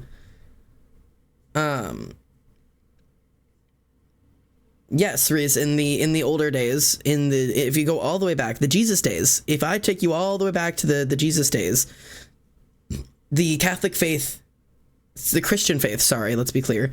The Christian faith, yes, it was all about curing those of any belief. If you look at the teachings of Jesus, see, now I'm not a Christian, I'm not a Catholic, but I do believe in Jesus Christ. He was a real person who did walk this earth. I don't know what he did or what he didn't do, but Jesus' teachings were a lot different than the Bible. There are two sections of the Bible, New Testament and Old Testament, and there are very specific sections of the Bibles that are specifically just the teachings of Jesus Christ as man who walks the earth, right? The man who did what he did. And Jesus never, ever taught separation of belief and sinner and all of those things. Jesus sat with the sinners. He lodged with the sinners. He slept in the same bed as the sinners. He washed the feet of sinners. He touched lepers who no one else would touch and told them you are healed and go on. He touched the blind man, the poor man, the gay man. Like, Jesus was the one who went to the sinner, and the sinner, begged for forgiveness, and Jesus got down on his knees and washed the man's feet and said, like, you are forgiven. I am here to serve you. That was the whole point of Jesus Christ. That was the point of him. No, he was not trying to convert him. He was forgiving them for their sins. That was the point. Jesus Christ is not God in my religion that I was raised in. It was in the Catholic religion specifically. In other religions, we've discussed this earlier. In other religions, he is God, but in our religions, whatever. The point of him wasn't believe in Christianity and convert. It was, I am here because Jesus' point of existing in the world was to forgive humans for their sins, right? Like, his point was to come down to earth to show them that every human being is a child of God and deserves the kingdom of heaven, and that Jesus would lead the way for all of them, to love and to be kind no matter what to every single person of every single level, and that by doing so, they would follow in his footsteps and they would enter the kingdom of heaven, right? That was the whole point. Yes, come and show everyone deserves a place in heaven. Every piece of it, of that. Okay, what branch of... See, careful what you say in terms of you got yourself backwards. Catholicism is a branch. Christianity means I believe in God, and then there's branches. Catholicism, Lutheran, Baptist, whatever. As a Catholic, when I was raised, we believed in the Holy Trinity, that God, Jesus Christ, and the Holy Spirit were three different people. Baptists believe that they are all one and the same person, just in different forms. Slightly different or whatever. But, I was Roman Catholic? Roman Catholic. It has been many, many years since I've known. I'm gonna be honest. Anyways. But yeah, no, I like, that was like the whole point of Jesus, is that he cared for the prostitutes and the beggars and the lepers and those who betrayed him and those who didn't love him, and those who didn't care about him, and those who crucified him, and those who killed him. And he said to all of them, that I die for you. I suffer for you so that you don't have to. and that hopefully you can find your way. That was like his whole thing. That's not the point of the whole Bible, of all of Christianity or whatever, but that's why for my final years in the Christian church, I was not a Catholic or a Baptist or a Lutheran or any of the other sections. I was labeled as a disciple of Christ, meaning I followed not the Bible, but just the teachings of Jesus. It was a very different sector of Christianity that I had never found until I was about 15 years old. So from about 15 to 18, I worked directly under a church that was the Disciples of Christ rather than all the other shit. So it's an interesting. Anyways, back to arts and we got off topic. Arts and education. Education and all those kinds of things. So I wouldn't go about for the arts and medicines, but Yeah. for the arts, yeah, not for the Well, medicines, for the but arts. for the arts, yes. Christian There's art is amazing. Beautiful artwork, beautiful, Cathedrals beautiful are artwork. amazing. Cathedrals Those are artists beautiful. were not Christian. They were I just don't hired care by- if they were Leonardo da hired by the Vinci was not a church. Christian. I love it. I love Saint Sebastian portraits. I love all. Some of the choral music is beautiful. All of The it. tradition is sometimes beautiful. There's beautiful things in it, and it can help calm someone if that is what they need. I do believe that people do need rituals. I myself have rituals. So I mean, I think religion has given a lot of people some kind of peace of mind, and I think like even if it's necessarily like, again, I think I guess what to you like someone believing in God, like well that's just not true. Why would you do that? I guess to me, believing in God, I don't think, and I've never ever impose my religion on anyone around me. I use it as something, it's like a personal relationship between me and God, and it's helped me again lots of times in those times of alone, like in those dark moments, I guess, or in those happy moments, just thanking God for blessing my life, or in those dark moments, like feeling a little less alone is what it's helped. And I think people I've talked to have like felt similar things in that respect. I've always been proud of my religion. It's never something. I am the same in this opinion of religion. I've never pushed my religion on other people. I've never encouraged other people to look into my religion. I've never toted my religion to other people. For most people, I won't even talk about it. I won't speak around it unless other people directly ask me for it, because I feel very uncomfortable discussing my religion with other people, specifically because it is a more questioned religion. People don't like mine. They think it's kind of a joke. Especially because I do work with a god like Loki, who has been characterized and serialized among the internet, and they're like, oh, you worship an Avenger? It's like, well, I'm not going to speak to you about this because it's really tiring answering questions about your religion being a Marvel character. So I don't really talk about it a whole lot, but I agree with Amir in terms of my religion is a personal thing for me. It's tucked away in my closet. If you're in my room, you wouldn't even know unless you open my closet that I have an altar that has offerings on it right now. Like it is something I do in private. I do behind closed doors. I only offer out services of my religion to others when it is specifically requested. Things like protection jars, spells, tarot readings, things like that are. I'm more than happy to share with people if they request it or ask it. Occasionally, I will offer it out to people when I feel like called to, which sounds about weird, but sometimes I'll get like God, this sounds goofy to say. Sometimes I get like this like intense feeling or need or desire or drive to do something religious in the name of somebody else, whether it's doing a protection spell for somebody else or asking my God for guidance for somebody else, or doing a tarot reading on somebody else because I suddenly have this weird feeling of like I'm supposed to do this. I will always bring it up to the other person if it gets to the point where I feel like I shouldn't be ignoring it and be like, hey, this is super weird or whatever. Totally, like, feel free to say no if you're uncomfortable with this or you don't like this, but I'm feeling called to, make a protection spell for you because I feel concerned for you or I feel worried for you, and I'd love to do what I can in my religion to put protections up for you if you're comfortable with something like that. Please tell me if you're not. I will absolutely respect that because that is how I practice my magic. If I was to do something for someone without their consent, it's just not how I do it. Like it's something. It doesn't happen super often, but I do also offer doing tarot readings for other people. Usually I do that with a non-religious tarot deck that I have that is specifically spiritual rather than religious. I've sometimes worked with my religious deck because it's been handy. I've always asked permission. I also always disclose it for people. You could ask my friends during the winter solstice. I was doing tarot readings and some of my friends wanted some, and I said, listen, just so you know, I am currently working with my deck that I have directly offered to Loki's, which means this is a direct communication between me and my god. This is not a spiritual reading. This is not a energy reading. This is directly asking a question of my god and listening to his answers. If you are still comfortable with that, I'm more than happy to give you a reading. And if you're not comfortable with that, let me know and I will wait until I'm home to give you a different reading. So it's one of those things that, like, I am always super, like, I don't ever want to make anybody else uncomfortable. But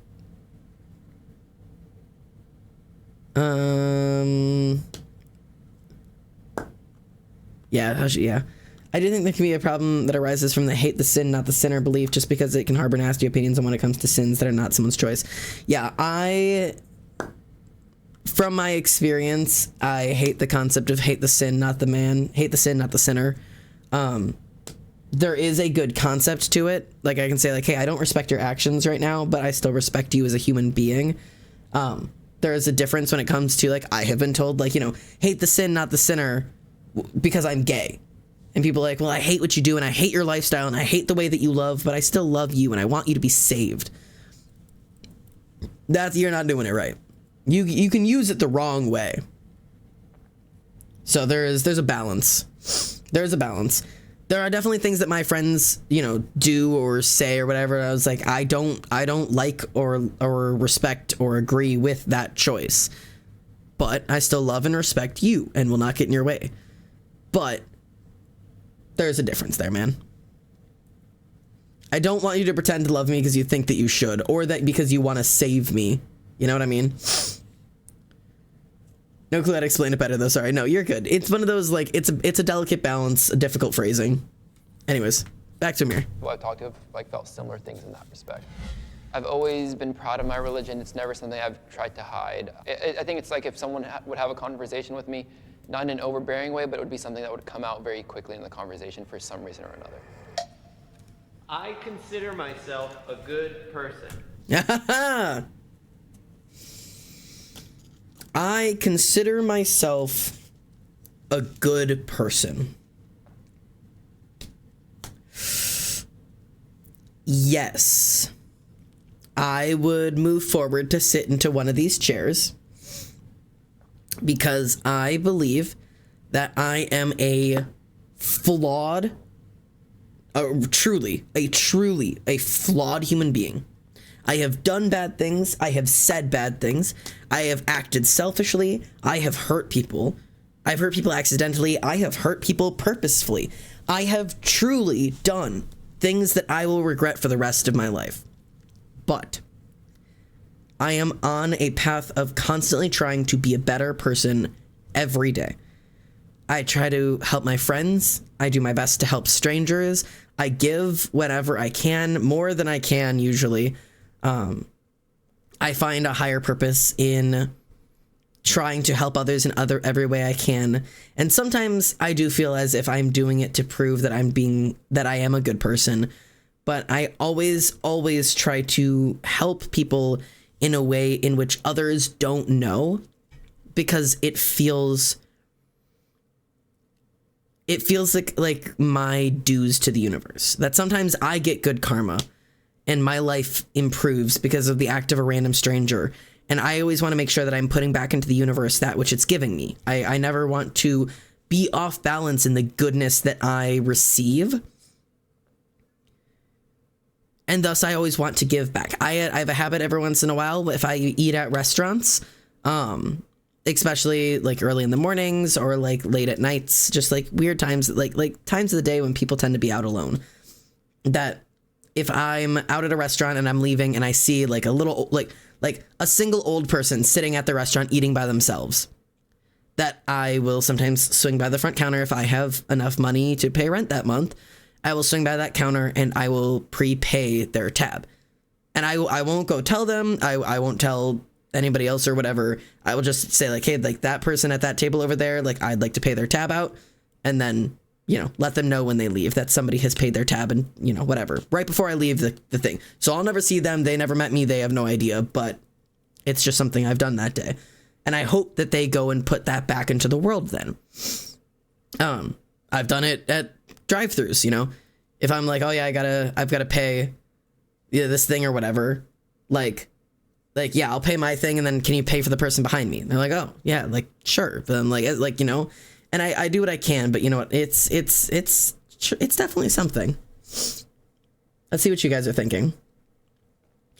I'm not a good person, but I try to better myself every day. And I think that's the definition of being a good person. Let's see what Branch Man has to say. Yeah, we'll see. I believe I'm a good person. I believe I try to do good, and I regret and do better when I do bad. Yeah. I think I am, but in a non-selfish way. I don't think anyone is perfect, and I have done bad things, but I'm truly sorry and working for the better. Exactly. I'm a person aspiring to goodness who often fails, but that's part of being human. Doesn't mean I should stop trying to be good, though. It sounds like we're all kind of on the same page of, am I the final version of good? No, but there'll be a day that I hope I get there. Yeah. I'm new to the boy kisser community. Bro, so real. Hey, baby. I can hear you. Hi, love. Hi. What's up? You can come hang out. Here, I'll keep the door open. I know Mom's not home right now, so you're kind of alone in the house if the door's closed. Come here. Hiya. Is Mama not home?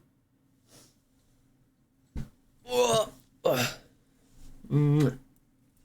you all alone in the house? I'm sorry, I forgot that Mom's not home. I know. The house is really big and scary. Is it dark out there too? Did I leave enough lights on? Hey, Missy. Are you both lonely? You guys can come hang out. I'm sorry.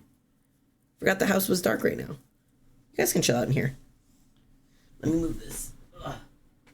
Hang on. Let me adjust the bed so that they can both lay down.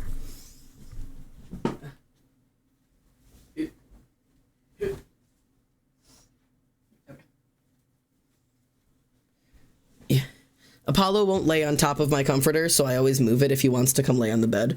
I don't know if he will because he just wants to walk around right now, but I'll let him.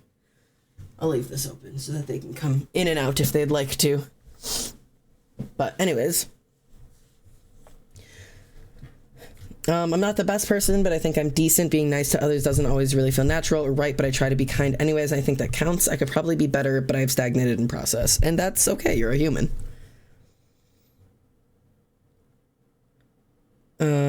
Kind of. I've done pretty bad things in my time, but I've always tried to help people and do the right thing. I'm actively trying to be good. See, and I think that's the definition of good. I think the definition of good is trying to be good, because I don't think we're all human.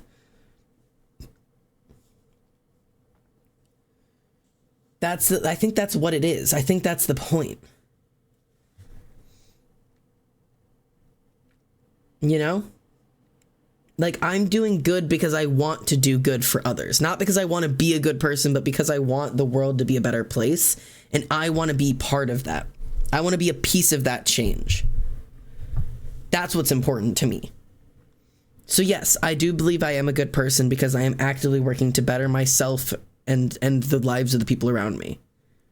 In whatever little tiny insignificant ways that I can.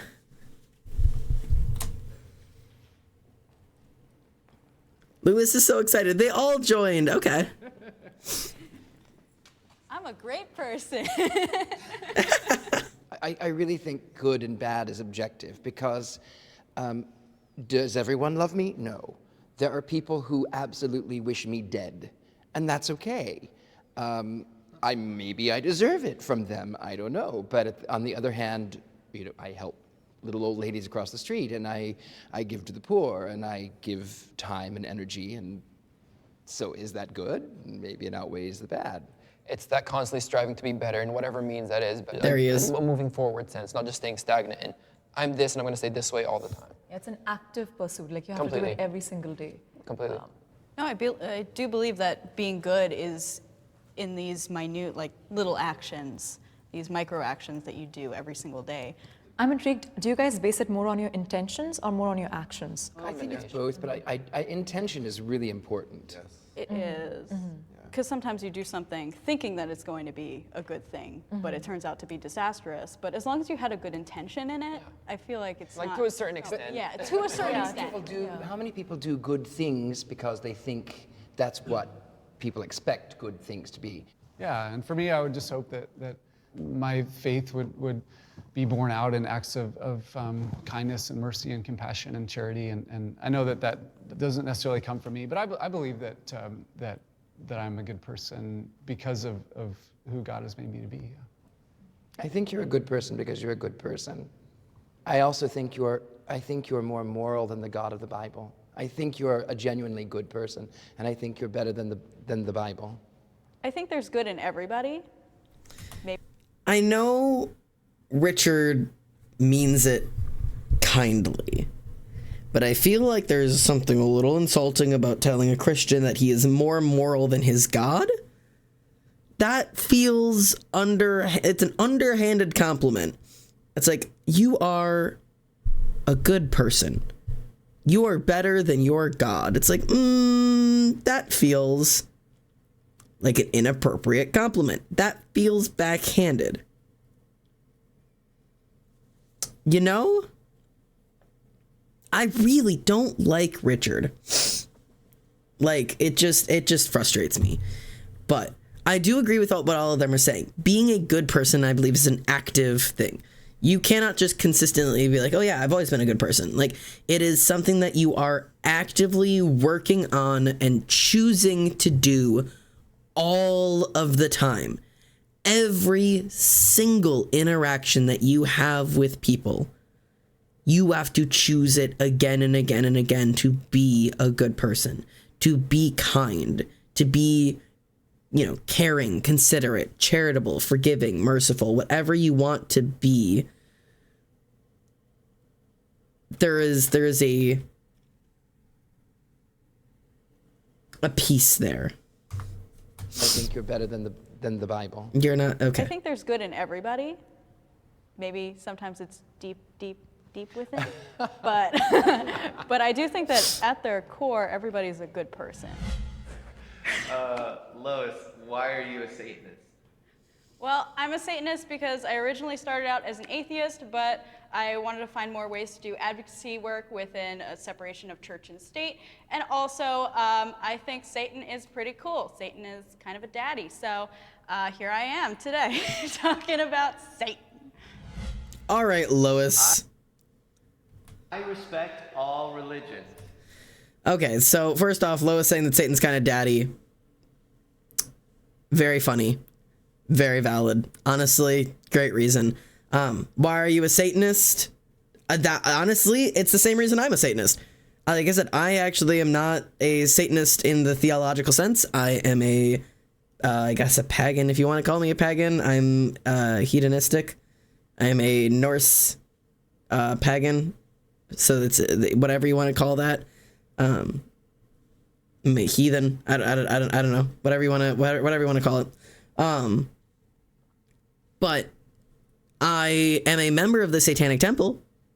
I am by definition a Satanist because I wanted to do more advocacy and outreach program for the separation of church and state. That's a great reason. That is why a lot of people are Satanists. Why are you a Satanist, Daddy? I mean, yeah. Like, it would be great. I'd rather be remembered as kind than great. Damn right.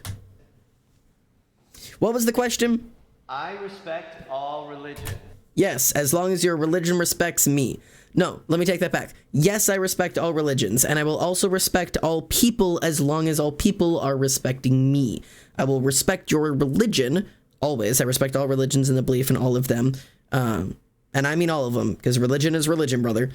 But I do not respect all religious practices, as not all religious practices respect the dignity of human life.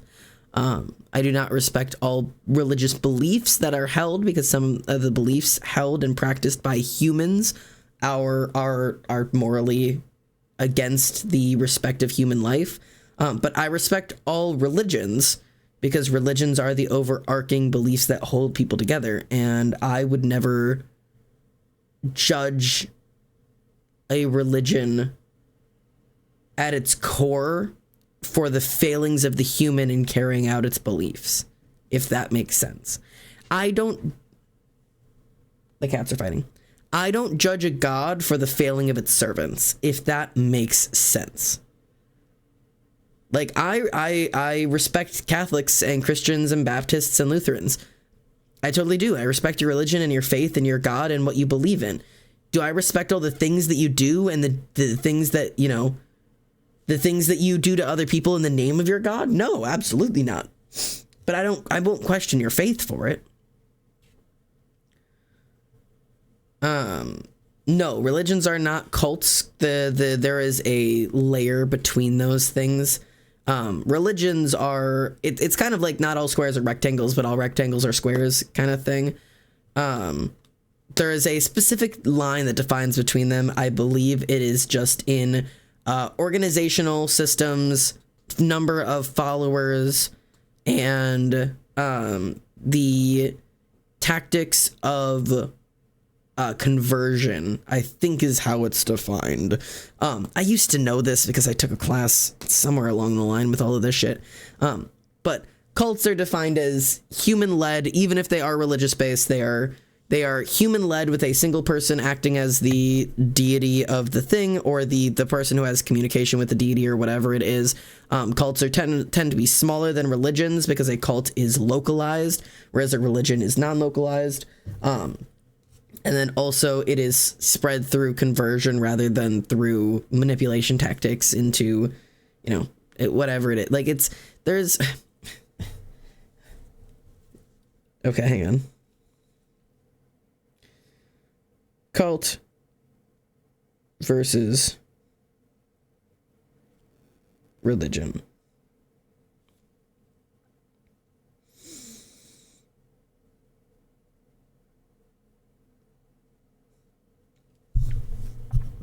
Yeah, religions seek mass following. Cults, however, rely on secret or special knowledge, which is revealed only to initiates and the cult's founder or his or her chosen representatives. A cult becomes a religion once it is viewed by outsiders as having a degree of moral authority. It is a nominal distinction subjectively made. Cults also include manipulation, authoritarian mind control over members, communal and totalistic organization, aggressive proselytizing, which is sharing of the story, systematic programs of indoctrination, perpetuation in middle-class communities.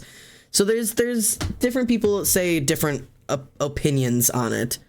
There is different definitions on what it is. So there's a little back and forth. Some people say it is entirely nominal, which means it is entirely up to subjective viewpoint of, you know, if it has a moral standing, if it's a religion, or if it's just a cult. Some people would call certain religions cults, but cults are also usually viewed in a much more negative light in terms of indoctrination, in terms of manipulation, in terms of all of those things. So no, asking do I respect all religions does not include cults. Why are you meowing? Recently, Apollo has discovered the front door, and he will sit by the front door and meow, begging to go out. It's just a hallway. Anyways. Oh, please tell me everybody walks forward. Oh! All of you guys? Oh, come on, Lewis. Lewis. I don't respect all religions. She's there. Okay, good. I like you. I respect you if you're a good person and you're doing, you know, if you think your religion is great, but I mean, there's probably a religion out there that I'm gonna say that's not okay. I mean, I'm saying I respect all religions in the sense of the ones that I know of. I guess there's some obscure thing that I'm not aware of that really does stand for horrible things I don't agree with. My answer will change. Yeah, I think whatever you want to store your faith in, and if it helps you and helps you to unite with other people, of course, I'm sure we all respect that, and that helps you lead your life. Though I have committed my life and future to a religion that believes that it is the right and the only way, you know. The stare from the Muslim man, from Amir to Sean of, because I've had some speaking with people of the Muslim faith, and it is an intense one, but it is also not one that does much to convert, at least from the discussions I've had with him, and also does not condemn, which is interesting. Anyways, sorry. To a religion that believes that it is the right and the only way. You know, I also believe, I respect people and love people and believe in people's freedom to choose. So. Even in Islam, in the Quran, we have this one chapter. What it talks about is the respecting of other people's religions. Like, your religion is for you, and my religion is for me, and like my religion is mine, and your religion is yours, and like that's okay in a sense. We're separate from each other, but still preaching that respect for one another.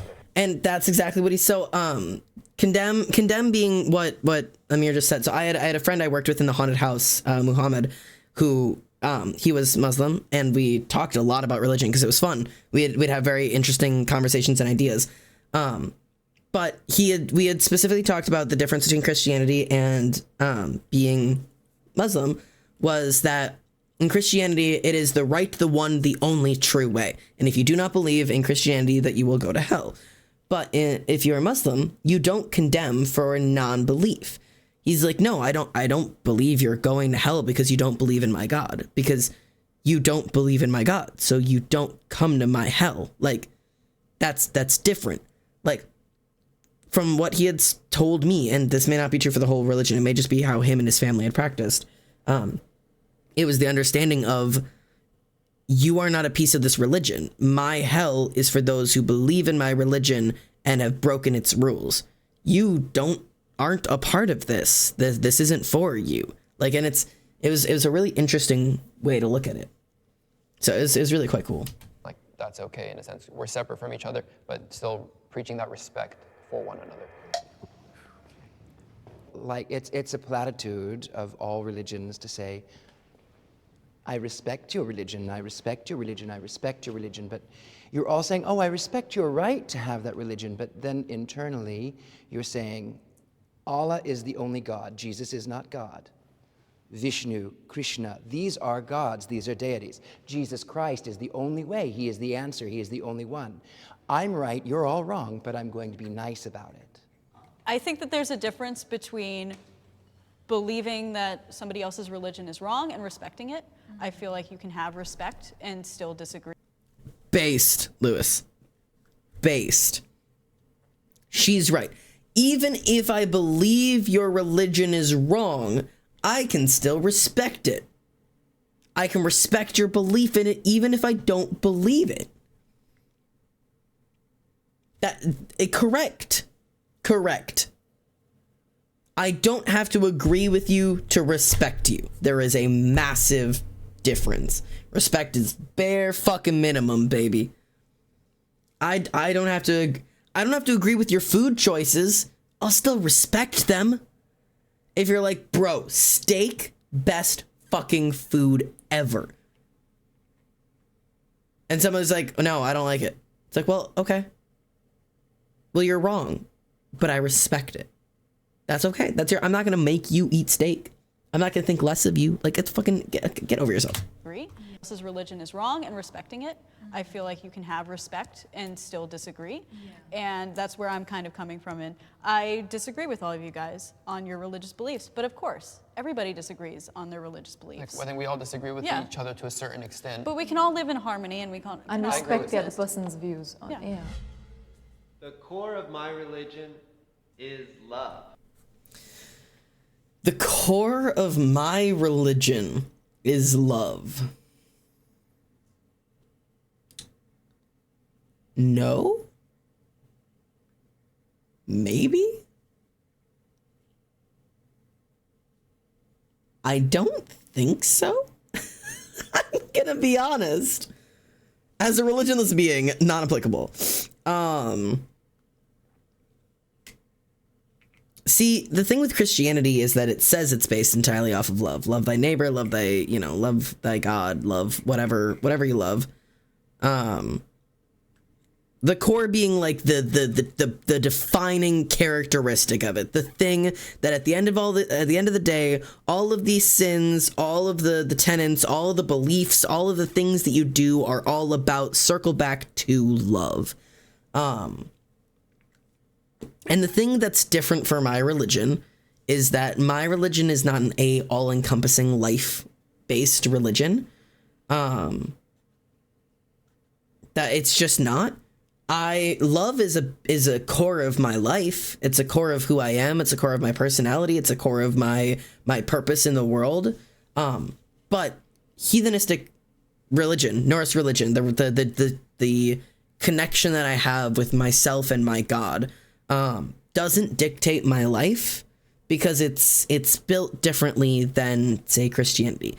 When you are Christian, everything that you work in, everything that you do, everything that you see, that you hear, that you feel, that you touch, that you do and say all day long is in direct relation to your God and your life. It moves every hand that you do. Whereas heathenistically, I work with Loki directly. And it's, like I said, I'm not a servant of Loki. I work with him, meaning that it's more of a transactional personal relationship. As in, like, I give offerings and respect and care and love to him, and in return, he answers those prayers and gives that protection and guidance and care in a transactional personal relationship between the two of us.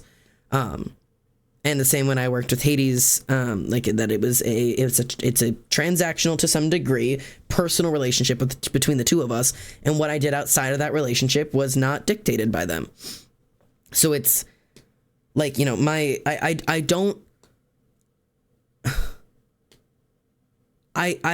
don't check up on my friends when I'm worried about them because my religion is about love. I do it because they're my friends and I love them. Like I don't donate money to the poor or, you know, help children or reach out to people because the core of my religion is love and I am called to love these people. I do it because I love them. The things that I do for my God center on my God. So specifically, you know, working with Hades, there was a lot of active worship to it, which meant going to cemeteries and, you know, like walking through them quietly and paying respects. It meant if I saw roadkill for any dead animal, taking the time out of my day to pull over or stop what I was doing to give it a proper burial was active worship of my God in my actions. But not every action in my life is directed towards my God. So no, the core of my religion is not love. The core of my life is love, and my religion is just a piece of it. If that makes sense. Yeah. Anyways. Yeah, kind of mostly. I mean, kind of mostly. I like I don't Lewis. really follow a specific organized religion, but I do believe that at my core, my belief system is full of love for everybody and respect. First tenet in the Temple of Satan is to have compassion and empathy for all living. The first tenet of the Satanic Temple is one should strive to act with compassion and empathy towards all creatures in accordance with reason. Yeah. Creatures within like our reasonable understanding of it. So. and to love yourself too. I think that's important. You do enough of that for all of us, Richard. Self-love goes was always. Self too. I think that's important. For me, Islam is always, again, as far as self-love goes, was always like preach self-respect for yourself, respect your body, respect your belongings, respect your public space, respect the earth, and love all. And it's just been a guiding force for love in my life, and I think it's because of the love that's rooted within it. I'm curious, did you learn anything about the other side or about a specific person in this group that you didn't expect? For me, honestly, it was more of that I didn't know what to expect, only because I know a bit more about Christianity, I know a bit more about Hinduism, just you don't learn about Satanism in school very much. Well, to be fair, not to interrupt, Yeah. we three identify as Satanists, but we three also believe completely. very different. We're Of very course. different. Absolutely. Of course. And I think that's why for me, I didn't really come to any Fern! Hello! Awkward place for you to be coming in here. Sorry. Hi! Hi, Fern, how are you? I hope you're well. Oh god, hello. Andromeda, thank you so much for the Andromeda, like the galaxy, like the space. It's space. Hello. Thank you for the follow. My name is Xander. Welcome home. Fern, how was stream? I hope you guys are so well. What are you doing? Hi, my name is Xander. Today we were talking about theology. Thank you, Nebula Hades. Bro, Fern, you are just bringing space in here. Also, I was literally just talking about Hades like 15 seconds ago. You guys are bringing space in here. I love it. Hi, let me. Hi, I'm for anybody who's new here, my name is Xander. Thanks for coming home. Fern, thank you for trusting me with your little space creatures. How was stream? I hope you're well. Just the content. Oh, cat. Hi, Bubby. There's two of them. She's down there. Don't mind my messy ass room. Terraria and Hell. Oh dear God. We played Terraria. It was great, and it sucked so bad. That's so valid. You know what? Terraria, it's great, and then also can suck immediately. Today we were talking about, we were playing Minecraft for a little while, and then we got sidetracked by theology, and we are just finishing up the end of the episode of Can Satanists and Major Religions See Eye to Eye? It was a middle ground discussion. We have like literally a minute and a half left of it, I think. But we were just discussing, so content warning for conversations around religion. We were talking about Hinduism and Judaism and Christianity and Satanism and atheism and heathenism and just all of it, all of the isms. We were ism chatting because I have a lot of moral and theology takes, and I think they're all really interesting and fun. So I was just chatting about that stuff. Cool crown, thank you. Every time somebody mentions it or asks about it, I always like to let people know I wear the crown for Technoblade. He inspired me to stream and do a lot of what I do now, so I keep a piece of him with me every time I stream. So I always like to bring it up whenever people like the crown. But yeah, anyways. I was wondering what just chatting conquered Mexico lore meant. Oh, okay. Let me explain the several different pieces of it. Conquering Mexico. I just got back from Mexico. I was in Mexico. God, I was in Mexico like 4 days ago. I don't know what day of the week it is. Anyways, I was just in Mexico for an entire cat. I read the chat that said cat, and it said, cat. The cat is loafing. His name's Apollo. This is Apollo. Right, Appa? Hi. Good boy. I was in Mexico for a week, so I just got back from Mexico. That's why I was there. Exclamation point lore is because we are putting out lore. For anybody who's new to my channel and doesn't know, we have been working for 2 years working a mini series. It is a Minecraft fully recorded and edited lore. Think Quackity lore streams, but less quality because it's me and not Quackity. We started writing it over 2 years ago, and the first episode drops next Saturday. There's already a bunch of trailers and snippets and clips that you can go watch on my YouTube channel. And this Saturday, we have the major final announcement for it coming out in the first episode of the miniseries after over 2 years of work on it now. We'll be dropping March 30th, streamed live here at 5 p.m. So if you want to see it, be here live 5 p.m. For March 30th. It has been one of the biggest projects of my life, and this will just be episode 1. There will be several episodes. I'm super excited for it. It is so much more than I ever expected it to be. It is going to be fucking awesome. So I'm very excited. So I dropped my baby bottle pop. Please come back to me. Come back to me. Yeah. Anyways, let me finish up these last 2 minutes of this video really quickly, and then we'll chitter chatter. Trying to shake the rodents out of my brain so I can hyperfixate. Bro, felt. I've been hyperfixating so much. Yeah, Fern, go get some food, go get some rest, go get some water. Thank you for raiding. All right, let's finish these last 2 minutes. Expectations, of course. Absolutely. Of course. And I think that's why for me, I didn't really come in with many expectations. I was just willing and eager to hear what you had to say, hear your point of view. Our reason for doing what we do is a bit different, but I think we all want to be good people and live good, happy lives and preach love in some way or another. I don't mean preach in a religious sense. I just mean like be loving people. I think we all want similar things just for different reasons. Satanism is a newer religion. I mean, the Satanic Temple, obviously extremely new. Yeah. Yeah. Very. Church of Satan, as run by Anton LaVey, very new.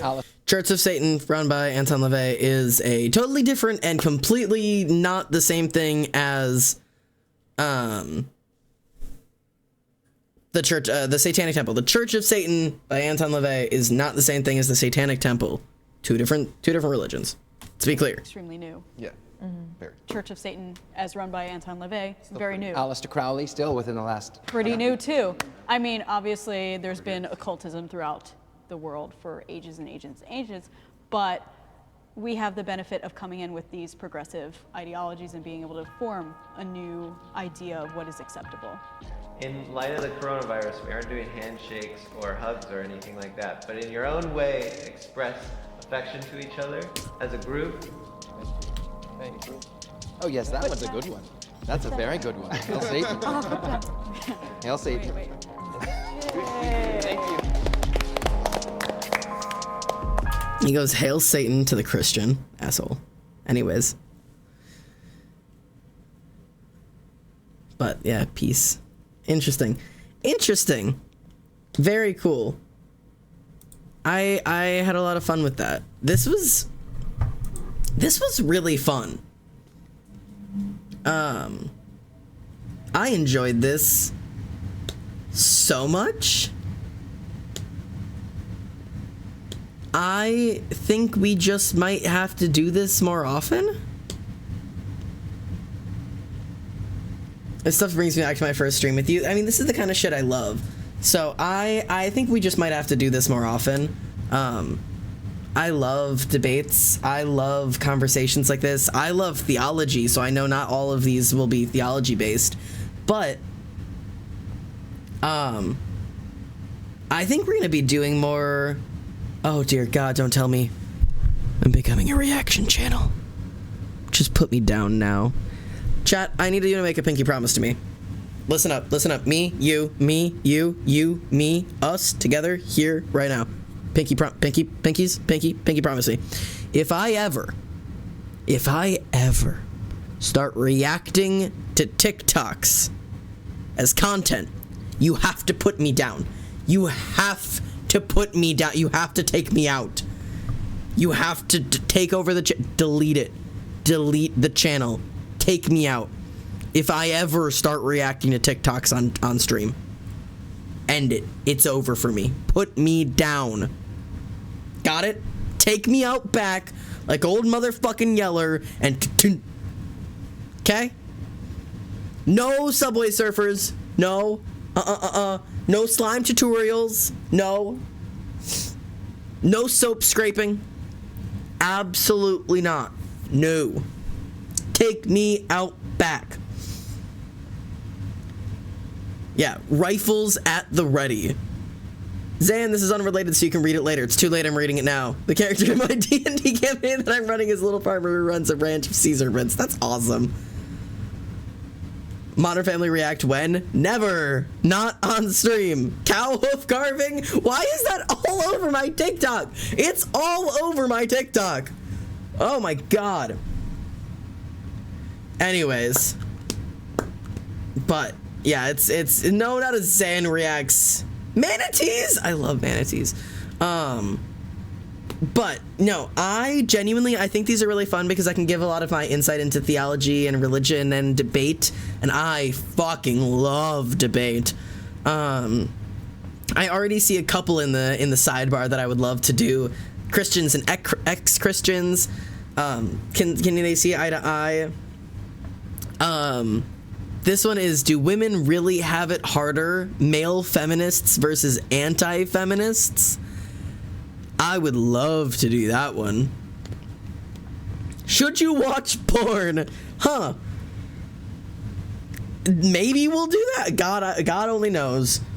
Sandra will be acting your submissions for a Try Not to Laugh live stream. I'm never doing that. I said that at the beginning of this channel. I am never doing a your submissions, try not to laugh, TikTok bullshit, whatever. Because number one, If I don't want to laugh, I just won't. You can't make me laugh, and it's super easy for me to dissociate. I would win all of the challenges. Number 2, you're not fucking funny. All of you. None of you are funny. You have no sense of humor. All of you are pitchless. Fuck you guys. Number 3, I'm not funny. I have no sense of humor. I am perpetually bitchless. None of us are doing try not to laughs here. Let's do that. Anyways, I don't really like debates, but the area I'm studying is practically necessary to have debates. What area are you studying? I love debating. I get in trouble with all of my friends because I love debating, and all of my friends call it arguing instead of debating. But I like to debate, and then all my friends like to think that I'm arguing with them, and then they get mad. And then I have to stop debating with them, and so I'm just majoring in psychology. I love psychology. Bro, you're gonna love it around here. You are gonna love it around here. I fall into psychology conversations so often. I was talking psychology earlier today into like whys and following your paths and why you aren't doing things and imposter syndrome, and oh my god, I love that shit. Anyways, yeah, stick around if you like psychology. I need more psychology nerds in this chat because I love taking people apart like puzzle pieces. Anyways, why don't we have a song sharing Discord channel? We do. It is called Cat Jams. Cat Jam is that's the channel in the Discord for sharing music. Help yourself. Psychology and theology debate this is home. Holy fuck, it is. This is bro, this is the place to be. This is the place to be tonight. This is the place to be tonight. Anyways, good song. Yeah, people use debating and arguing synonymously. Yeah, I love behavior analysis rather than psychoanalysis. Bro, for real though. I love any analysis, let's be clear. Behavioral analysis, psychoanalysis, media analysis, literary analysis. I just love to analysis. I love a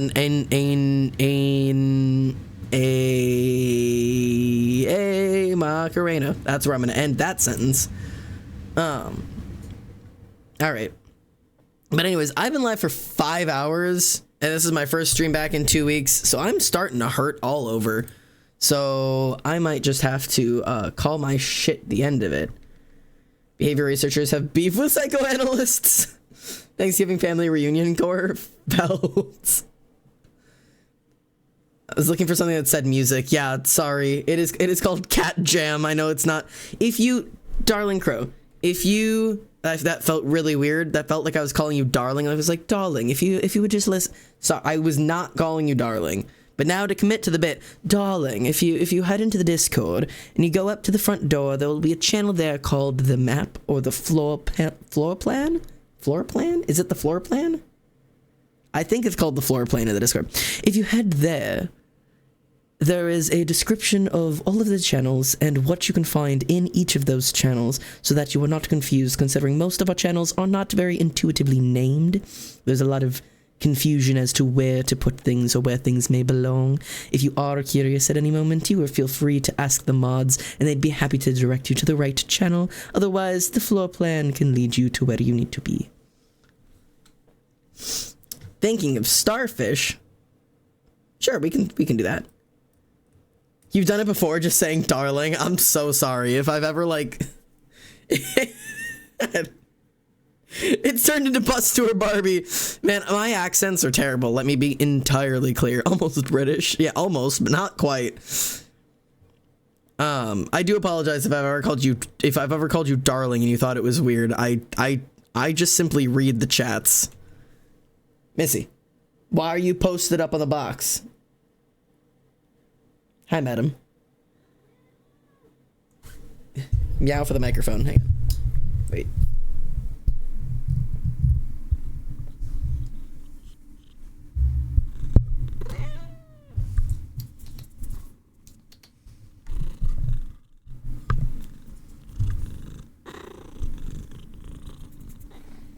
Can you hear her?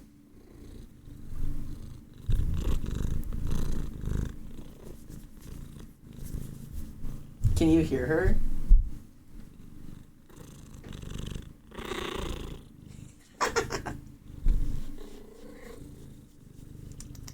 Come back on the side of the microphone.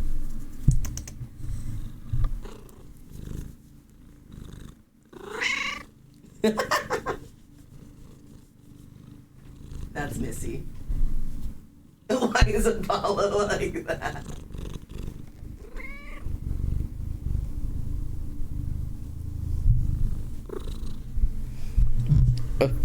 There we are. All right, we're back. I don't know what happened to him.